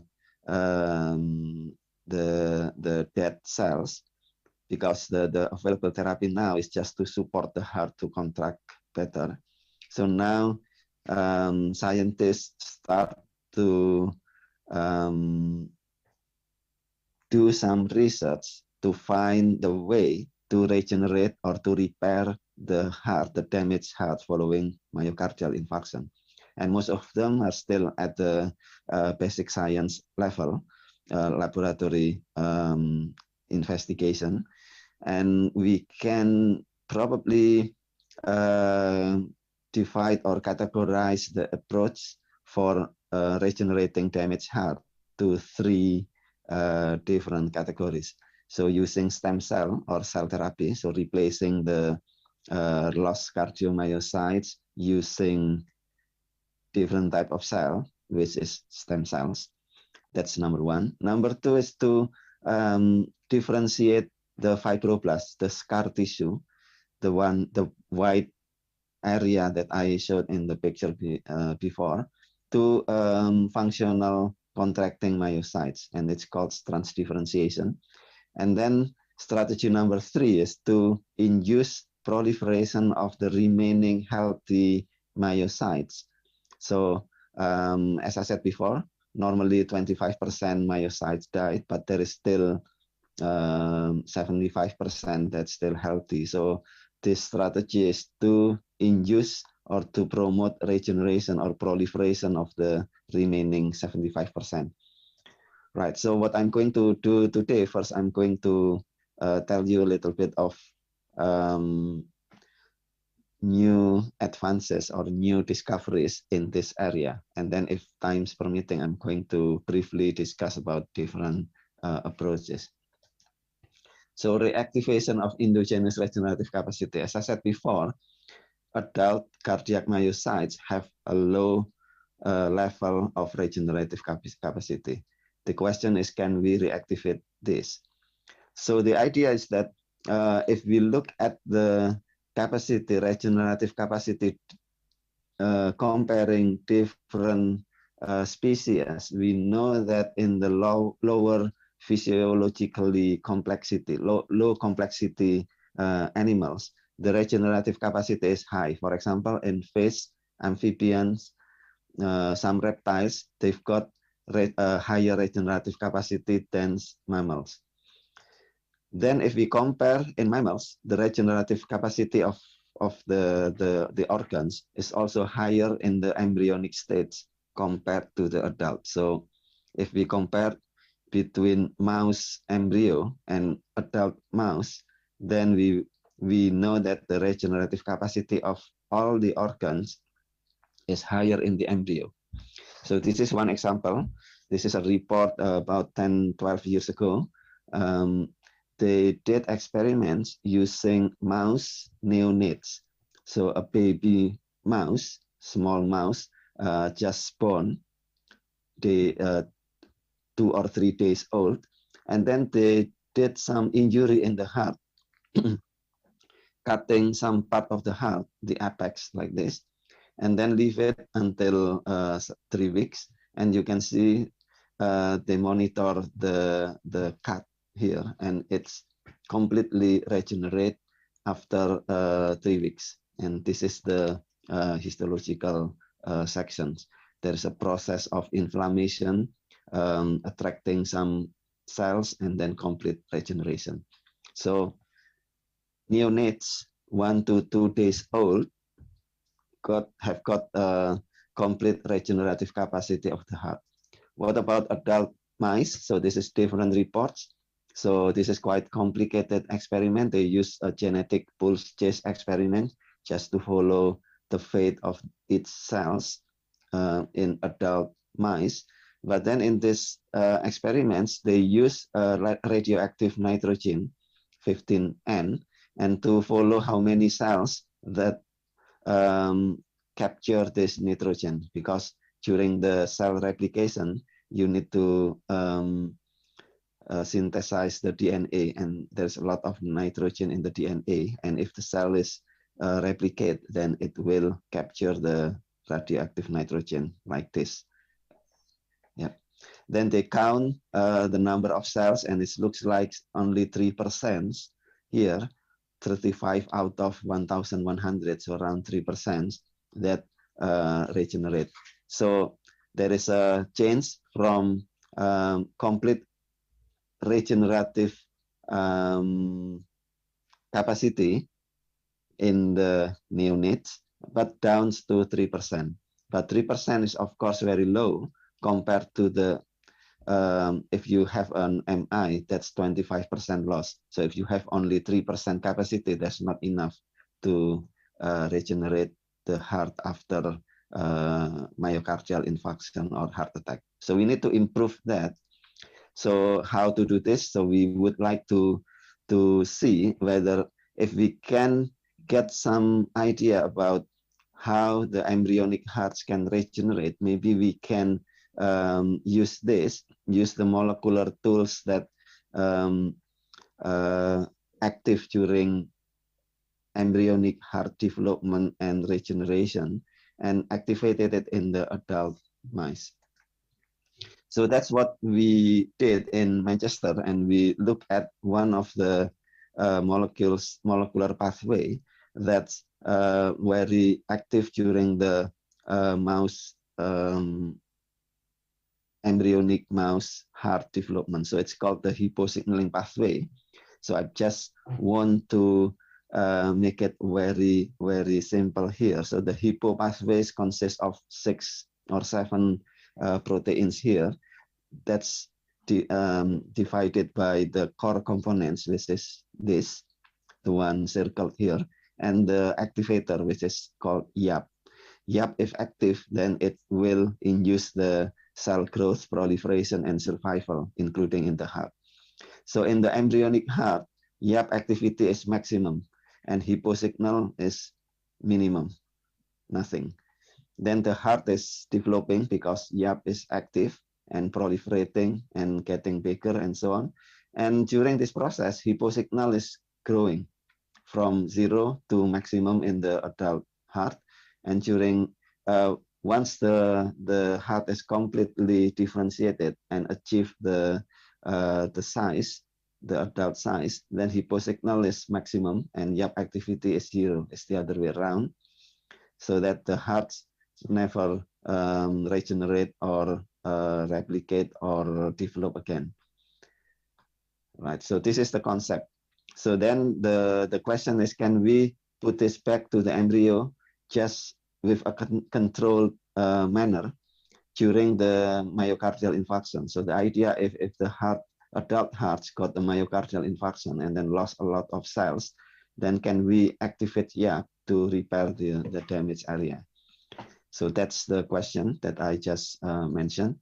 So we did a lot of experiments, and this is just to show how we approach this problem. We would like to identify the new factors first, the factors that can induce YAP, and then move to the in vitro testing, then move to in vivo or small animals, and then if everything is okay, then we can move to the large animals. This is the normal sequence of drug discovery process, from basic science, from identification, basic science investigation, and then translational science. And this can take up to 20 years or more. That's normal. So I'm going to tell you some story that we've done in the past 5-6 years in Manchester. So we try to identify new factors that can activate YAP and modulate the hypo pathway by doing some genetic screening. That's happened about 5-6 years ago. So we creating a genetic molecular system in the cardiac cells, and then culture it, and then we can detect the activity of YAP using a gene called luciferase. So whenever YAP is active, then the cells expressing the luciferase, and we can detect the expression by monitoring the light emission. So this is a genetic system that we done, and then we put a lot of factors here, including the microRNAs, siRNA, and genes, and everything else. And we found several candidate hits that can increase YAP activity. As you can see here, I think we got 8 or 9, and today I'm going to discuss about 2 molecular hits: the serotonin receptor 2B and the microRNA 411.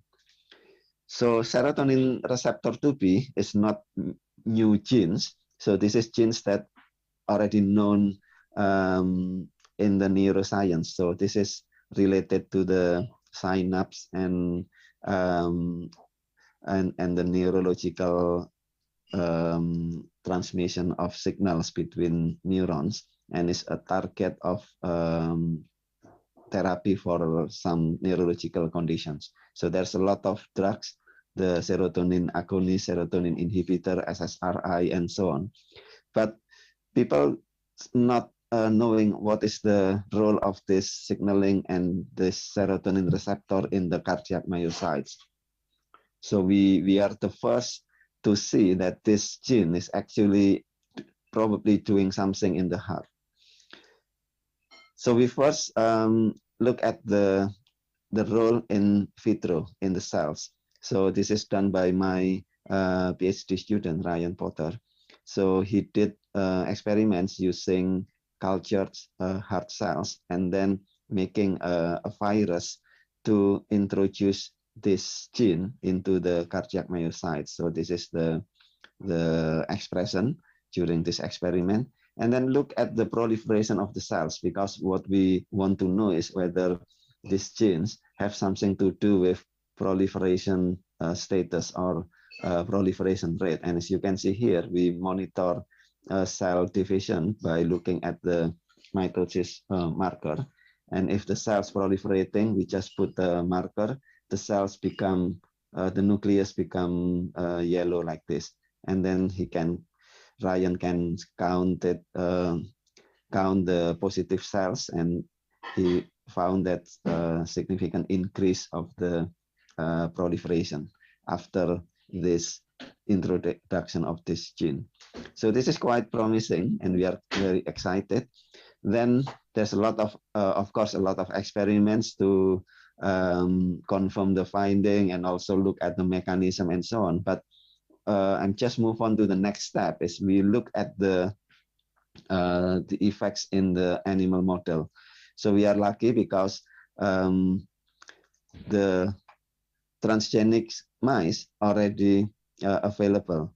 So we got the mice from collaborator in France. So transgenic mean mice that's overexpress this receptor, but the overexpressions happen from the embryonic development. So the genes inserted or injected in the embryo, and then the mice will have the receptor or overexpression the receptor from the beginning of their life. So it's from the embryo. So then we've got these mice, adult mice, and then we did myocardial infarction model. So by inducing the coronary artery blockage, like the coronary artery, and our expectation is that if this will increase the proliferation, then we have better phenotype or better the function of the heart, better performance of heart function. But we've got a completely opposite phenotype. Because the survival of this transgenic mice after MI, the red line here, dropped significantly after 5 days of myocardial infarction. Whereas in the wild type or the control, it's still around 85–90% survival. There's something interesting happening here. And our analysis showed that it's probably due to uncontrolled cardiac growth, because we introduced the growth factor very early in mouse life, and probably there is an arrhythmia because of the uncontrolled cardiomyocytes growth. So long-term overexpression may produce some unwanted or unexpected phenotype. So we move on to different approaches. So that's transgenic approach. As I said before, introduce the gene from the embryo, and the gene is overexpressed, highly expressed throughout their life. So we use different approach. We use messenger RNA. This will give a transient and local expression, overexpression. So messenger RNA is a way to overexpress a protein, a gene, but it's probably only active between 5 to 7 days. So we generated the messenger RNA. By the way, this is the same principle as the messenger RNA therapy or messenger RNA vaccine, like in the COVID vaccine and so on. So we generated this and injected in the heart, in the myocardium after infarction, and the result is better. We didn't observe 50% mortality, but it's only as in non-treated animals, about 85-90% survive.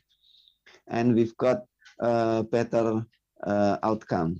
So this is the mouse after MI, and this is left LV/BW is left ventricular normalized by body weight. So this is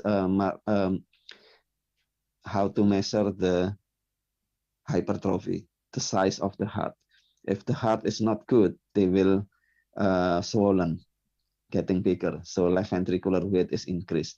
As you can see here, control mice after MI and then injected with control RNA, they've got the hypertrophy here, increased heart weight.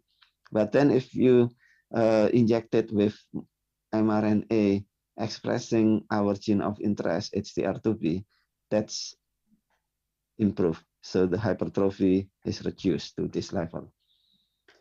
However, the ejection fraction, the EF, is the cardiac function, is not different between control and HTR2B group, but we've got better phenotype in terms of the dilatation of the heart. So if the heart is not good, it will dilate because the heart will be swollen and the left ventricular cavity is become bigger. But then you can see here that introduction of HTR2B improved this, significantly reduced. It's probably because the cardiomyocyte is growing, then the left ventricular diameter is smaller. And then this is the most significant results. This is infarct size. So the size of the dead area in the heart. This is sham, non-infarct. This is the control one after infarct without treatment with 5-HT2B or STR2B. And this is after treatment. As you can see here, the infarct area, the blue area here, the scar area is reduced compared to this. And you got more grown myocardium. And this is the calculation. It's not statistically significant. Maybe there's some outliers, and this is still few animals. We're still developing the experiments by adding some new mice. This is still very recent, but you can see a trend of reduction of the infarct after injection of 5-HT2B. So that's what we done. That's what we stand at the moment. We have everything in the in vivo small animals model, and we learn a lot of things, that delivery methods of the factor. So short-term transient using messenger RNA may have beneficial or better response than the long-term approach using the transgenic. And there's a lot of things that need to be optimized before moving to the last animal model, how to control the expression, level of expression, and so on. So we're still working on this project at the moment. So the second one from that identification. So as I said before, we have identified many new factors that can be used to regenerate damaged heart. So number one is 5-HT2B, and then the second one that I'm going to discuss is the microRNA. So microRNA is the opposite of messenger RNA. Messenger RNA, is is to induce expression or to accelerate the activity of one protein, but messenger RNA, microRNA is the other way around. It's to stop, or it's the break of the expression. So the identification or the screening have identified microRNA 411, and this is a project of other student in my lab, by Nugroho. and the works already published just a month ago. So he did the same thing. Once we identified the factor, we tested in cultured myocytes, and we tried to find out whether this induce proliferation. So he did different things here. He monitored 3 different markers of cardiomyocytes proliferation: EDU, phosphohistone, and Ki67. And everything is marked in the yellow signal here. And when he quantified, he found about 1.5 or 2 folds increase of the proliferation rate. So again, this is promising. Then we move on to the small animals. We have already learned from the serotonin receptor project that long-term expression may not be ideal. So we use short-term expression using a nanoparticle, polyethylenimine, and then directly inject this into the heart, to the myocardium. And this will give a local expression only at the injection sites here. So injection sites increase level of microRNA, but in the distant sites, which is here in the non-injected sites, is not increase the expression. Then when we look at the effects on the proliferation in the myocardium, you can see the increase of proliferation only at the injection sites, but not at the distant sites. So we measure Ki67 and EDU, and you can see the positive replicative cardiomyocytes after injection of microRNA 411. So then how is the effects during the myocardial infarction? So he did similar experiment, and the result is equally promising as in the 5-HT2B. So heart weight, tibial length, or the hypertrophic response is corrected. This is after MI, 3 bars on the right, and following microRNA 411 injection, you can see that the heart size is reduced, so it's not swollen, it's not hypertrophy. Then the ejection fraction it's improving. There is an increase of the contractile response after microRNA 411 treatment. Then when we look at the infarct size, you can see at the bottom is the heart after injection with microRNA 411. The middle is the control one, and the top one is also the control. And when we quantify the area, the infarct area, it's significantly smaller in mice injected with microRNA 411. So that's some story that we have done. Everything now is still in the small animal level, but we now is quite confident that this is the direction in the search of new factors that can induce the adult heart to regenerate.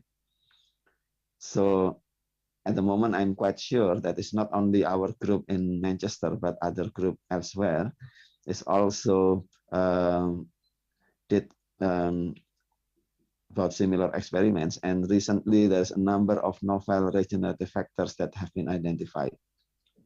So it's not a problem. Identification is not a problem at the moment. We've got plenty of candidates, but there's a lot of obstacles or difficulties. So the in vivo testing, delivery methods, and how to move to large animal models, I think that's the main obstacles or problem in moving this area of research towards translational application.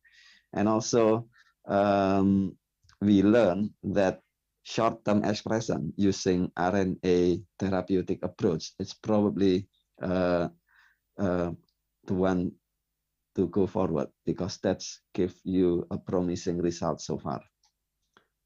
Right, so that's the first part of my story. So I think we still have some time. I'm going to briefly introduce the second different approach in regenerating the heart. This is the fibroblast transdifferentiation. So this is by changing or differentiate fibroblasts directly to the cardiomyocytes. So I just probably skip this. So the principle is this. So the cells, as you know, develop from pluripotent cell.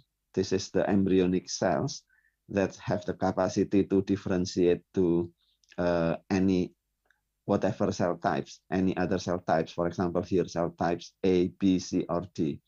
So there is an illustration here that this likes a ball that going down from the high altitude, from a hill or from mountain, going down, and by chance it goes to different types of cells. It's differentiated to different types of cells like neuronal cells, blood cells, skin cells, and so on.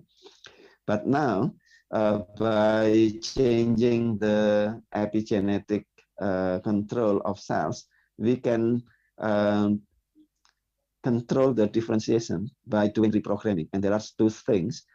One is the reprogramming to put it back from differentiated to undifferentiated cells. So this is a strategy that has been developed in the stem cells area to make stem cells from differentiated cells. And then secondly, by transdifferentiation, to change the cell types from one to the other. For example, from fibroblasts to muscle cells and so on. And that's already happening for some time now. The first researchers demonstrating that it's this method is feasible to be done is probably around 1980s or early 1990s in the skeletal muscles cells. So they discovered that a factor called MyoD can convert fibroblasts to skeletal muscles.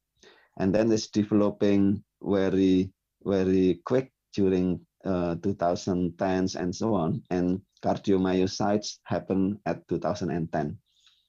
So now that's going to, it's already very common that a number of factors has been identified that can be used to transdifferentiate one type of cells to the other type of cells. So this is some examples. This is, I think, quite fascinating.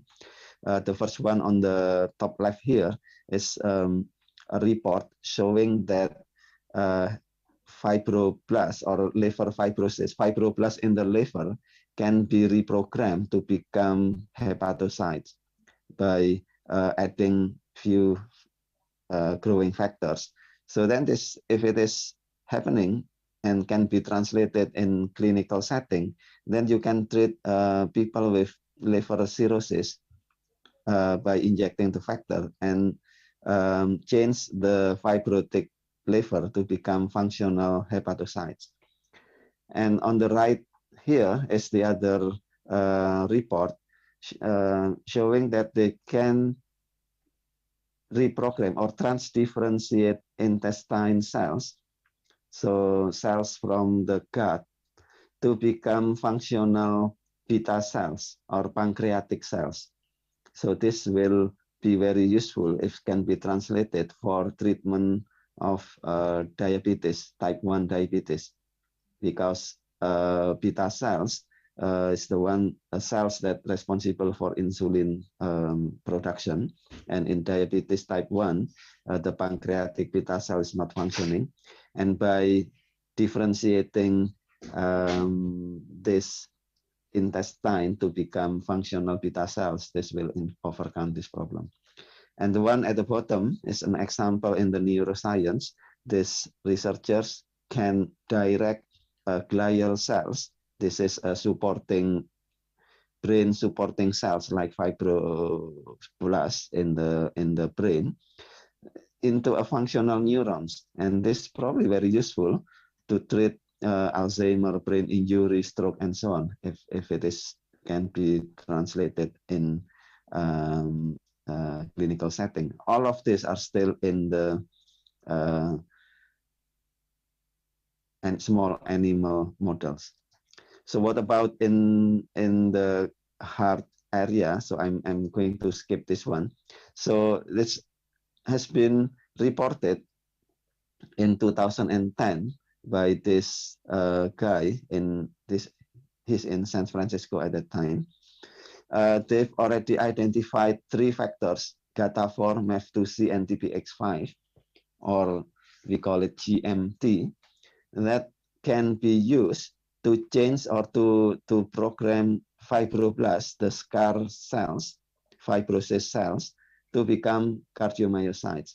And then after that, a number of other research groups already modified this recipe, this cocktail, by adding some more factors to improve the direct reprogramming process.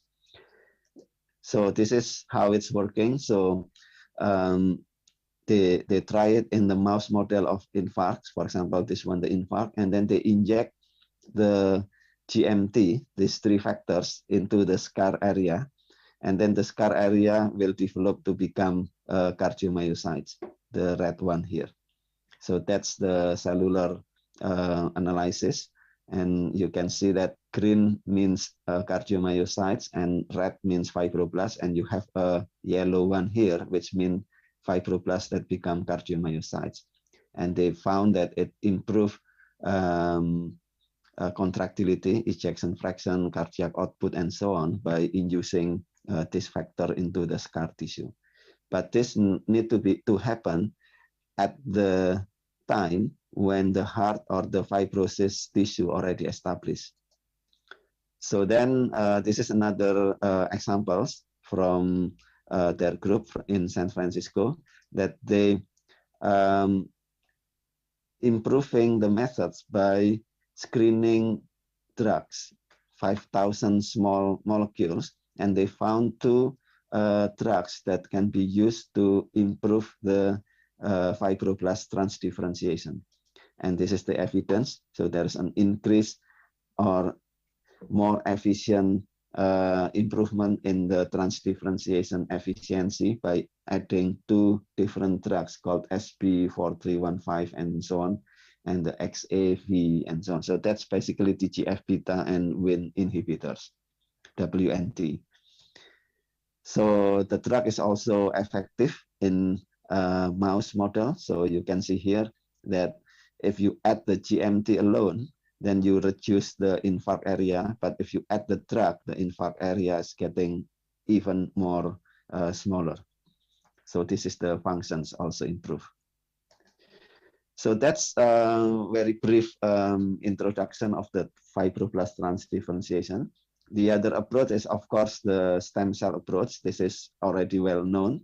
A lot of people already talk about this, putting stem cells from the bone marrow, from the mesenchymal stem cells, and so on back to the heart. I'm not going to talk about this because what I think more interesting is the new one, the myocyte proliferation or fibroblast transdifferentiation. And I think it's quite promising. And I think if it's developed well and translated to the clinical application, I think it's going to be very useful. And for me, I think the ideal future treatment for acute heart attack is like this. So this is some illustration to show how the heart, what's happening in the heart during acute heart attack. So when the ischemia or the heart attack start here in time 0 here, start ischemia, then after some period of time, maybe half an hour or 1 hour, the cells start to die. So this is the vertical axis here, is about the number of cell deaths. So cells start to die, it's increased here, the red one. Then the patient comes to the hospital, and then there is an intervention. So during the intervention, it's hoped that the coronary artery open, and the rate of cell death should be stopped here. So if there is no reperfusion or intervention, it's going up again, but then it should stop here. So it would be good in the future if during the intervention we can induce the cardiomyocyte regeneration. For example, the first approach that I said before, inducing cardiomyocyte regeneration, I think is best to be done during the acute phase of the myocardial infarction. But then, if this is not happening and the heart still, but it's the patient survive and the heart's already settled, the scar tissue already developed, then the best way is to do the direct reprogramming of the scar tissue of the fibroblast using the direct reprogramming, the second approach that I mentioned before. So I think that's sum up my talk today. And again, this is I would like to thank member of the lab. Of course, Bayu is the one who used who did the microRNA experiments. Ryan did the 5-HT2B, and that's the other member of my laboratory at the moment. And with that, I would like to stop here. And thank you very much again for inviting me and for your attention. Thank you. Thank you very much, Professor Delphac, for your presentation. And are you willing to take some questions, Professor? Yes, sure. Okay, so if there's anyone who has a question, feedback, or comment, you may raise your hand. Then also you can type your question on the chat box right here. Or if you want to speak with Professor Delphac, we will allow you to turn your microphone on. Anyone, please raise your hand. Hang on. Let me check. Yep. Anyone?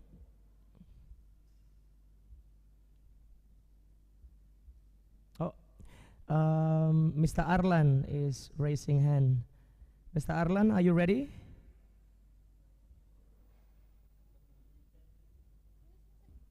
Oh, okay. Yep. Mr. Arlan is going to deliver a question. Please, Mr. Arlan. Thank you, Prof. Very interesting to me, this material. As permission, Prof. In more literature, active compound from natural product is very complex. For example, our team research about Sesewanua. Sesewanua, his screening phytochemia has 4 active compound, and when we test crude extract, his active to reduce inflammation effect, to mice induce carrageenan, and when we isolate the crude extract using toluene ethyl acetate, it's active to as anticoagulant. Please advise to us, Prof, tips on research and develop activity of the same plant. For example, the Sesewanua, we do separation first, or we do pharmacology test first, so that it become a research with a complete data. Thank you, Prof. Over to you, Professor. Okay. Yes, so yes, I understand your question and the situation. To be honest with you, the approach is probably different from the, well, this is a common in Indonesia. So research from the extract, herbal extract and things like that. But the problem is that with that one, it is difficult because this is a mixture of a lot of active compound.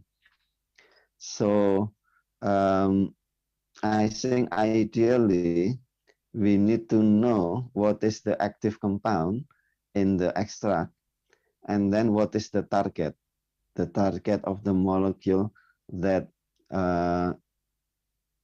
you want to achieve, right? So then I've already talked about this many times in the past 3-4 years if I've been asked a question like this. So I think there's needs a lot of collaboration and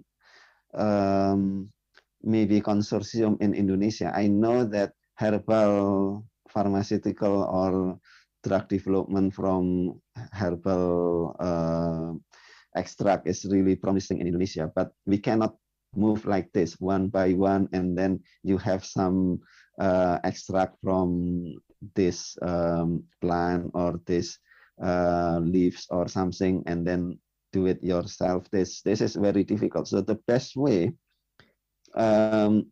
is to do some different radical approach. So it's like this. So research should start. This is I thought the ideal thing. Whether or not it can be applied in Indonesia, I don't know. So research should start with identifying the target first, because you will know the mechanism, in the physiological mechanism, the normal mechanism about what is the protein, this protein or this molecule doing in normal cells. And then you want to modify this function to achieve a condition that you want. For example, reducing the inflammation or improving the growth, or reducing the growth or improving the survival and so on, by targeting a specific molecule, for example, molecule A.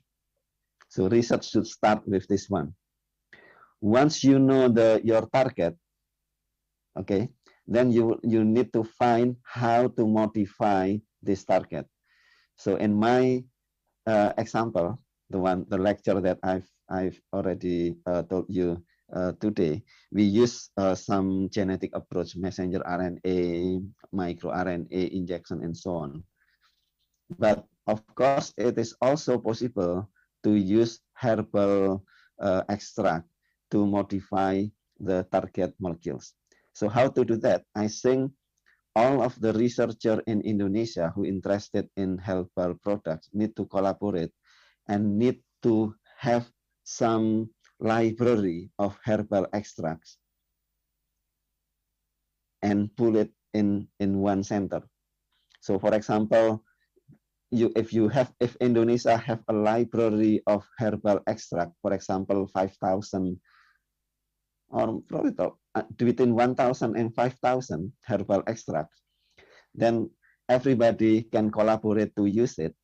Then once you have molecule A as a target, and then you can analyze and develop a method to measure the activity, then you can use the library to screen one or two extract that can modify the function of this molecule. Even if Indonesia got herbal extract, I can come to that and then bring my library of protein or my target protein and screen the library of herbal extract. And who knows, I can have some herbal extract that can protect the heart from heart repair, because I know the protein target. I know the target. I know how the protein works. And then I want to find a herbal extract that works by modifying the protein. Okay, so that's probably changed the fundamental approach of the herbal research in Indonesia. I talk about this many times from Sabang to Merauke. Nobody's listened to it, but I'm still keeping talking about this. Thank you, Prof. Prof, one more. In formulation technology, I'm interested with RNA. I know active compound, physico-kimia active compound, his influence to pharmaceutical preparation. I'm interested with physico-kimia active compound RNA. Can to preparation to the safe form pharmacy about tablet and yes. Not quite sure. I'm not the chemist to develop this, but the RNA therapeutic approach is already used quite extensively during COVID-19 vaccination. So I think Pfizer and Moderna is the two biggest companies who use the messenger RNA technology for vaccine. And then any future RNA-based therapy or vaccine will use will use the same technology and formulation as Pfizer and Moderna vaccine. I think they use some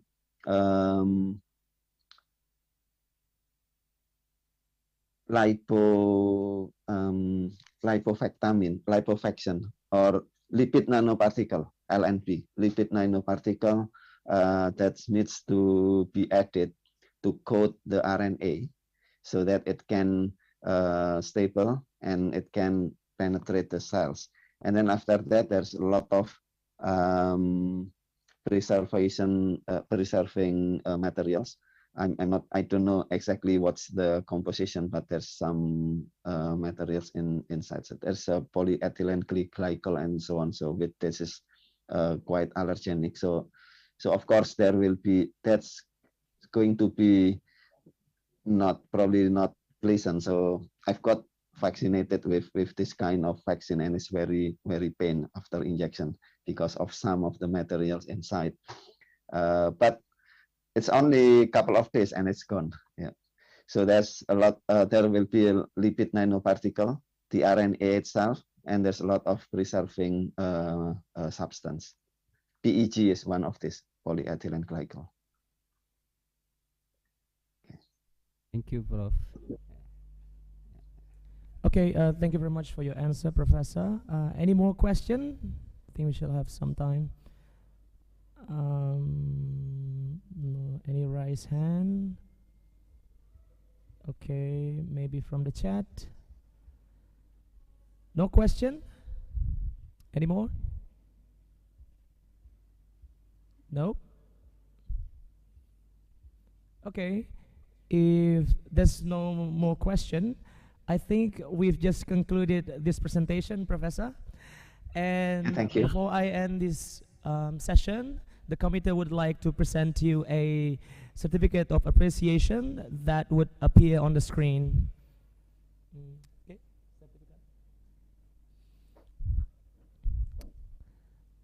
We're really happy you can attend this conference, Professor, for the second time.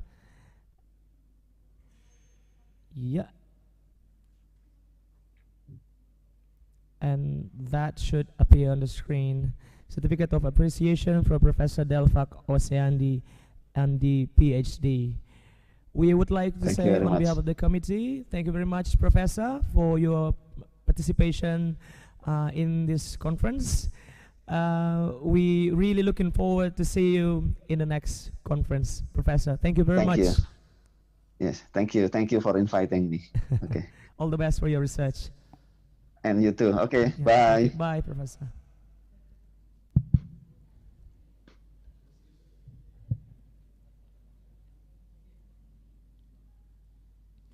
Okay, I shall give back to the Master of Ceremony for the next agenda. Over to you, MC. Thank you very much to our speaker, Professor Dr. Delphak Oseandi, MD, PhD, and our moderator, Mr. Muhammad Arif Ismail, MA, TESOL. From the depths of my heart, I do apologize for our mistake in the presenting this event. Thank you very much for your kind attention. So we will continue this conference tomorrow at 8 a.m. See you in tomorrow in the second day. Wassalamualaikum warahmatullahi wabarakatuh. Waalaikumsalam.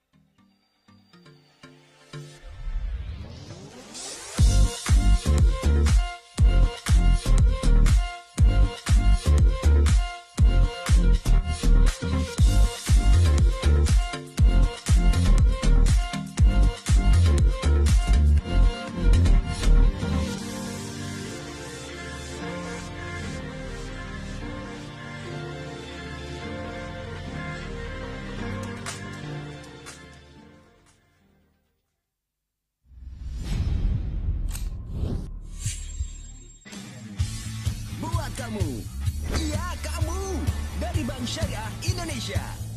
Yang udah bareng sama kita. Buat bikin hidup kamu lebih seru, lebih meriah.